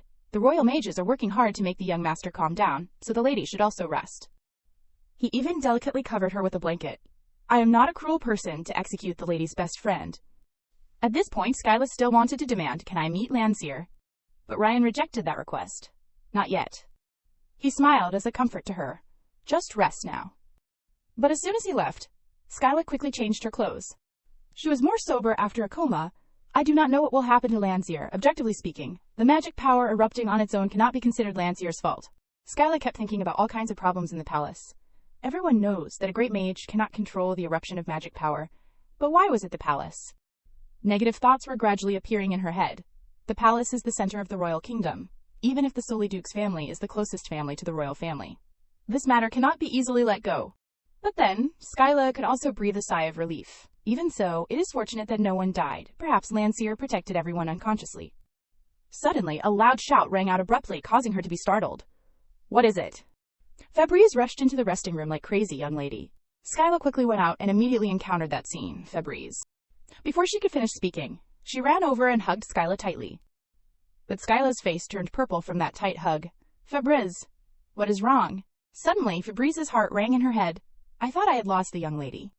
So Skyla took her hand very sincerely. I am sorry, Febreze. I was so thoughtless. She suddenly became very self-reproachful. I should have informed my family first. This action made Febreze pause. Don't apologize. I am fine. Hearing that apology, her heart was burning. If something happens to the young lady, I will die. Seeing this, Skyla secretly told herself, for Febreze's lifespan, I have to live for a long time. At this time, the maids caught up. I am sorry, lady, she insisted on meeting you, so she was very understanding and did not blame them. It is okay. I also have something to say to my maid. Can everyone avoid me for a bit? The two maids knew better and retreated. Yes, we will take our leave. The door quickly closed by inertia. After there were only 2 people left, Skyla began to confide. My parents also know I am here, right? She replied very quickly. Yes, that artisina, no. But Febreze's face could not be happy. The Viscount conveyed a message, and I explained it to the Duke and Duchess already. She was slightly shocked by those wide eyes, revealing all her thoughts. Returning to reality, she was still more worried about Skyla than anything else. Is your forehead okay? And she could only mumble to get through. Ah! Skyla looked out the window and asked softly. How many hours have I fainted? Of course, Febreze had told her very honestly. Exactly 1 day and 12 hours, lady. Hearing these words, her mouth opened wide, uncontrollably. What? She still babbled. His Royal Highness the Crown Prince has been visiting constantly until you woke up. Skyla was embarrassed, to the point of wanting to dig a hole. Oh my god, I wasted His Royal Highness the Crown Prince's time. I have to apologize the next time I see him. By the way, she quickly questioned. Febreze, how is Lancier? Febreze's face was a little ugly. The royal trial was held yesterday. As soon as the words were spoken, Skyla had to silently look at her hands. I was also present as a witness. Her subconscious mind suddenly drew the scene of speaking at that time. According to the testimony of a soldier, the city wall collapsed not long after the ball ended. Febreze recalled every detail of running against death. As soon as the dance ended, I was helping people escape outside the collapsed city wall. Even the guards had to widen their eyes at the shocking scene. Then, a light appeared and we heard a very loud explosion. The castle was suddenly knocked down by a powerful energy. The entire scene of the country was submerged in a blurry white. Speaking of this, she could not help but sigh. Yes, even the Karen Duke's mansion was shaken. In another place, Lancier had shrunk like a frightened snail. Lancier deliberately hid, deep in the palace, to a place where no one was. He also tortured himself, because Lancier is that kind of person. Skyla's voice suddenly dropped several octaves. So, what was the verdict? She hesitated and was cautious. His Majesty the Emperor. Febreze mentioned this and her heart suddenly chilled. Has exiled young Master Lancier to the Northern Territory. The news reached her ears like a lightning strike. Northern Territory. I did not hear wrong, did I? Skyla rushed out without hesitation, leaving her behind. Young lady. Unexpectedly, Lancier on this side was happily wrapped in a thick cotton blanket and heard a scream, No way! At the same time, her feet stopped, because of the strong call, young lady. Febreze still tried to hold on to the slender person in front of her. Please calm down. But Skyla was even more decisive than her. I am completely calm. For now. I must see His Majesty the Emperor. Febreze knew that she could not do anything foolish, so she hugged Skyla tightly. Young lady, it was an accident. But young Master Lancier committed a serious crime that endangered national security. Because of thinking about the honor of the Sully family, His Majesty exiled the young master. Contrary to her worry, she thought of his naked body, but Lancier. Skyla's words petrified everything, even Febreze. Has no clothes on. When sleeping, she could not advise any further. Yes. She became angrily because of the silly reason, he will only freeze to death if he goes to the north. Febreze suddenly understood something and probed. How did the lady know that? But Skyla did not care about those words anyway. She boldly opened the big door with a fierce spirit. Exiling Lancier to the north is too harsh a punishment. But before she could finish speaking, Skyla bumped into someone. I will immediately... The person's hands and mouth were both very elegant, gently reminding, the lady must be careful. She was a little dazed when she looked up. His Royal Highness the Crown Prince, Ryan still explained. While holding Skyla, I accidentally learned about young Master Lancier's sleeping habits. Then he did not forget to add a sentence. But I wear clothes when I sleep, I am telling this to the lady, causing her to blush shyly, yes. At this time, Febreze showed her face and said timidly, I would like to greet the small son of the royal country. Ryan instead smiled very warmly. Thank you for always taking care of the lady. But very quickly he used the excuse to send people away with a face that deserved a beating. However, can you avoid us for a bit? I have something to say to the lady in private. She obeyed on the surface but was resentful in her heart. Understood. What are you two going to do? Why do you always send me away? Now that only 2 people were in the hallway, Skyla opened her mouth. His Royal Highness the Crown Prince. I am sorry to take away your precious time. Ryan looked at her for a while before replying. Why apologize to me? Skyla bowed slightly and seriously admitted her crime. As the heir to the Kirun Duke, not only did I not serve, but I also troubled you. I sincerely apologize. Can your highness forgive me? Why is not your highness saying anything? His expressionless face made her even more flustered. Like Lancier, I can't read his highness's thoughts. Perhaps it is because he is royal. Skyla's words suddenly stopped and silence took over. But clearly I could read his thoughts when we danced. Therefore, Ryan quickly interrupted, unfortunately I cannot forgive you. Her whole face froze immediately. What? Skyla could not help but think badly of this man. What is this? Is he looking for an excuse to find fault? But she still showed an industrial smile and flattered. What do I have to do to get the mercy of His Royal Highness the Crown Prince? According to Skyla's words, his hand suddenly raised to her eye level. Ryan only made a very gentle request, can I call the Lady Kyla? But it could not dispel the doubt in Skyla. Nickname, is this a tool that your highness uses to show intimacy with others? Seeing that she was still silent, he asked again. Is it okay? At the same time, Ryan's heart had reached Skyla's ears. It took me a long time to think of this nickname. I hope she will like it. His eyes caught the fleeting surprise in her expression. What is wrong? The lady looks very surprised. Skyla, who was caught off guard, stammered that. The meaning after that was all neatly put into Skyla's heart. It has been a long time since I have heard your highness's inner thoughts, so I am surprised if I said these words. I would probably be considered crazy. When she calmed down, she could only defend. It is because I did not expect your highness to give me a nickname, so I was surprised. Ryan spoke his purpose directly. We will officially announce the engagement soon, so I think it is okay to give you a nickname. This made Skyla's mind jump repeatedly. What a wise and intelligent determination. As soon as he finished speaking, he pronounced a sentence.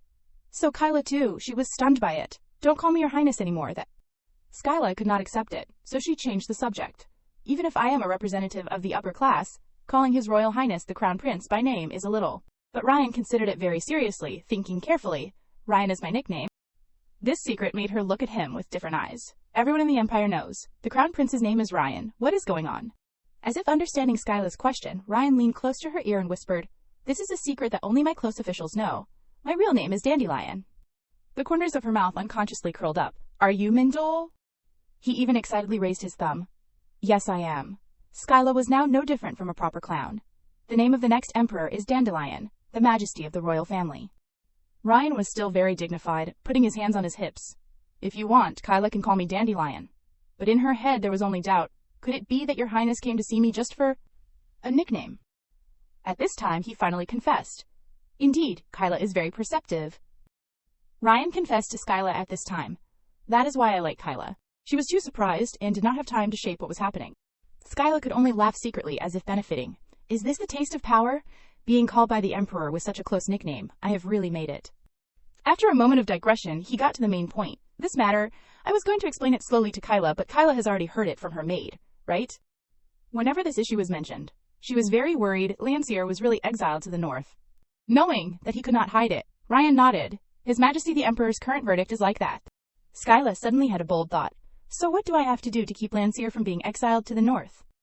That also caused him to be silent for a while. But then Ryan had to open his mouth to break the gloomy atmosphere. I thought Kyla would ask me not to exile Lancier to the north. Skyla cared about her face very much and retorted, I can't keep begging. Skyla did not have the mood to joke and looked out blankly. Fabrice's words were not wrong, objectively. Lancier was at a disadvantage in every aspect, but Lancier is a rare great mage. Perhaps only appears once in 1,000 years. I can't beg the Emperor with tears, so I have to change my strategy. Thinking of doing, she stood up to defend the person in her heart. Are you going to let such a talent rot in the north?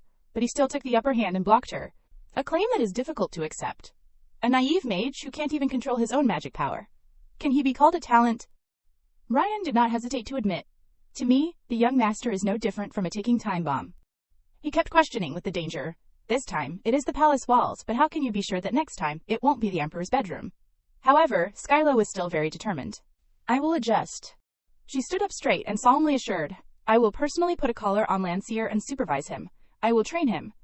Ryan was completely silent before Skyla's decisiveness. to let him control his emotions well and not add any more controversy. But unexpectedly, she heard him think in another direction. Is that Kyla's hobby? I do not know why, but I like it, so Skyla was panicked. It is just an analogy. She also had to secretly endure Ryan's dumb thoughts. What a pity, but Kyla. In Skyla's heart, she was full of tears. What a pity, but she still had to squeeze out a smile. Yes. He bluntly exposed the truth. Even the Solely Duke and Duchess have completely given up. How is Kyla going to teach him? She even rebelled brazenly, even swearing her honor. What method is not important, however. If I can't make Landseer control his emotions in 1 year, I will go to the north with Landseer. These words caused confusion in Ryan. The person who caused the trouble is young Master Landseer. Why is the lady going to the north? He kept asking in a rush. Are you giving up the title of Karun Duchess for young Master Landseer? But all were wrapped by Skyla in one word. No, I have absolutely no intention of going to the north. She unconsciously remembered Ryan's handsome image. I just wanted to show you my will and confidence, and now Skyla had taken out her trump card. Didn't you promise? You will listen to a request from me, no matter what it is. His eyes suddenly dropped. In the end, Ryan could only force a smile to hide his embarrassment. Yes, I clearly promised that. When she achieved her purpose, she revealed a little plan. Throughout history, there have been many great mages. Among them, there are those who have grasped how to control their emotions. I will research all the records about the great mages. The secret was revealed by Skyla to him. I plan to rely on analyzing successful examples of emotion control to train Landseer. After these words, Ryan had fallen into silence. But he still accepted the request that was made. I will directly advise His Majesty the Emperor. I do not know if His Majesty will listen. I did not expect the lady to use the wish on such an uncertain thing. Kyla... Ryan still could not completely believe in himself. I thought Kyla would request something that was more certain. And she felt lighter by a few points. Thank you. He also seized this opportunity to invite, now that we are at it, is there anything else Kyla wants to ask me? Just waiting for this sentence, Skyla happily demanded, if possible, can I meet Landseer? As soon as the words were spoken, Ryan could not help but laugh. The same words as young Master Landseer, right? He had recounted everything. After confirming that he had woken up, I released him. I intended to let him go home, but young Master Landseer asked if he could meet Kyla. When receiving that story, she wavered a little. Landseer. Seeing that attitude, Ryan wanted to tease. Isn't Kyla too close to young Master Landseer already? I am about to be jealous, so he had to receive her disgusted eyes. You do not need to be jealous. Skyla's mood gradually fell when she admitted to herself, Landseer and I are not that kind of relationship, and these next words made his surprise unable to hide. The same with the Crown Prince.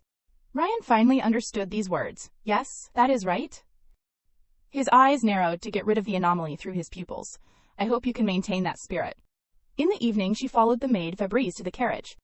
The driver knew better and asked first, we are going back to the Karen Duke's mansion, right, lady?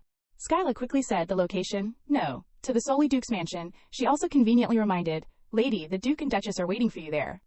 Fabrice still wanted to persuade her. Everyone is very worried about you, lady. But Skyla had made a condition beforehand, 10 minutes. She smiled sweetly to be approved. I will only look at Landseer's face. She paused a bit at facing this expression. Very quickly, Skyla appeared at the luxurious White Castle. Oh, Lady Skyla. Rachel saw the familiar figure and ran over. The youngest young master is in the dining room. She quickly replied, okay. The door just opened a crack when it let out a powerless voice. Oh my God, Landseer. Skyla froze at the sweet words. Eat more, son. Once you go to the north, you won't be able to eat it anymore, my son. Meat. Eat meat. The middle-aged voice was still earnestly pleading. My poor son, at least you have to gain weight to withstand the cold. But the young man resisted immediately. But I am not hungry. The Duke and Duchess Solly were crying miserably beside their son, bribing the Grand Duke of the North. No. An offer of cooperation enough to help you not be hungry. But this kind of meat is rare in the North, son. However, all the touching words were knocked down by Landseer in one sentence. Every time it is mealtime, I will go home by teleportation. He suddenly stopped when he saw a figure appear. Landseer could not help but say the name he missed, Skyla, but she wanted to evaluate him. This guy does not understand the meaning of the word exile. At this time, Fabrice suddenly jumped in and broke the atmosphere. 10 minutes start counting down. Skyla had to reluctantly reply, I know. But his legs moved faster than her by one step. Landseer went to Skyla's side and hurriedly asked, Are you okay? She let him hold her hand and spoke, I am okay, so I am standing in front of you. Landseer suddenly lifted a few strands of hair on Skyla's forehead with pity. Forehead, does it hurt? She was shaken by the action. No. He also responded quickly, That is good. Then Landseer opened his mouth with a gentle tone. Such a strong collision, it must hurt a lot. I am really sorry, Skyla understood the meaning, and laughed immediately. I am the one who hit your head, why are you apologizing? He was just embarrassed in confusion. Then I won't apologize. At this time, she ran over to ask, "Oh my God, Skyla, is your body okay?" She immediately changed the direction of the conversation politely. "Yes, thank you for your concern." He took the opportunity to interject. "But Skyla, you just came from the royal palace, right?" Skyla was a little startled, but did not deny it. "Yes, that is right." And she saw the panic of the Duke and Duchess. Why? So Skyla took the opportunity to speak. "First, I came here because I have something to say." She did not hesitate to go straight to the point. "I heard that Landseer was exiled to the north for the crime of destroying the palace walls." He was a little sad, but still opened his mouth. "That is right." At this time, Skyla said the previous agreement. "It is true that Landseer caused a serious accident, but I have said to the Crown Prince that it is too harsh a punishment. And His Highness agreed with me, to some extent." Hearing these words, he seemed to be overjoyed. "Is that so? What did His Highness say? Did he say he would exempt the exile order?" Of course, she gave the most reasonable answer. He said he would say good things about this matter to His Majesty the Emperor. This made him very grateful. "To Skyla, we owe you again." "Thank you very much, Skyla." She quickly turned to advise Landseer a few words. "I probably do not need to say that I will directly train Landseer, right? Now I just need to say that there is a possibility that Landseer won't be exiled, so do not worry either." Yet he was too frank. "I am not worried," causing Skyla to turn purple with anger. "Landseer, I will definitely save you. This kid, you have to know how to worry. Right. Can't I come all the way to the north every time I want to see you, even if this feeling is one-sided?" Speaking of this, Landseer began to scratch his cheeks again. Thinking about it, "I think it would be better to divide myself." He acted like a child deducing some cartoon scenes. "The clone will stay in the north and the real person will stay by your side," making the old father embarrassed and want to dig a hole. "Landseer, Skyla is tired today. Let us stop here." Seeing this, she prepared to slip away. "Landseer, I will contact you later." But when she got home, Skyla was squeezed in the embrace of the old couple. "Skyla..." The couple kept saying sorry. "Hitting Landseer's head must have been hard on you." And she had to quickly resolve this mess. Yes, can you two stop and sit down now?" After settling down, he said a bunch of things. Fortunately, thanks to the Crown Prince's timely actions, the situation did not erupt into a national chaos. Landseer's trial was also conducted very carefully. It seems that the Soliduke's family has made a lot of moves. Taking this opportunity, he had a chance to be proud. Like father, many people also mistakenly thought that the Kingdom of Hebena had attacked the capital. Thanks to this, many patriots rushed out with weapons in their hands. Then he remembered the dangerous riots. Even the soldiers in the suburbs of the capital came back to the palace, so it led to a riot that was not small at all. Skyla was also secretly relieved inside. At present, Landseer's matter has not spread everywhere. Thank goodness. I've asked the Crown Prince to reconsider the exile of Landseer. She quickly opened her mouth about her own matter, on the condition that I will be the one to train Landseer, so that he won't cause a similar incident again. Just like that, the two suddenly panicked. "His Royal Highness the Crown Prince, listen to your request." Skyla did not speak, but she secretly had an answer. That is the face for the contract marriage. He saw that she did not say anything and wanted to probe. "What else? How will you train Landseer?" However, she did not really share it. "I have my own way." Skyla could only rely on a small belief. "Father, mother, do you two believe me, right?" They also accepted very sympathetically, of course. The couple even raised their thumbs to reassure her. "We believe in you." But the voice in her heart was known by Skyla. Even Landseer's parents have given up. How can this child do it? The green castle seemed to blend into the cool scenery of the forest. The hot spring was steaming with strong breaths. She sighed in relief as she came up from underwater. The stress is relieved. Suddenly, the servant went to report unexpectedly, "Lady Febreze saw the naked body and hurriedly repented. I am sorry for rushing in while you were bathing, but I have urgent news to tell you."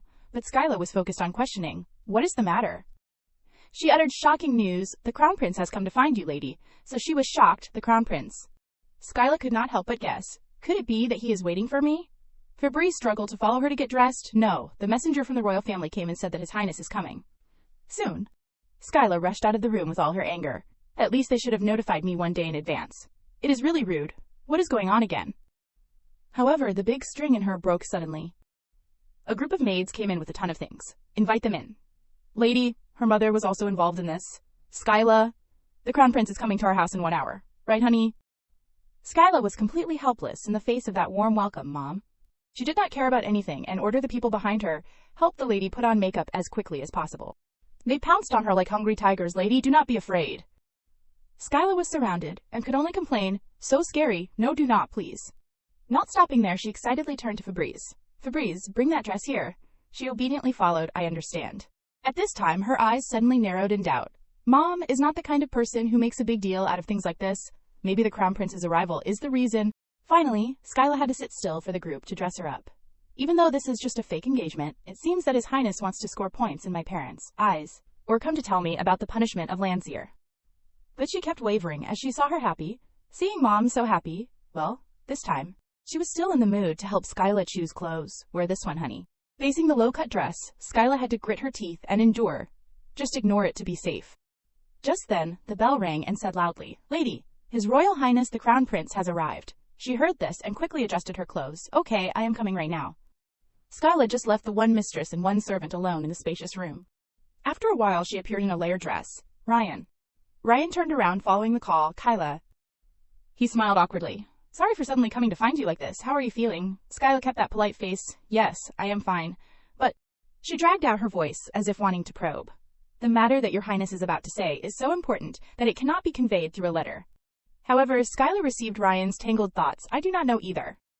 She suddenly caught his eyes looking up, and the thought she heard, "If I say I came here because I wanted to see Skyla." Skyla could not hide the surprise on her face and thought, "Wanted to see me." Ryan saw this and explained, "It is true that this matter can be sent through a letter." He looked towards her while continuing, "But because young Master Landseer smashed the city walls, dust flew everywhere in the palace."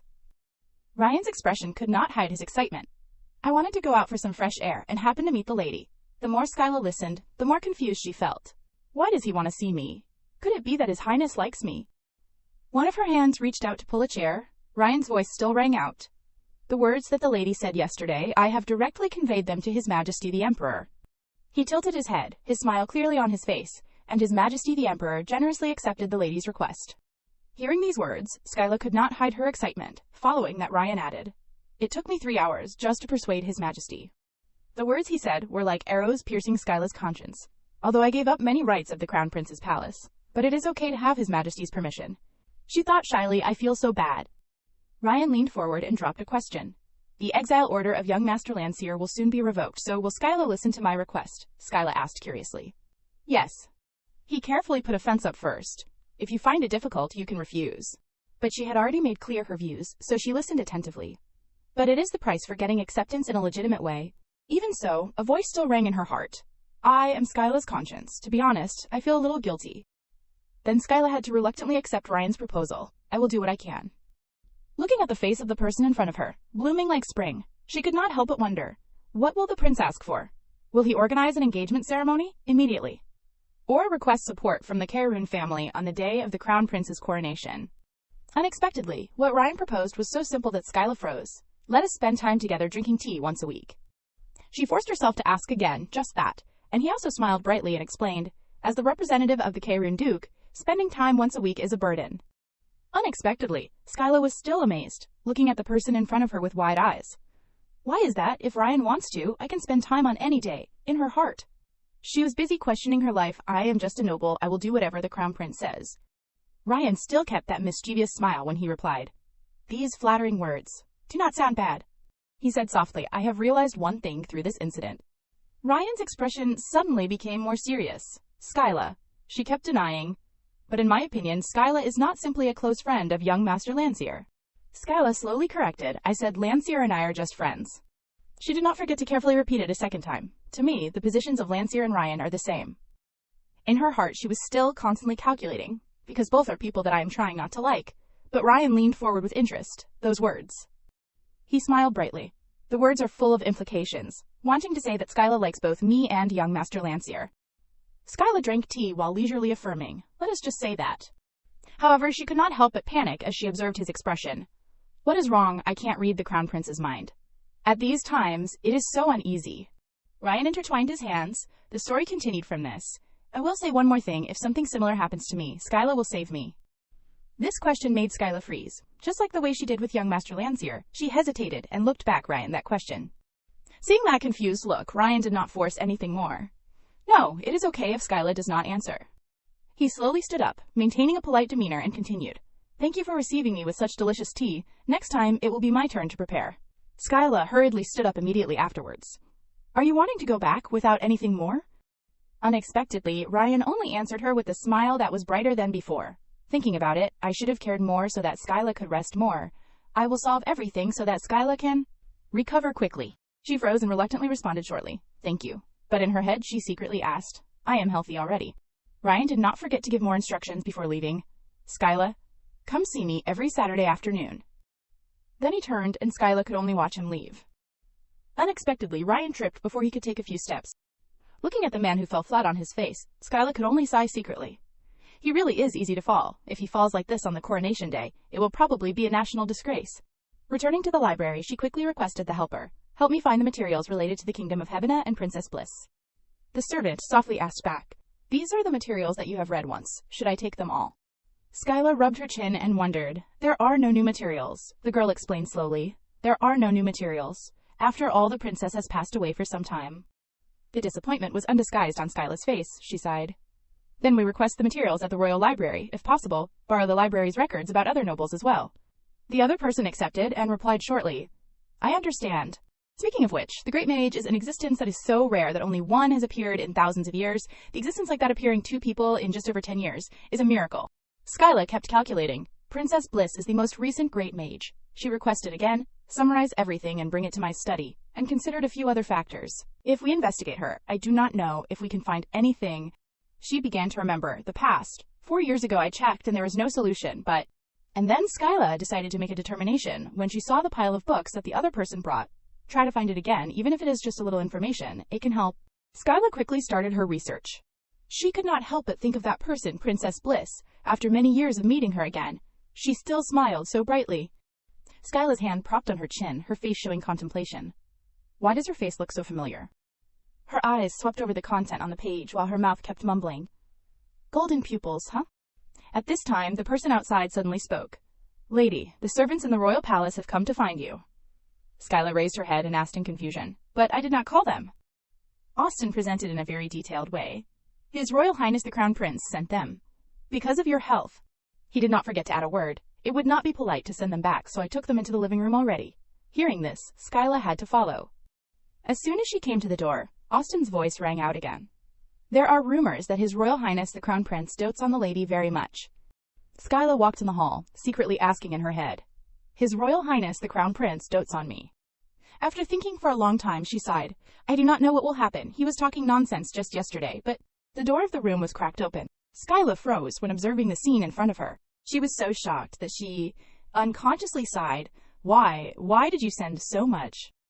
A chef enthusiastically spoke. I came here to provide nutritious food for Lady Skyla. Following that was a person with a slightly strange appearance. I came here to make herbal tea that benefits both the mind and body for the lady. The third person solemnly introduced. I came here to help you relax your mind before going to sleep. A boy with a harp in tow said, Lady Skyla, I hope you will find happiness in my music and face. But the last person was the most dangerous, and I. Both Skyla and the other members unconsciously stepped back. When she saw Canep with a friendly smile, came here to cast recovery magic for Lady K-Rune. Observing him for a while, Skyla secretly commented, eyes reminiscent of a cat, pupils shining like gold. This person was none other than Viscount Artesina. He smiled and continued her words. Long time no see, Lady K-Rune. But Skyla's attitude had become cold in just a second. Viscount, immediately follow me to the study. This made Canep lose interest. So scary. What about me? The other 3 were left behind, just like that. As soon as he entered the room, Canep spoke. Lady, is your body okay? She bluntly interrupted. Thanks to the Viscount's recovery magic, I am okay now. He smiled and probed. Does the lady know I am coming here? Unexpectedly, Skyla suddenly turned her head to question. Viscount? Her seriousness was pushed to the highest level. When looking at him, looking at me, what does the Viscount see? Canep blushed slightly and presented hesitantly. Yes, I see. Unexpectedly, the words that were spoken were contrary to that serious expression. The most beautiful woman in this world. Skyla continued to request, please sit down. Canep huddled awkwardly on a chair. What do you want to say by calling me here, lady? In his head, he was a little smug, thinking, there are only 2 people in the private room. Could it be that the lady cares about me? Skyla crossed her arms and questioned harshly. Is the royal treasury very lacking? She did not forget to remind Canep. Snap out of it. Following that was a series of words like knives stabbing into his heart, causing Canep to shed tears. Are there no other mages in the royal family besides the Viscount? Why do I always see you? He smiled awkwardly and began to explain. Actually, His Royal Highness the Crown Prince values my abilities, that is why. However, the true intention was more interesting to her. Actually, because he owes Dandelion, he is being ordered around by him. Skyla narrowed her eyes and looked at the person in front of her. The Viscount knows the Crown Prince's real name. The Crown Prince said that only his close officials know this. Apart from his activity, I do not see anything outstanding. Then she continued to count, very suspicious, thinking about it. Viscount Archmage. Skyla carefully observed the person in front of her. Is he a new noble? She asked curiously. Are yellow eyes very common in the kingdom of Hebina? He froze at the off-topic question but still quickly gave an answer, yes. Even so, the truth hidden in her thoughts could not get past Skyla. Actually, only the outside and a few nobles have yellow eyes. She rang the bell while answering. Is that so, lady? Do you know the saying that if you meet 3 times, it is destiny? Canip began to self-admire. Anyway, our destiny. And before the words flew far, at this moment a maid had quickly entered. You called for me. Skyla continued to block him with an invitation. Viscount, would you like some cake? Canip repeated in confusion. Cake. His expression also became strange, and the thoughts followed that entered her head. Unexpectedly, there would be a day when the lady would give me snacks, Skyla asked herself. What exactly does he see me as? She quickly clarified her intentions. I want to thank the Viscount for helping me in the royal palace ballroom, leading me to the place where Lancier was in a state of magic eruption. The words were added with a friendly smile, and for using magic to treat me in the past few days. Canip was suddenly so surprised that his eyes widened. She returned to the main topic. So cheesecake or chocolate? Many thoughts were poured into her head again. If the lady knew I liked chocolate cake, she would probably see me as a child, right? Canip hesitantly suggested. Then cheesecake, and Skyla did not hesitate to follow his wishes. Chocolate cake, with black tea, the maid replied shortly. Yes. Very quickly, the door was closed. She continued to ask, is the Viscount's body okay? If you are depleted of magic power, your body will be very tired. He smiled slightly, and the thoughts in his head continued to ring. The lady is caring about me. And then Canip carefully replied, I am okay. My magic power is quite strong, Skyla muttered with a clear expression, as expected. She continued to ponder, letting the person next to her tilt his head in confusion. The magic power of the kingdom of Hebina is passed through blood. The person who possesses magic power will become a noble. Hebina is a country where the person who possesses a stronger source of magic power will become a higher noble. A conclusion was drawn by Skyla. And, coincidentally, the yellow-eyed mage who possesses a strong source of magic power comes from the kingdom of Hebina. Just a moment later, the maid had brought the food as requested. She bowed politely and replied, Enjoy your meal. Skyla, while raising the teacup in her hand, asked, Why did you come to the royal kingdom? Canip elegantly cut the cake slowly and continued, This is a personal matter, but... The explanation was uttered lazily. My parents forced me into a political marriage, so I ran away. Skyla leisurely drank tea, but could not help but be shocked in her head. A political marriage. She slowly put down the cup and asked, Viscount Archmage, what is your name? He smiled brightly and revealed, Me, Canip. The question in her head continued to echo in Skyla's ears. She is caring about me again. Skyla's gaze became sharper by several points. She slowly clarified, No, I am talking about your real name. Hearing this, he froze stiffly. In her heart, panic began to arise. Was I discovered? How could it be? And then Canip decided to feign ignorance and asked back, I do not know what you are talking about, lady. Skyla did not hesitate to affirm again. But I do. She explained slowly, the third prince of the kingdom of Hebina. The old things were reminded, that means... About the time when Canip was young, Skyla quickly came to the conclusion he had experienced a similar phenomenon. Hearing this, Canip could not hide his laughter. I was completely fooled. The aura around him suddenly became more dangerous by several points. How does the lady know? She explained slowly. Let me see, because there is too much evidence. Then she added a guarantee. Of course, this is a secret between me and the prince. Canip replied satisfactorily. Thank you, lady. He returned a promise to her. Later, if I return to the kingdom of Hebina, I will definitely invite the lady and repay you. Skyla took the opportunity to probe, but who is the marriage partner that you have to run away from? Canip honestly replied to her, It is a secret, but whatever. The partner is Princess Esmeralda, the daughter of the Demon King.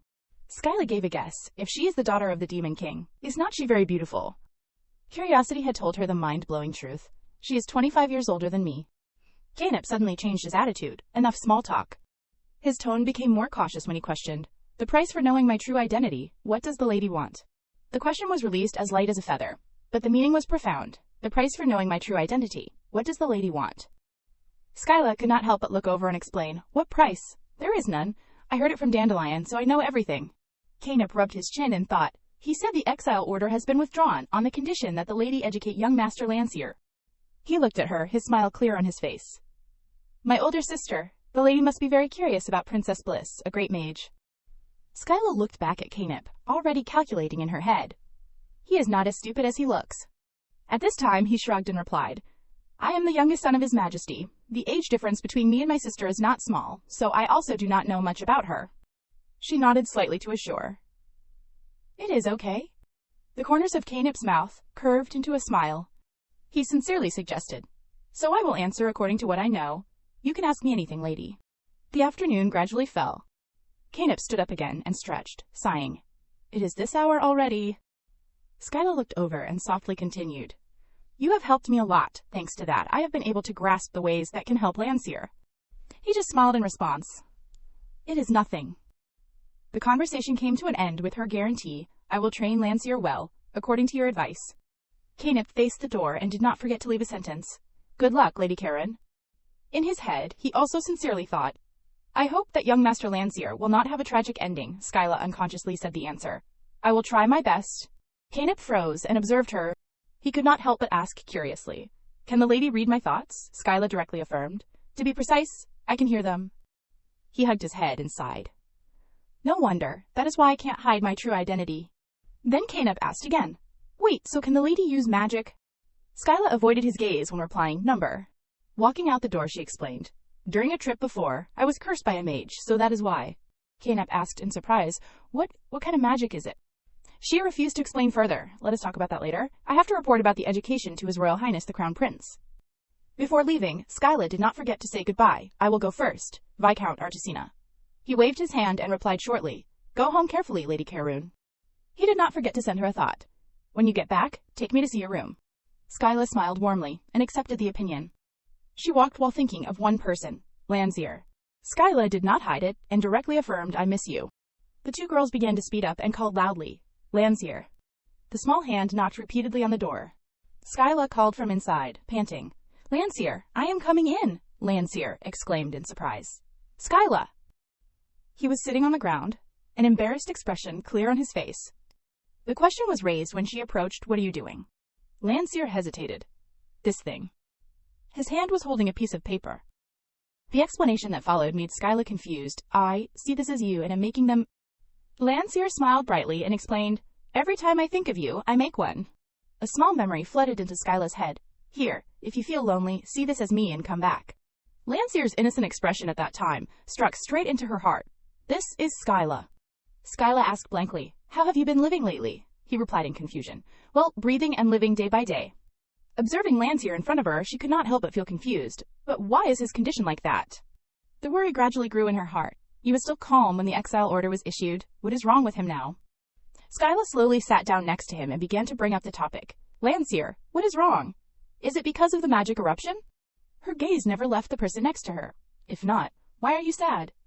Landseer asked in confusion. I am sad. She patiently explained. You are sad now. If this is not sadness, then what is it? At this time, he leaned his head into his hands and sighed. So this is the feeling of being sad. Skyla froze. A worrisome thought arose. Landseer is more ignorant about emotions than I thought. She continued to ask herself, what has happened in the past few days? And then the question turned into words. Why did not you come find me? Landseer could not hide his confusion. Skyla slowly explained. Before, at least you would come to see me once a day, right? At this time, he recounted. Yesterday, my older brother came. She asked curiously. Didn't he get married a few years ago and is at home? Landseer gloomily recounted. Yesterday he came for a bit. Skyla was not surprised and thought. His younger brother caused such a big trouble, it is worth him coming to see, right? Then she slowly asked. So, did he scold you? Landseer suddenly turned around, asking in a sad tone, Do you also think I am a bad friend? His hand clenched when he continued. He looked at me and said that if I keep bothering you, one day you will dislike me and leave me. A casual affirmation was uttered. No, maybe. You have started to hate me already. Landseer dropped his head between his hands and announced. Just as he said, I am a bad friend, even though you told me not to come find you, but I came to find you every day. Skyla's words of rejection were remembered. Now go home, he sadly added, even knowing that you are busy, but just because I miss you, I just want to see your smiling face. The more he thought about the times they met, the more Landseer blamed himself. I should have realized that you might not like it. He shed tears, not daring to look straight at Skyla. I have made you suffer all this time. I am sorry. Skyla then sighed and replied. You do not need to be by my side now, Lancier. Her hand reached out to wipe away a tear on his face. Skyla smiled and asked back, the words I said before you fainted from being hit on the head, do you still remember them?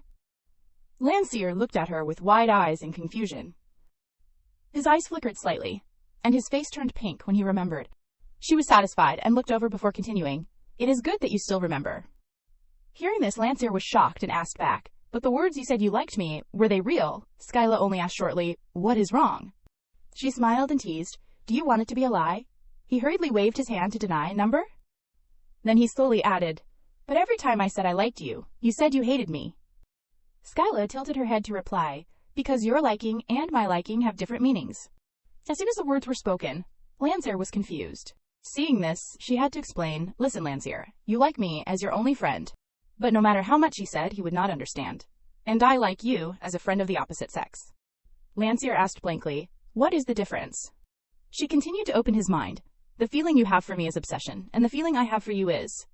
Unexpectedly, saying half of it, she was choked by her own embarrassment. Skyla blushed and replied, low love. Lancier asked another question with confusion. What is obsession? Before his dazed expression, she still patiently explained.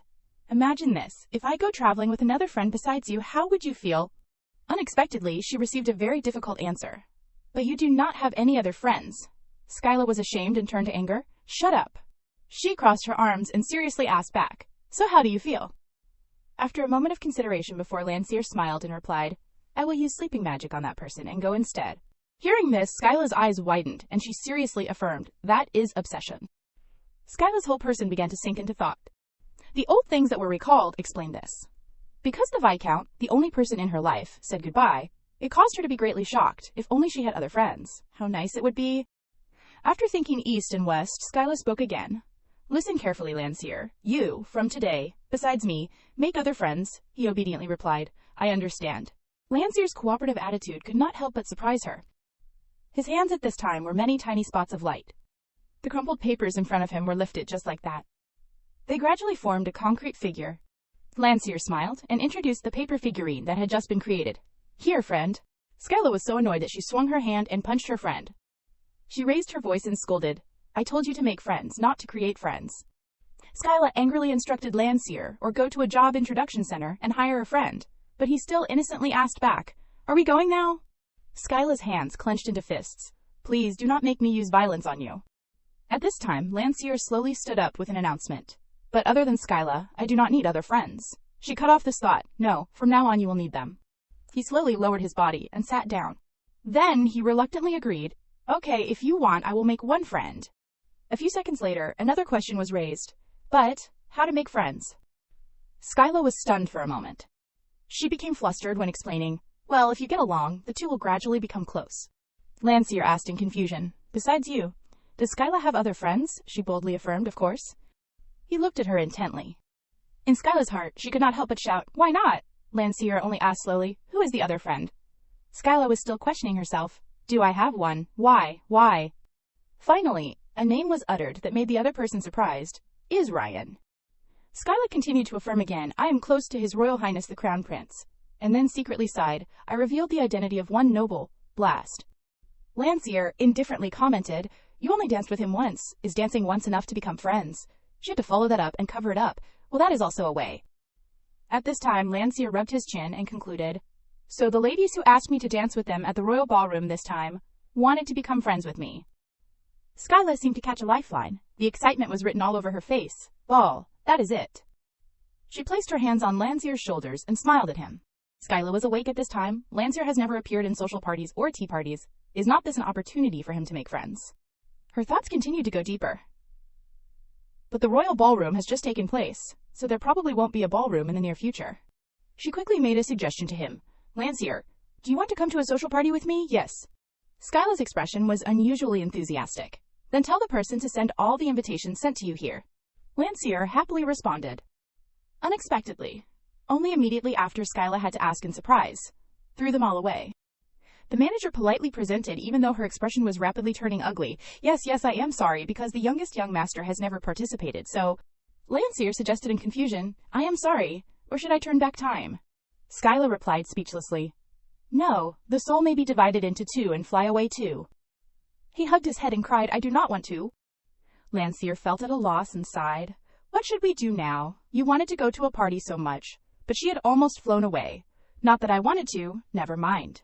Skyla's eyes suddenly opened wide with a thought. Wait. She became excited again when she guessed. That is right. What if there are invitations sent to me? At dusk, Skyla stopped before a building.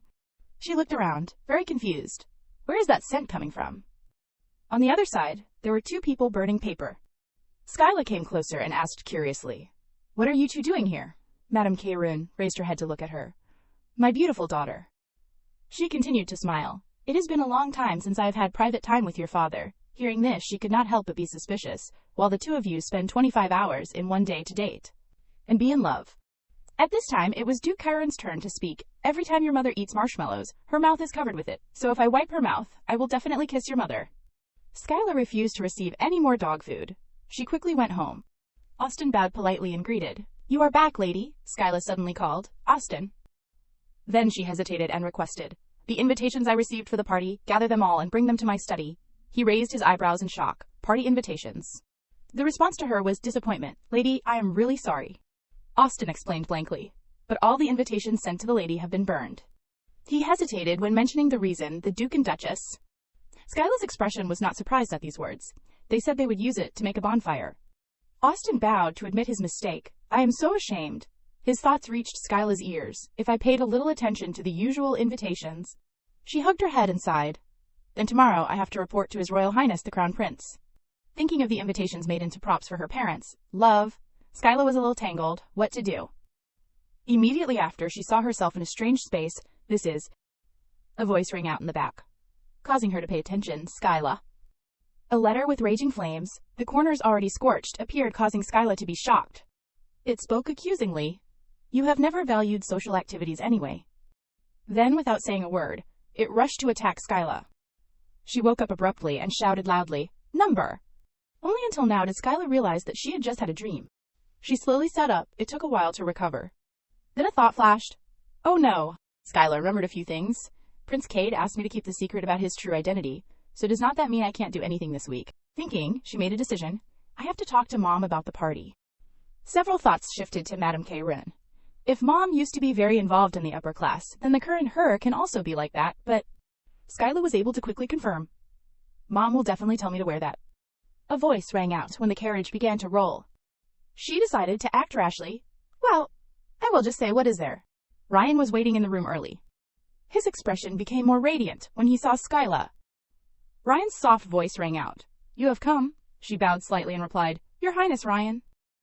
Skyla slowly sat down. He pointed to the plate of cake. Please. Skyla did not reply, only took the cup and used it. But Ryan's eyes never left her. He opened his mouth again. What has the lady done this week?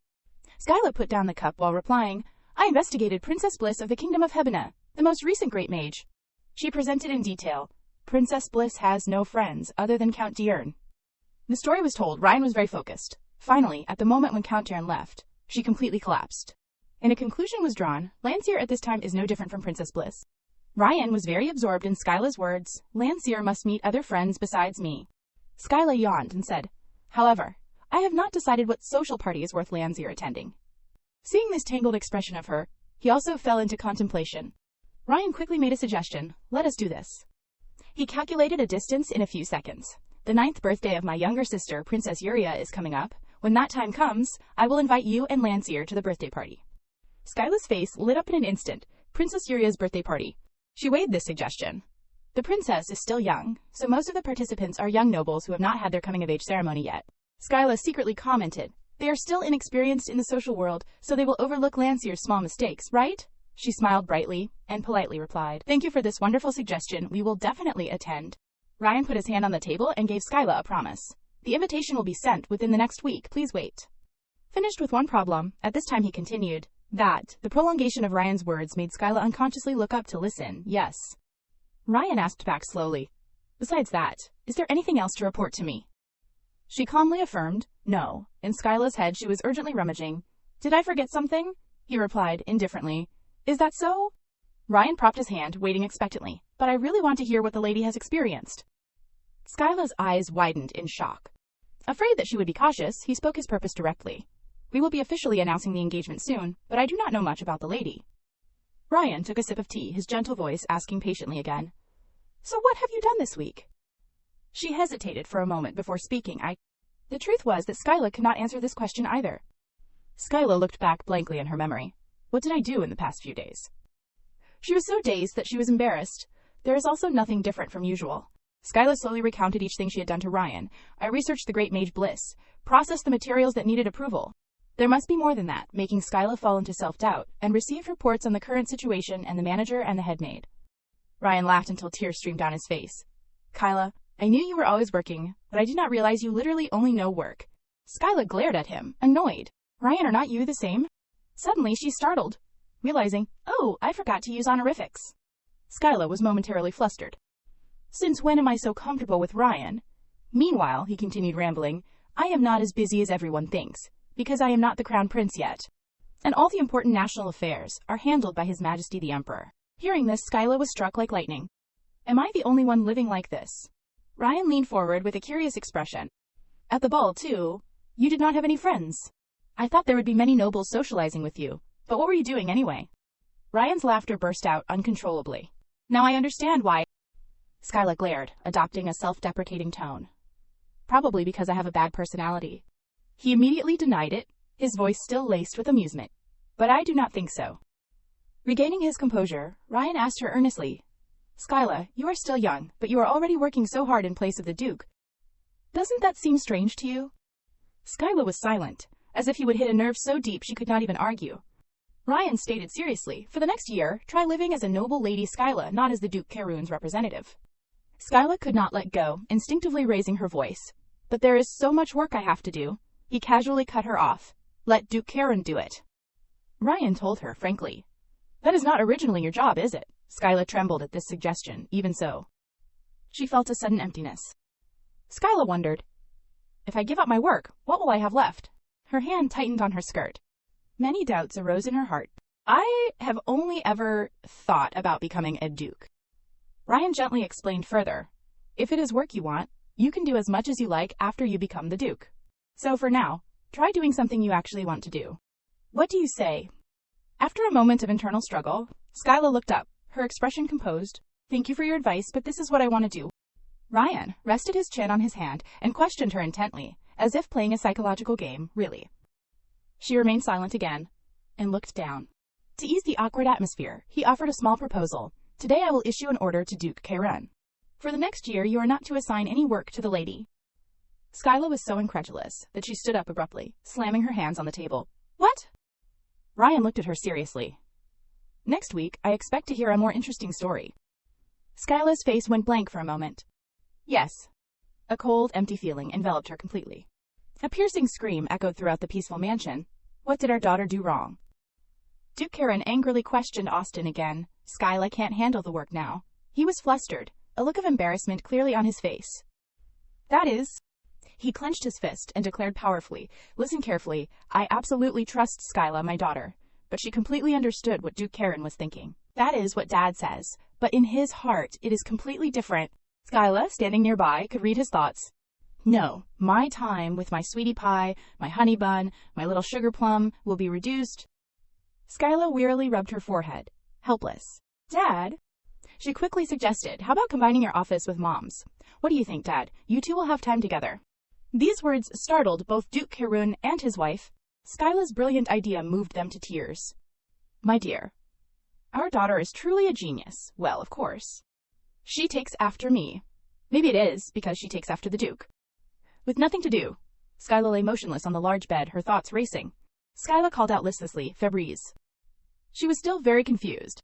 What does living as a noble lady Skyla even mean? Hearing this, Febreze's eyes sparkled. Does the lady need my advice? She pointed towards the window and encouraged, if you are feeling bored, how about going outside? But Skyla immediately rejected this idea. I am tired of walking around the garden. Febreze racked her brains for ideas. Then, how about going to the market?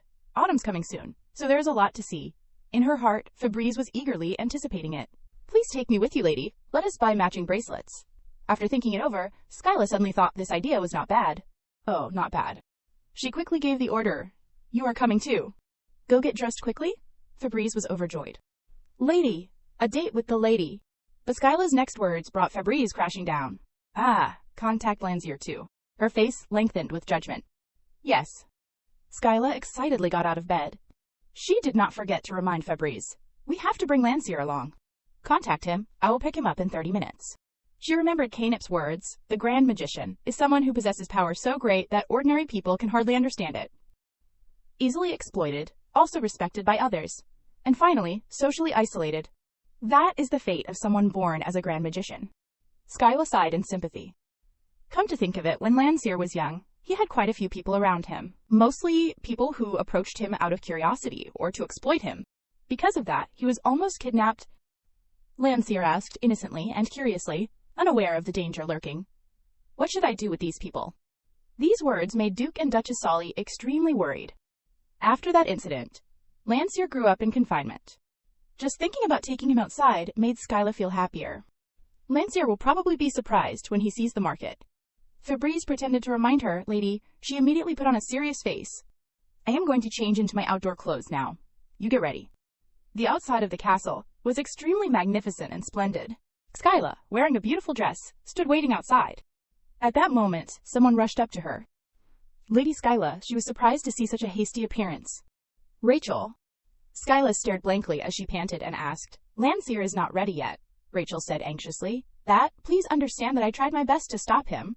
Skyla was unconsciously confused by Rachel's incoherent words. Suddenly, a shout echoed from above, Skyla. She looked up with a confused expression. Why is he up there? The owner of that voice was none other than Landseer, dressed flamboyantly as if going to a party. Skyla's mouth dropped open, not knowing what was happening. Landseer suddenly landed in front of her. Skyla awkwardly looked at the person in front of her. You are planning to go to the market like that? Landseer tilted his head innocently and asked back. Why? Skyla really could not handle this. She helplessly rubbed her forehead. What should I do with him? Rachel hurriedly explained for him. Master Landseer said he had to dress really cool to go on a date with the lady. Fabrice secretly criticized in her mind. So over the top, really. Skyla said sternly, Landseer, take it off. Being suddenly asked to do that made him flustered and blushed. Suddenly, right here. She crossed her arms and explained to Landseer, you can't go to the market with such flashy clothes.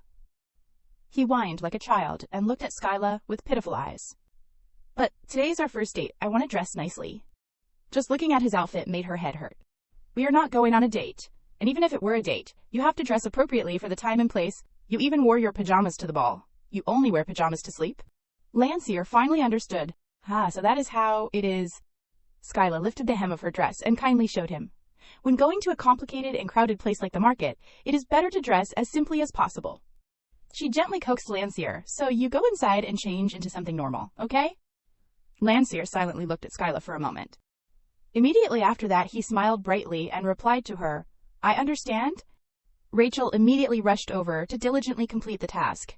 I will choose this time. Suddenly, Skyla overheard Tsef's compliment. Today, the lady gave such a clever persuasion. This next thought made her stiffen, but usually she just urges young Master Landseer on. Skyla was momentarily confused. Have I been treating Landseer too harshly? Fabrice approached and announced. I will wait inside the carriage, but Skyla was currently immersed in a sea of memories. What was I like before? Clearly I would explain that something was wrong, but Landseer could not understand it right away. Then I gradually got caught up in work, and sent him away. Skyla quietly retreated into a corner of the dark carriage compartment. In fact, she knew that if she explained it little by little, Landseer could still understand. Skyla recalled the past and could not help but blame herself. Because of the work of a Duke's representative, at some point, I no longer had any free time. That is why I was often angry and rushed Landseer. Only now did Skyla understand Ryan. His Highness the Crown Prince is right. Suddenly, Landseer knocked on the door, pulling her back to reality. Skyla, I have changed. He had now changed into super simple clothes. Landseer excitedly asked her, is this okay now? Skyla smiled and gave him a thumbs up. Very good. That smile made Landseer unconsciously blush shyly. Skyla gently extended her hand. Her eyes affectionately looked at the person in front of her. Let us go, before it is too late, Landseer. He happily stepped into the carriage. As soon as they were settled, the carriage rolled away in the warm sunlight. They quickly arrived at the market, where the crowds bustled. There were no luxury items here, but the atmosphere was still extraordinarily lively. This was also the first time Landseer had his eyes opened. He excitedly pointed for Skyla to see. There are so many people. Seeing Lansier's appearance, she could not help but exclaim, "Cute." Skyla tilted her head slightly. "You two go separately, Febreze, Tisef." Febreze was a little confused, but immediately agreed. Yes. Even so, Febreze was very worried. "If the lady is in danger, then I..." Skyla looked at Lancier and casually asked back, "Danger. Me." The two slowly strolled around the market. A fruit vendor enthusiastically invited, "Please take a look at these fresh apples. You can try a piece, I won't charge you." Skyla carefully observed her surroundings. Even she did not expect it. It is true, the clothing styles of ordinary people have changed. Now we do not need those heavy dresses anymore. Suddenly, Lancier curiously pointed in one direction. "What is this place, Skyla?" She gently explained. "The market, a place where things are sold." He innocently asked her, "If you want to buy something, do not you just tell the servants?" Skyla whispered in Lancier's ear, "Only nobles do that." In her heart, she was worried. If this goes on, everyone will know we are nobles. Lancier was curious, like a 5-year-old. "Then, what do I have to do to buy things here?" Skyla was surprised and did not know where to begin explaining. She stared directly at Lancier. "Are you seriously asking that?" He blushed a little, his face slightly red. "Sorry. Because no one told me." Skyla gently took his hand. "I will tell you." A wave of warmth surged in Lancier's heart, and the corners of his lips formed a bright smile. Really? He was truly happier than ever. "Thank you, Skyla. Before, you were always busy, so even if I asked, you would not answer." Skyla secretly blamed herself. "So I was so cold." She leaned over and rummaged in her dress. "What you want to buy?" Lancier quickly replied. "What you like." Skyla clicked her tongue and repeated, "No, I mean what you want to buy." He answered without hesitation. Then, "Nothing. I only need Skyla." Suddenly being flirted with made Skyla pretend to cough a few times. Skyla quickly changed the subject. "I am not for sale." Lancier asked innocently, as if he did not understand anything. "You are my friend, not a thing." Suddenly he stopped, making her curious. "What is wrong?" Lancier pointed forward and asked curiously, "Skyla, what is that?" Looking at the red fruits, she quickly answered his question. "Those are apples." Lancier blankly stared at it for a long time, making Skyla very confused. After a moment of hesitation, he turned around and argued, "Apples are white, Skyla." She was completely bewildered by this strange answer.